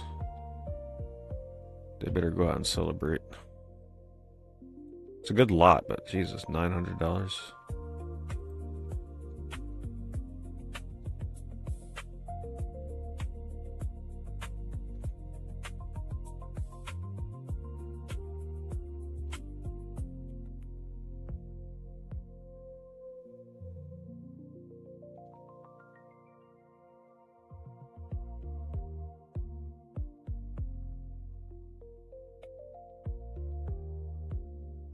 It's like people are starting to ask more and more for Galarians, as I assume they always would. People have been sleeping on that game for too long. It's just too hard to notice that it's a survival horror game, so most people glance over it. It's a pretty good price on Diablo. There's gotta be something wrong with it. Either that or it's come down in price. Front of jewel case is missing. What? Manual looks pretty rough. I don't know what they mean by front of jewel case. It looks like it's there. Manual doesn't look the greatest though. They don't tell you about condition or nothing. Is it really that hard? Like, for freaking real, if you're about to sell a $90 game, at least be like, yeah, the disc looks good. Just give me something. I don't, like, whatever they put here, I don't believe that. I want to see them type it. Be like, yeah, light scratching, or it's mint, no scratches. Like, nothing. Come on. These lazy-ass sellers. Even if you haven't tested it, just, like, give me your opinion on... Show me the manual. Open the manual. Tell me what you think the disc looks like.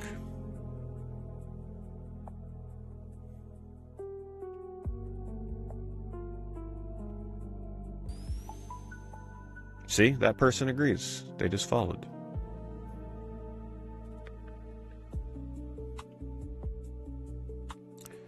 Juggernaut. Another one people are sleeping on. Don't sleep on Juggernaut too long. I'll tell you why this game isn't more expensive right now. Because most people have not played Juggernaut. Once you play Juggernaut, you're going to be like, damn, why is this game so cheap? It's a pretty rough copy. See, this person did their job. They're at least showing the disc. If you don't show it, at least try and describe it, because it's not easy to take discs photos all the time. What's the game about? Very creepy game. See, this person played it. They know what's up. At least they're pretending they played it. Honestly, the best compliment I can give Juggernaut is that you just need to play it. Don't look it up. Don't try and figure out what the game is about. Don't look up gameplay. Just play the damn thing. But you gotta take my word on one thing. The beginning kind of sucks. It's aggravating. You're gonna be like, what the hell is Pete recommended to me? You're gonna be like, what is going on? It's very confusing. You're doing like this puzzle thing where you're like kind of in and out of let's just say that you're like changing bodies, kind of like going around. You got to endure the first few hours. Once you can get by the hurdle that is the opening of that game, you're in for a weird, wild ride. It's an adventure, like, you know, not point and click. It's just like an adventure game where you wander around and you just got to talk to the right people in the right order and do the right things. Man, it's crazy. So I haven't played Galarian's Ash, but in my opinion, that is a game that I think you're safe to buy at $40 to $50, because I feel like, because it is in the horror subgenre, like it's sort of a horror game, you're always better off buying those games and being safe than sorry. If you don't like it, you could always sell it.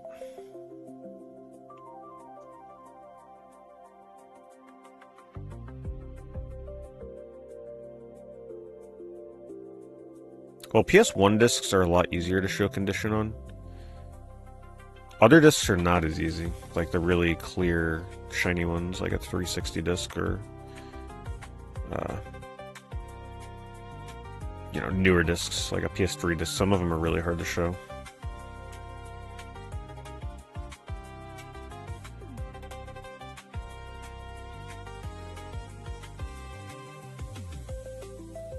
Plus, if Galarian's goes up in price, I believe that Galarian's Ash will see a price increase as well.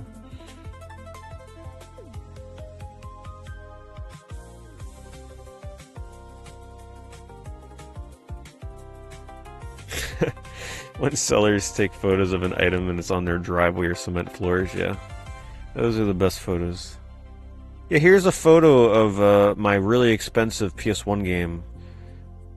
You know, read side down on this really dirty, scratched up wooden table. Surely I'm not gonna like slide it a little bit when I go to pick it up.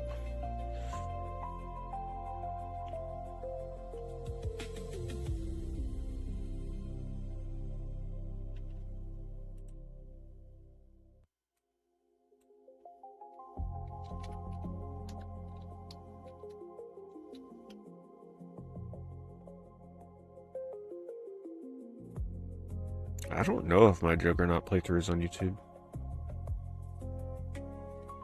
One of these days I really gotta sit down and like try and upload some of the...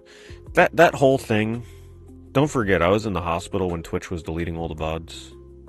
I was so stressed out for that. I got home from the hospital and I literally had to like try and save as much as I could within a couple of days. It was so terrible. Yeah. So they deleted all the VODs, and I had to try my best to back up everything. That was not fun. Oh, Galarians. Is my Galarians playthrough on YouTube? I don't think it is. I think I lost, like, I don't think I have any archive of that playthrough. I'll definitely play the Galarians again at some point. I do remember, though, my disc having... wait, maybe it wasn't the disc. I think it was the console. I think that was around the time where my PS2 was dying. Because I remembered having some issues at a certain part in the game. That was the first signs that my PS2 was having issues. Oh, my Galarians playthrough is on YouTube? Huh. Hopefully the full thing.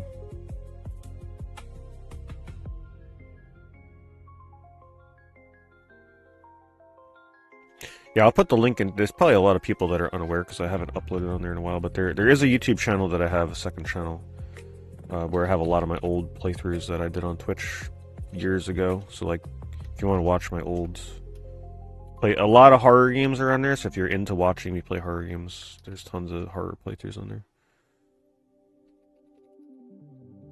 Lots to browse through and watch on that. Also, the watch time will will eventually help because YouTube is changing its rules for monetization. Starting next year, you need 8,000 watch hours, which is for smaller channels, that's up there. So, but for a channel like that, it's not too bad because most of my videos are like hours on there. So, but still, that's gonna be brutal. Like, rest in peace to ever monetizing my fitness channel. That is for sure. That's never happening. So that's just gonna be, you know, uploads for fun. For the love of the fitness. I don't think I have the rest of the Harvester playthrough. Or actually, I think I uploaded it, but it got hit with like so many copyright, like extreme amounts of copyright. I was just like, you know what, this is probably best to keep private. Yeah, Harvester is a big issue with copyright on YouTube. I'm pretty sure the whole VOD was copyrighted.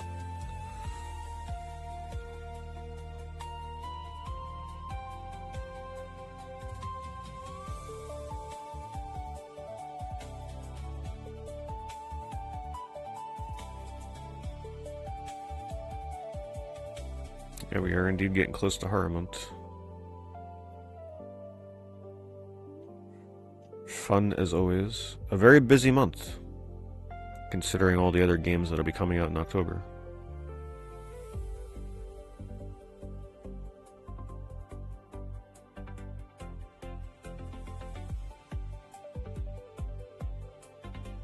I forgot to filter Pokemon while searching Game Boy. That's never a good idea.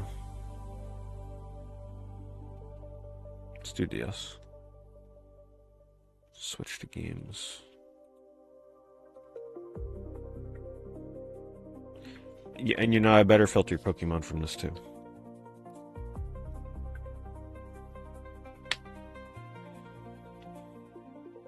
They'll slip through.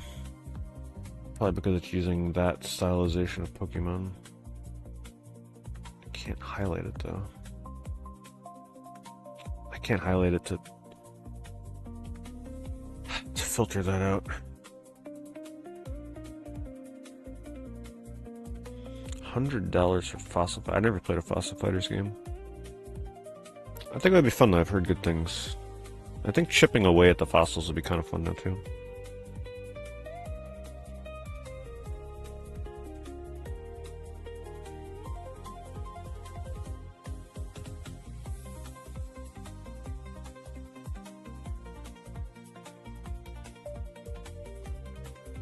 Yeah, I'm not touching my original PS3 anymore either. Like, I feel like that thing is about to yellow light at any point. Only use it when I absolutely have to. For like a backwards compatible game for a speedrun or something. Because a lot of games are faster on PS3. Hey, that's misadvertisement. Look at this. Look at the cover, the photo they use here. But then if you click into the stream, who's that guy?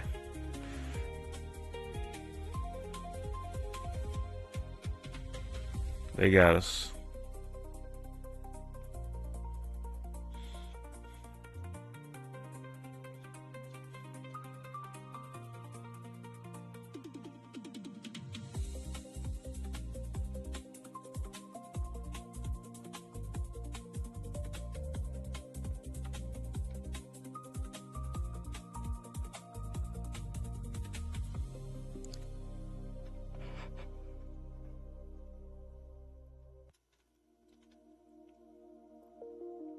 Life Science Surgical Unit.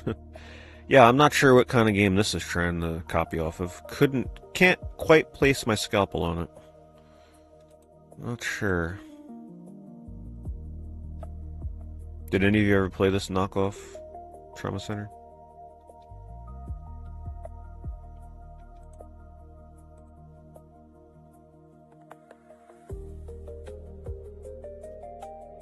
I remember being so disappointed by Gloria Heracles. I just couldn't get into this game.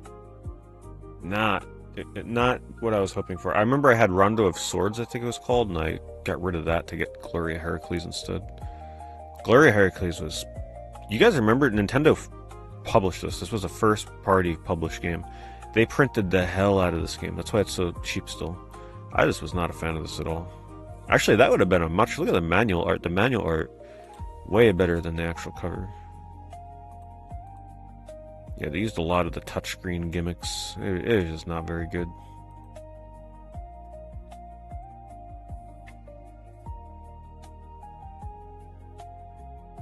Hello, Coaster. Search 360. I'll search that next.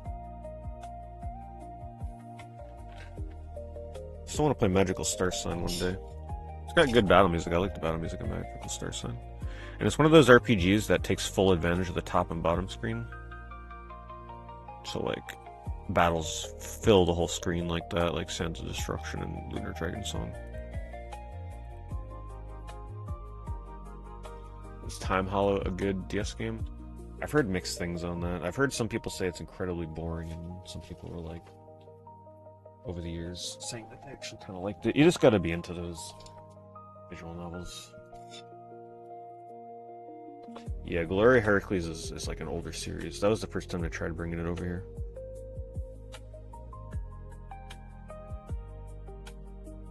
Did not go as planned.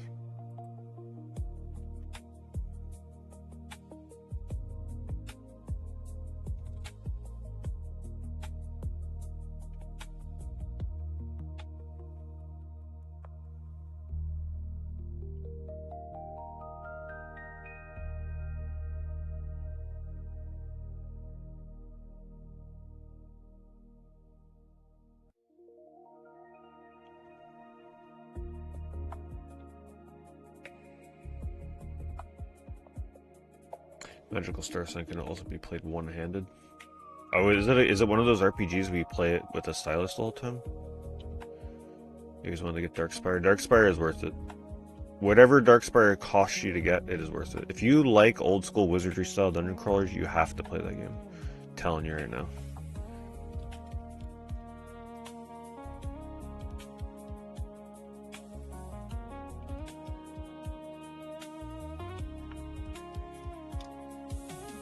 Did I play Orcs and Elves? Yep. I bought Orcs and Elves day one. I bought Orcs and Elves day one, and I bought Fighting Fantasy day one. I bought a lot of DS games on day one. Orcs and Elves was okay. It was nowhere near as good as Fighting Fantasy, though. Orcs and Elves was actually based off of a mobile phone game, where they kind of like updated it for DS. Fighting Fantasy was ground up built for the DS.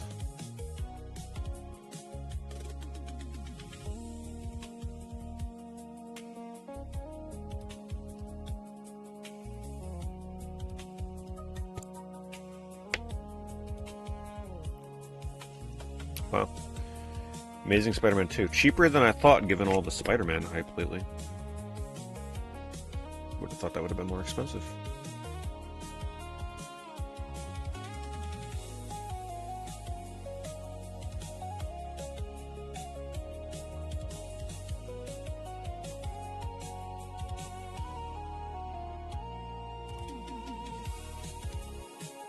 Yeah, everything about Darkspire. The music, the graphics, I mean, that game is hardcore.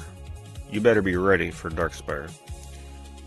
Especially if you don't plan on using a guide, be prepared. It's one of those games where you step foot outside, like you go into the dungeon for the first time and you get absolutely wrecked by the first encounter. Game over. Oh, an innocent little bat. Yeah, you're dead. Whole party wiped.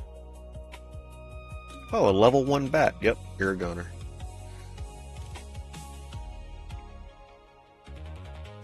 I played Darkspire day one. I got it when it came out. One of the most memorable RPG playthroughs I ever had to do, because keep in mind, playing that game on day one meant there were no resources online. The only resource was people going into the GameFAQs message board and conversing with one another to figure out the game. Right, so when you get stuck in a dungeon, how do you get the advanced jobs? How do you get out of this puzzle? The only resource was other people struggling to get through the game. It was awesome.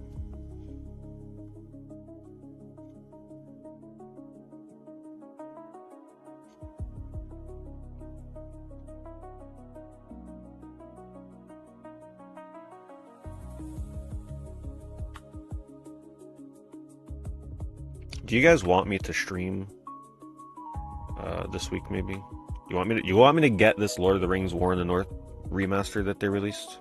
Play online. If that's something you want to watch, I mean, I'll do it. It's like I was kinda like gonna do it, but I wasn't like dead set on it. But if that's something that you want to watch, I've never played War in the North, and they re-released it with online multiplayer, so it's tempting. The sad news is, though, it does mean that we have to give Sony money for a digital game, so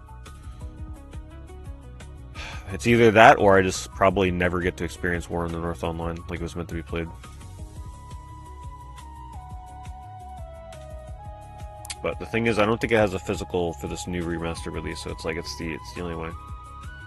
I'm also not sure if it's multi-platform. Like, is it crossplay? Can you play with Xbox people on PlayStation? I don't know. I have to look into it. I have not played Spectrum stuff now.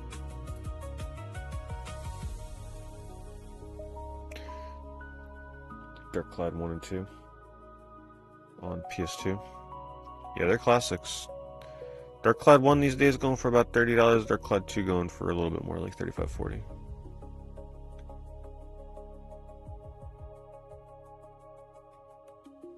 Yeah, I usually don't do games on PC though, unless I have to. Unless it's the only option. I personally hate playing games on my PC. But we'll see. If it isn't crossplay though, I'll be more likely to get it on a console.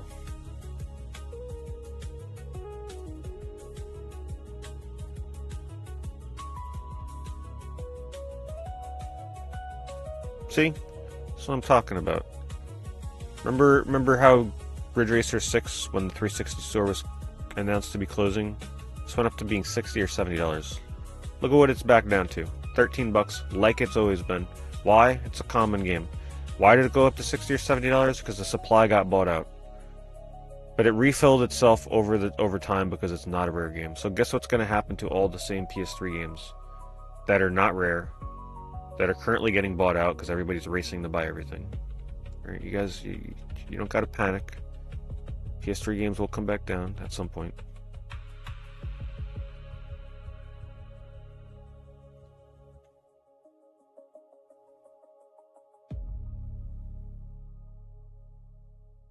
It runs on the Dark Alliance engine? Does it really?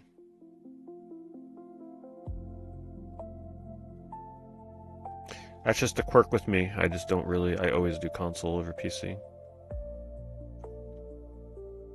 It's just how I am.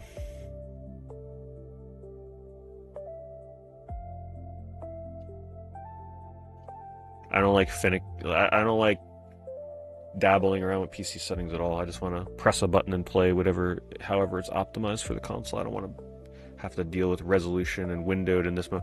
I think the thing is I've just had so much PTSD over the years from trying to stream certain PC games and having issues. The buttons are mapped wrong. The game crashes. It's not optimized correctly. The frame rate is bad because of the way I'm capturing it when I stream it like in windowed mode. Like I've just had too many things over the years where I just like it's very streaming PC games for me can be very frustrating. So I just try and avoid the headache entirely unless I'm forced to play on PC. Some people out there know what I'm talking about. Like those of you that don't normally like playing on PC, you play console, you go to play a PC game and it's just like there's always something going wrong.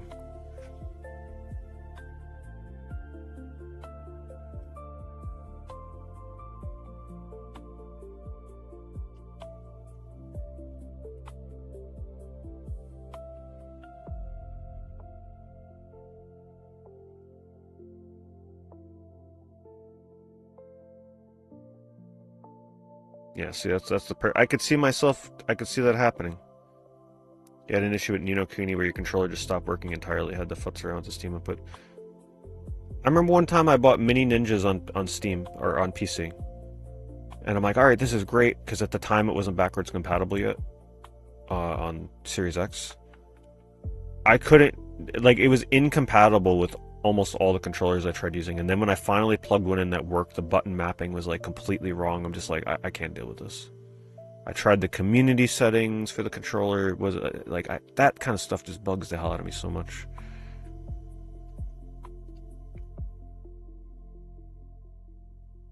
Yeah, Mini Ninjas is a great game.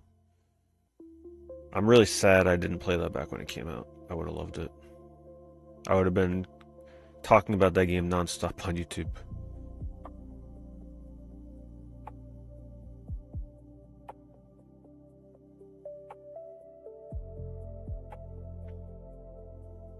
Oh, I'm sure. Well, because a lot of console games, like, they just base them off of the PC releases.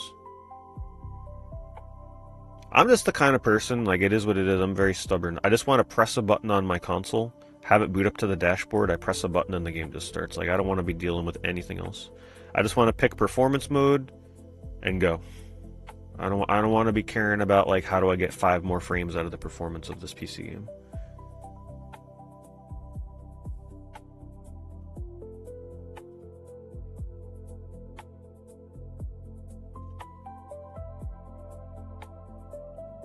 This person is just straight up on their knees, bending down, taking this photo. Gonna get knee issues later in life.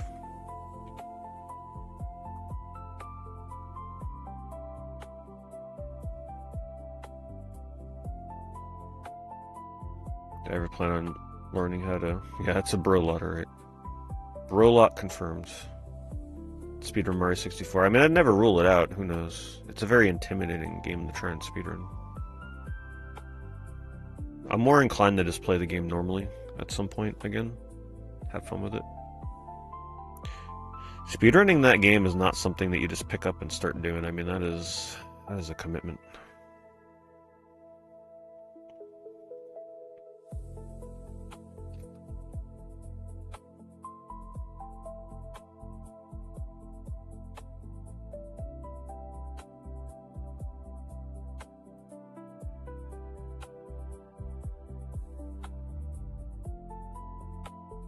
Well, after I've been doing eBay streams for so long, I gotta look. My eye just catches the craziest things. Like, I will catch every little detail. You think I'm scrolling fast? No, I could see every little detail in every one of these photos. So if you think you're gonna hide your hairy damn leg or your uncut toenails, no. We're gonna find it. We're gonna put you on blast. You better watch out. You better not be listing things on eBay on Saturday or Sunday nights while I'm scrolling. You better make sure those fingernails are cut. Better make sure you have no mold on your games. Clean up that area you're taking photos in.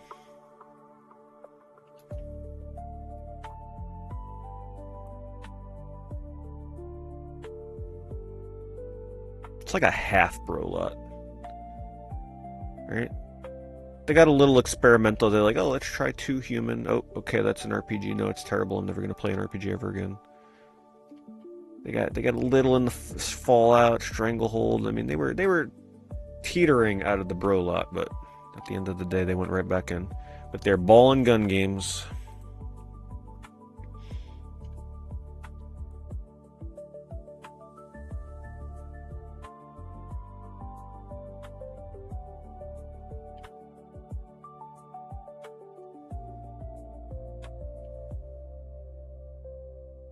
I love how artsy this person's photos are. It's like a portrait. Alright, I'm assuming one side has manuals and one side doesn't, or something like that, right? The left has no manuals. Yep. See, I like it when sellers do that. That's one way to do it, right? So if you're the kind of person you don't want to say what games have manuals, what ones don't individually, you just make 2 separate stacks.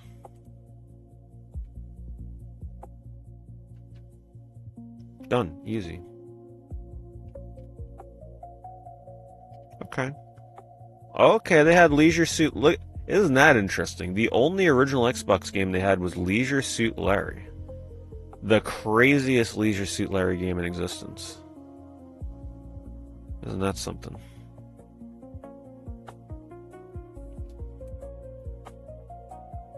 I still can't believe what they got away with it. Like, that game, M-Ring, they were pushing the boundaries in that one, boy, let me tell you.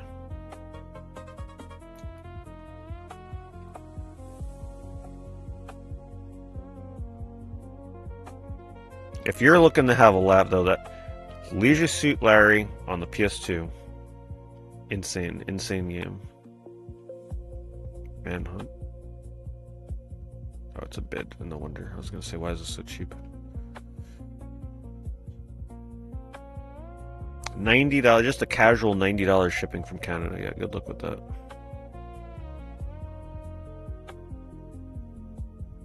Yeah, no. Leisure Suit Larry on PS2 has to be worse than BMX XXX. There's no way. That game was something. What's so crazy about it? I don't know. Maybe you didn't see all the same cutscenes I did, because you can miss some content in that game. That is a very adult game, to say the least.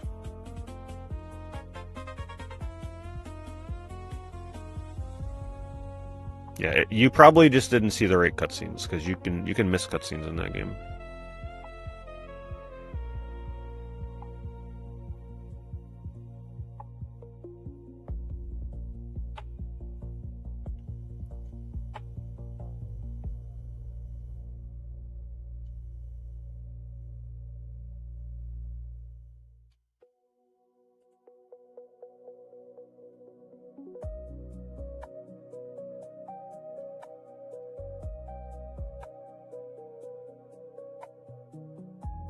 Dead to Rights Retribution. Are the Dead to Right games any good? Like, is this one actually any good? Is it worth playing the others to work your way up to this one? Cool cover.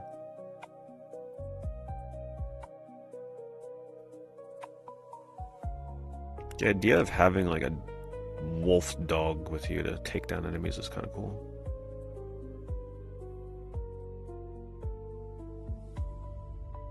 Max Payne ripoff. The era of slowdown attacks.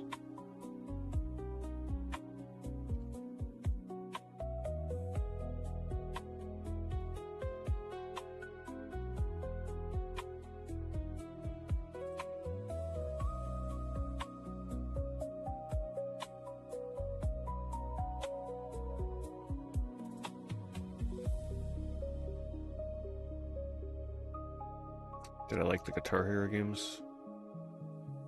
I definitely enjoyed what I played. I played Guitar Hero 2 and Guitar Hero Metallica. That was it. And, oh my god, isn't this insane? Like, did you guys see what just happened? It's the second time it happened tonight. I'm literally here scrolling, I'm like, oh, did I like the Guitar Hero games? Yeah, I played Guitar Hero 2. Boom, there it is. It's so creepy. Like, this happens all the time. You guys know. Those of you that have been around, you know how many times that happens to me.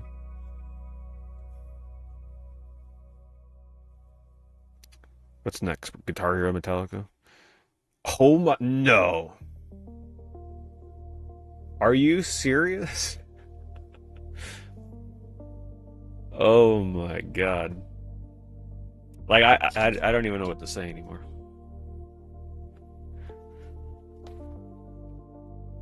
And the timing was like a half a second later. I really like it. It's not even a coincidence anymore. It happens every stream. We gotta clip that one, boy, as evidence. Swear it's possessed.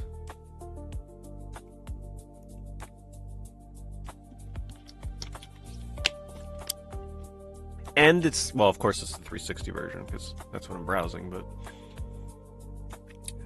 anyway. How much is that going for? I went down in price. It used to be like a $70 game. I do have a copy of that. I'll never play it again, so I'll probably try and sell it. So if any of you want Guitar Hero Metallica, you know, that'll probably be one that I'd list as a buy it now at some point. Everyone wants Guitar Hero Metallica for the better remixes of Justice for All and Death Magnetic. Well, we're doing a 360 search, so can't get Puppeteer. But yeah, the only reason I stopped playing Guitar Hero games is because, for one, it actually kind of bothered my wrists. I guess, I don't know. It was uncomfortable to play for long periods of time, and it did the thing where I just hated the effect where the screen scrolls, and then when you look away, everything's like moving.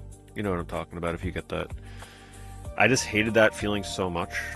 I just stopped playing the series.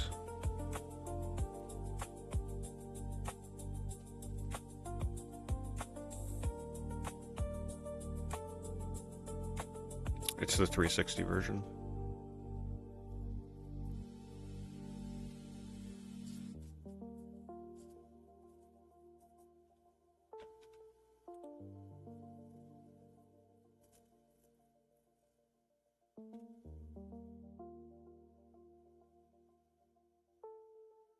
I still gotta play Ridge Racer Unbounded.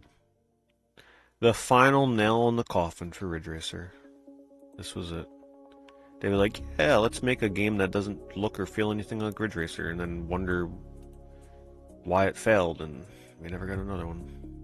But I hear it's actually a pretty good game, if you give it a chance.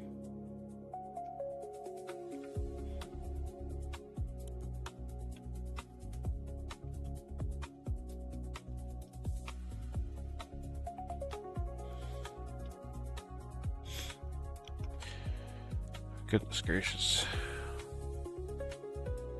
It's so pricey for what you're getting.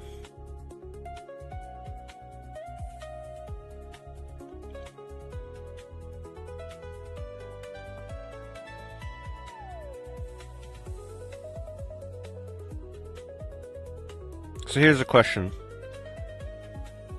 Resident Evil 5, is it still a fun game if you play with the AI companion? Or if you don't play co-op?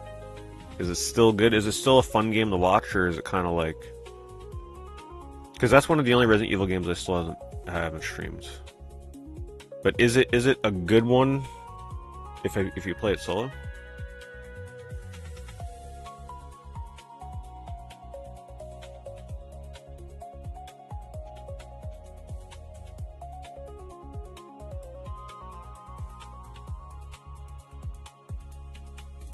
It's not very horror. I mean, back when I looked at the gameplay for it, it looked kind of... Definitely looks like a horror game, but... I'm sure it's one of those more action approach games. It's way more action than survival horror.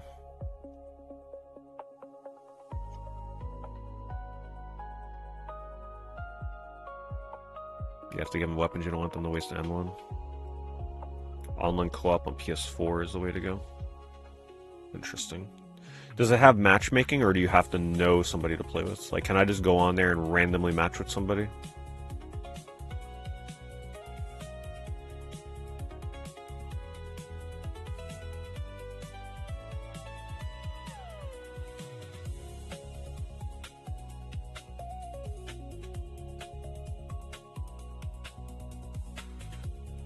Is Ridge Racer my favorite game of all time? Definitely not my favorite game of all time, but Ridge Racer is one of the best arcade racers out there.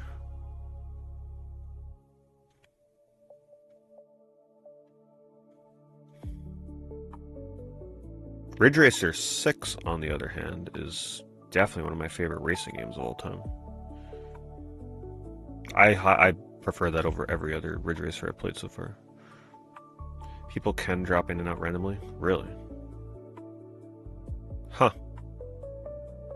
Oh, they might be talking on the mic.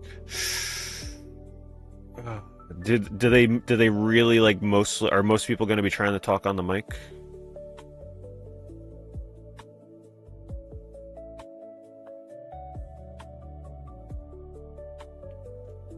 Do you think, or do most of, like, is it a lot of people that don't talk? How easy is it to be like, I don't want to play with this person because they got a hot mic on the background, let's just, like, kick them out and get another person in the lobby? If you're hosting, how easy is it to, like, get a new person?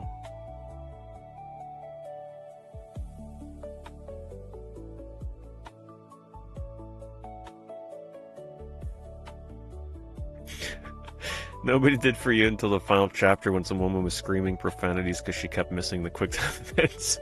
That honestly sounds super funny. That would be good. Press pause and kick them. Alright, so maybe if I play Resident Evil 5, that's the way to go. Randoms online. What can go wrong?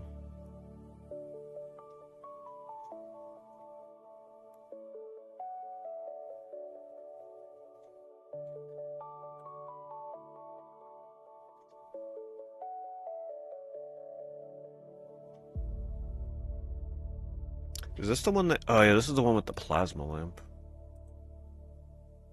I almost got that. I saw it in person before it even came out.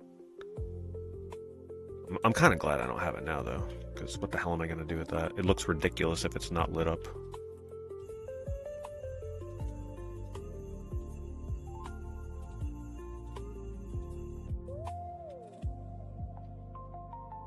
Cool game. I bought this day one when it came out. Metal Gear Rising: Revengeance.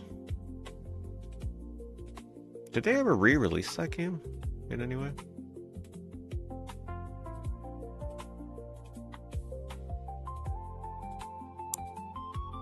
The Chris playthrough? I did the Leon playthrough. That was fun.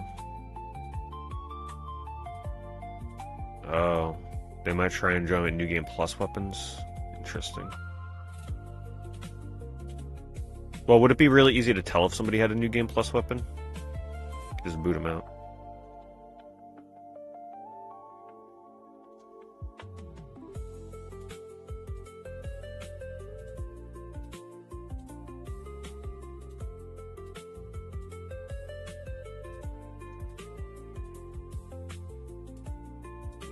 What? $55 on Xbox 360. You're gonna pay quite a bit more than that on PS3 right now.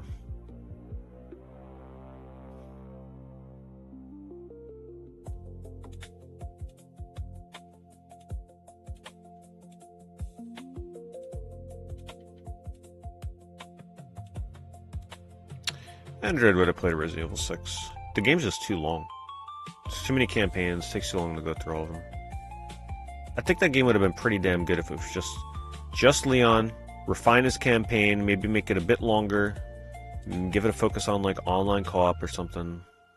I think it would have been pretty solid.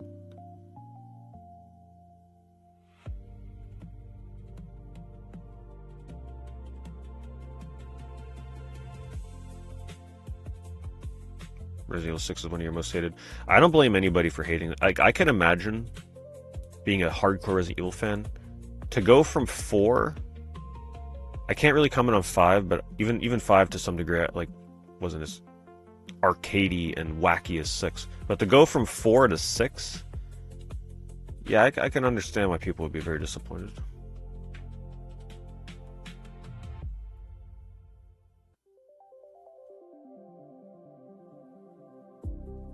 But I really, really enjoyed playing Leon in that game.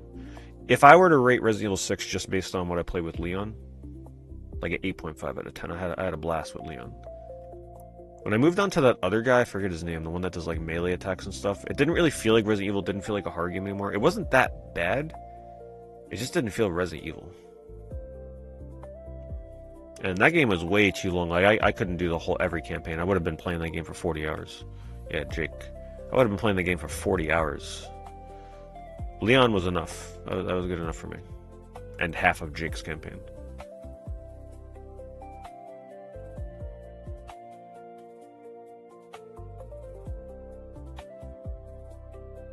Now, if you play online, that's a different story. That might be kind of fun. Then maybe all the campaigns wouldn't be as bad.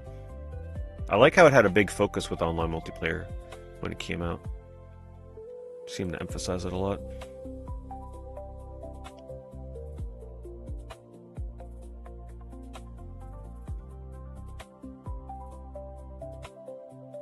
This is a 360 game you shouldn't really sleep on either.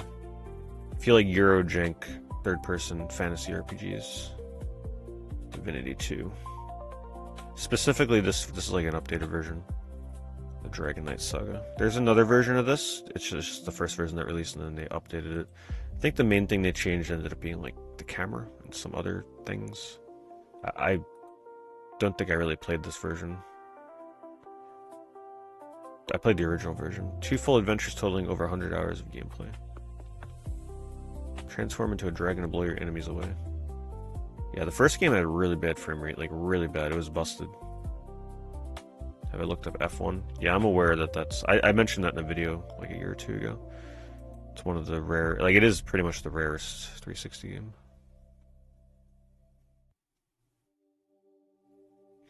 Yeah, pretty rare. Expensive.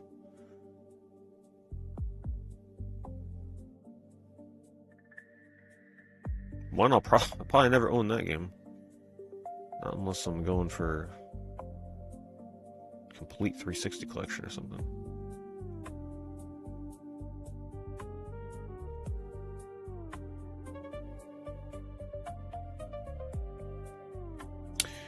Alright, so just a reminder, we had one person the first time hit the Final Fantasy. I changed my mind for those of you that weren't here earlier. for the Final Fantasy Friday streams, I've changed it so that any notification throughout the whole week, if we hit the Final Fantasy notification, it'll trigger a bonus stream. So Venster triggered the Final Fantasy notification earlier from a Twitch resub. So that means next Friday, after we do our Final Fantasy stream, we have one bonus stream as of right now for Final Fantasy 1. So, if we hit any more throughout the week, we just tally it on. If we hit another one, then we're going to do 2 bonus Final Fantasy streams next week. So that's how we're going to do it. I'm going to be keeping an eye on how rare that notification is, though. If it feels too common, I'll have to, tone it down. If it feels too rare, we could always, tool it around to make it a little more common.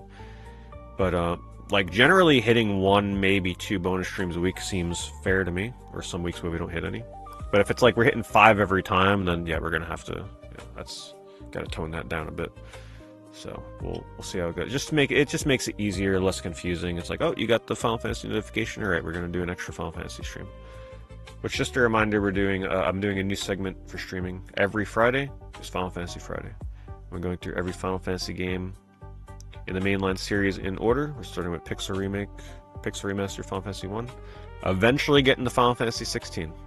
So if you like Final Fantasy, every Friday. With some exceptions, I'm sure. I'm not going to be able to stream every Friday, but almost every Friday will be a Final Fantasy stream. And then by you resubbing, doing other various things that support the stream, they have the potential to trigger extra Final Fantasy streams for that next week. So that's how it works. Anyway, thanks everybody for hanging out tonight. Fun eBay stream as always. I still can't get over that Guitar Hero double whammy. That was something, boy.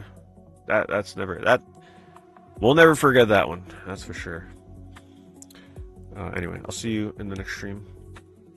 Have a good one. Thanks, everybody.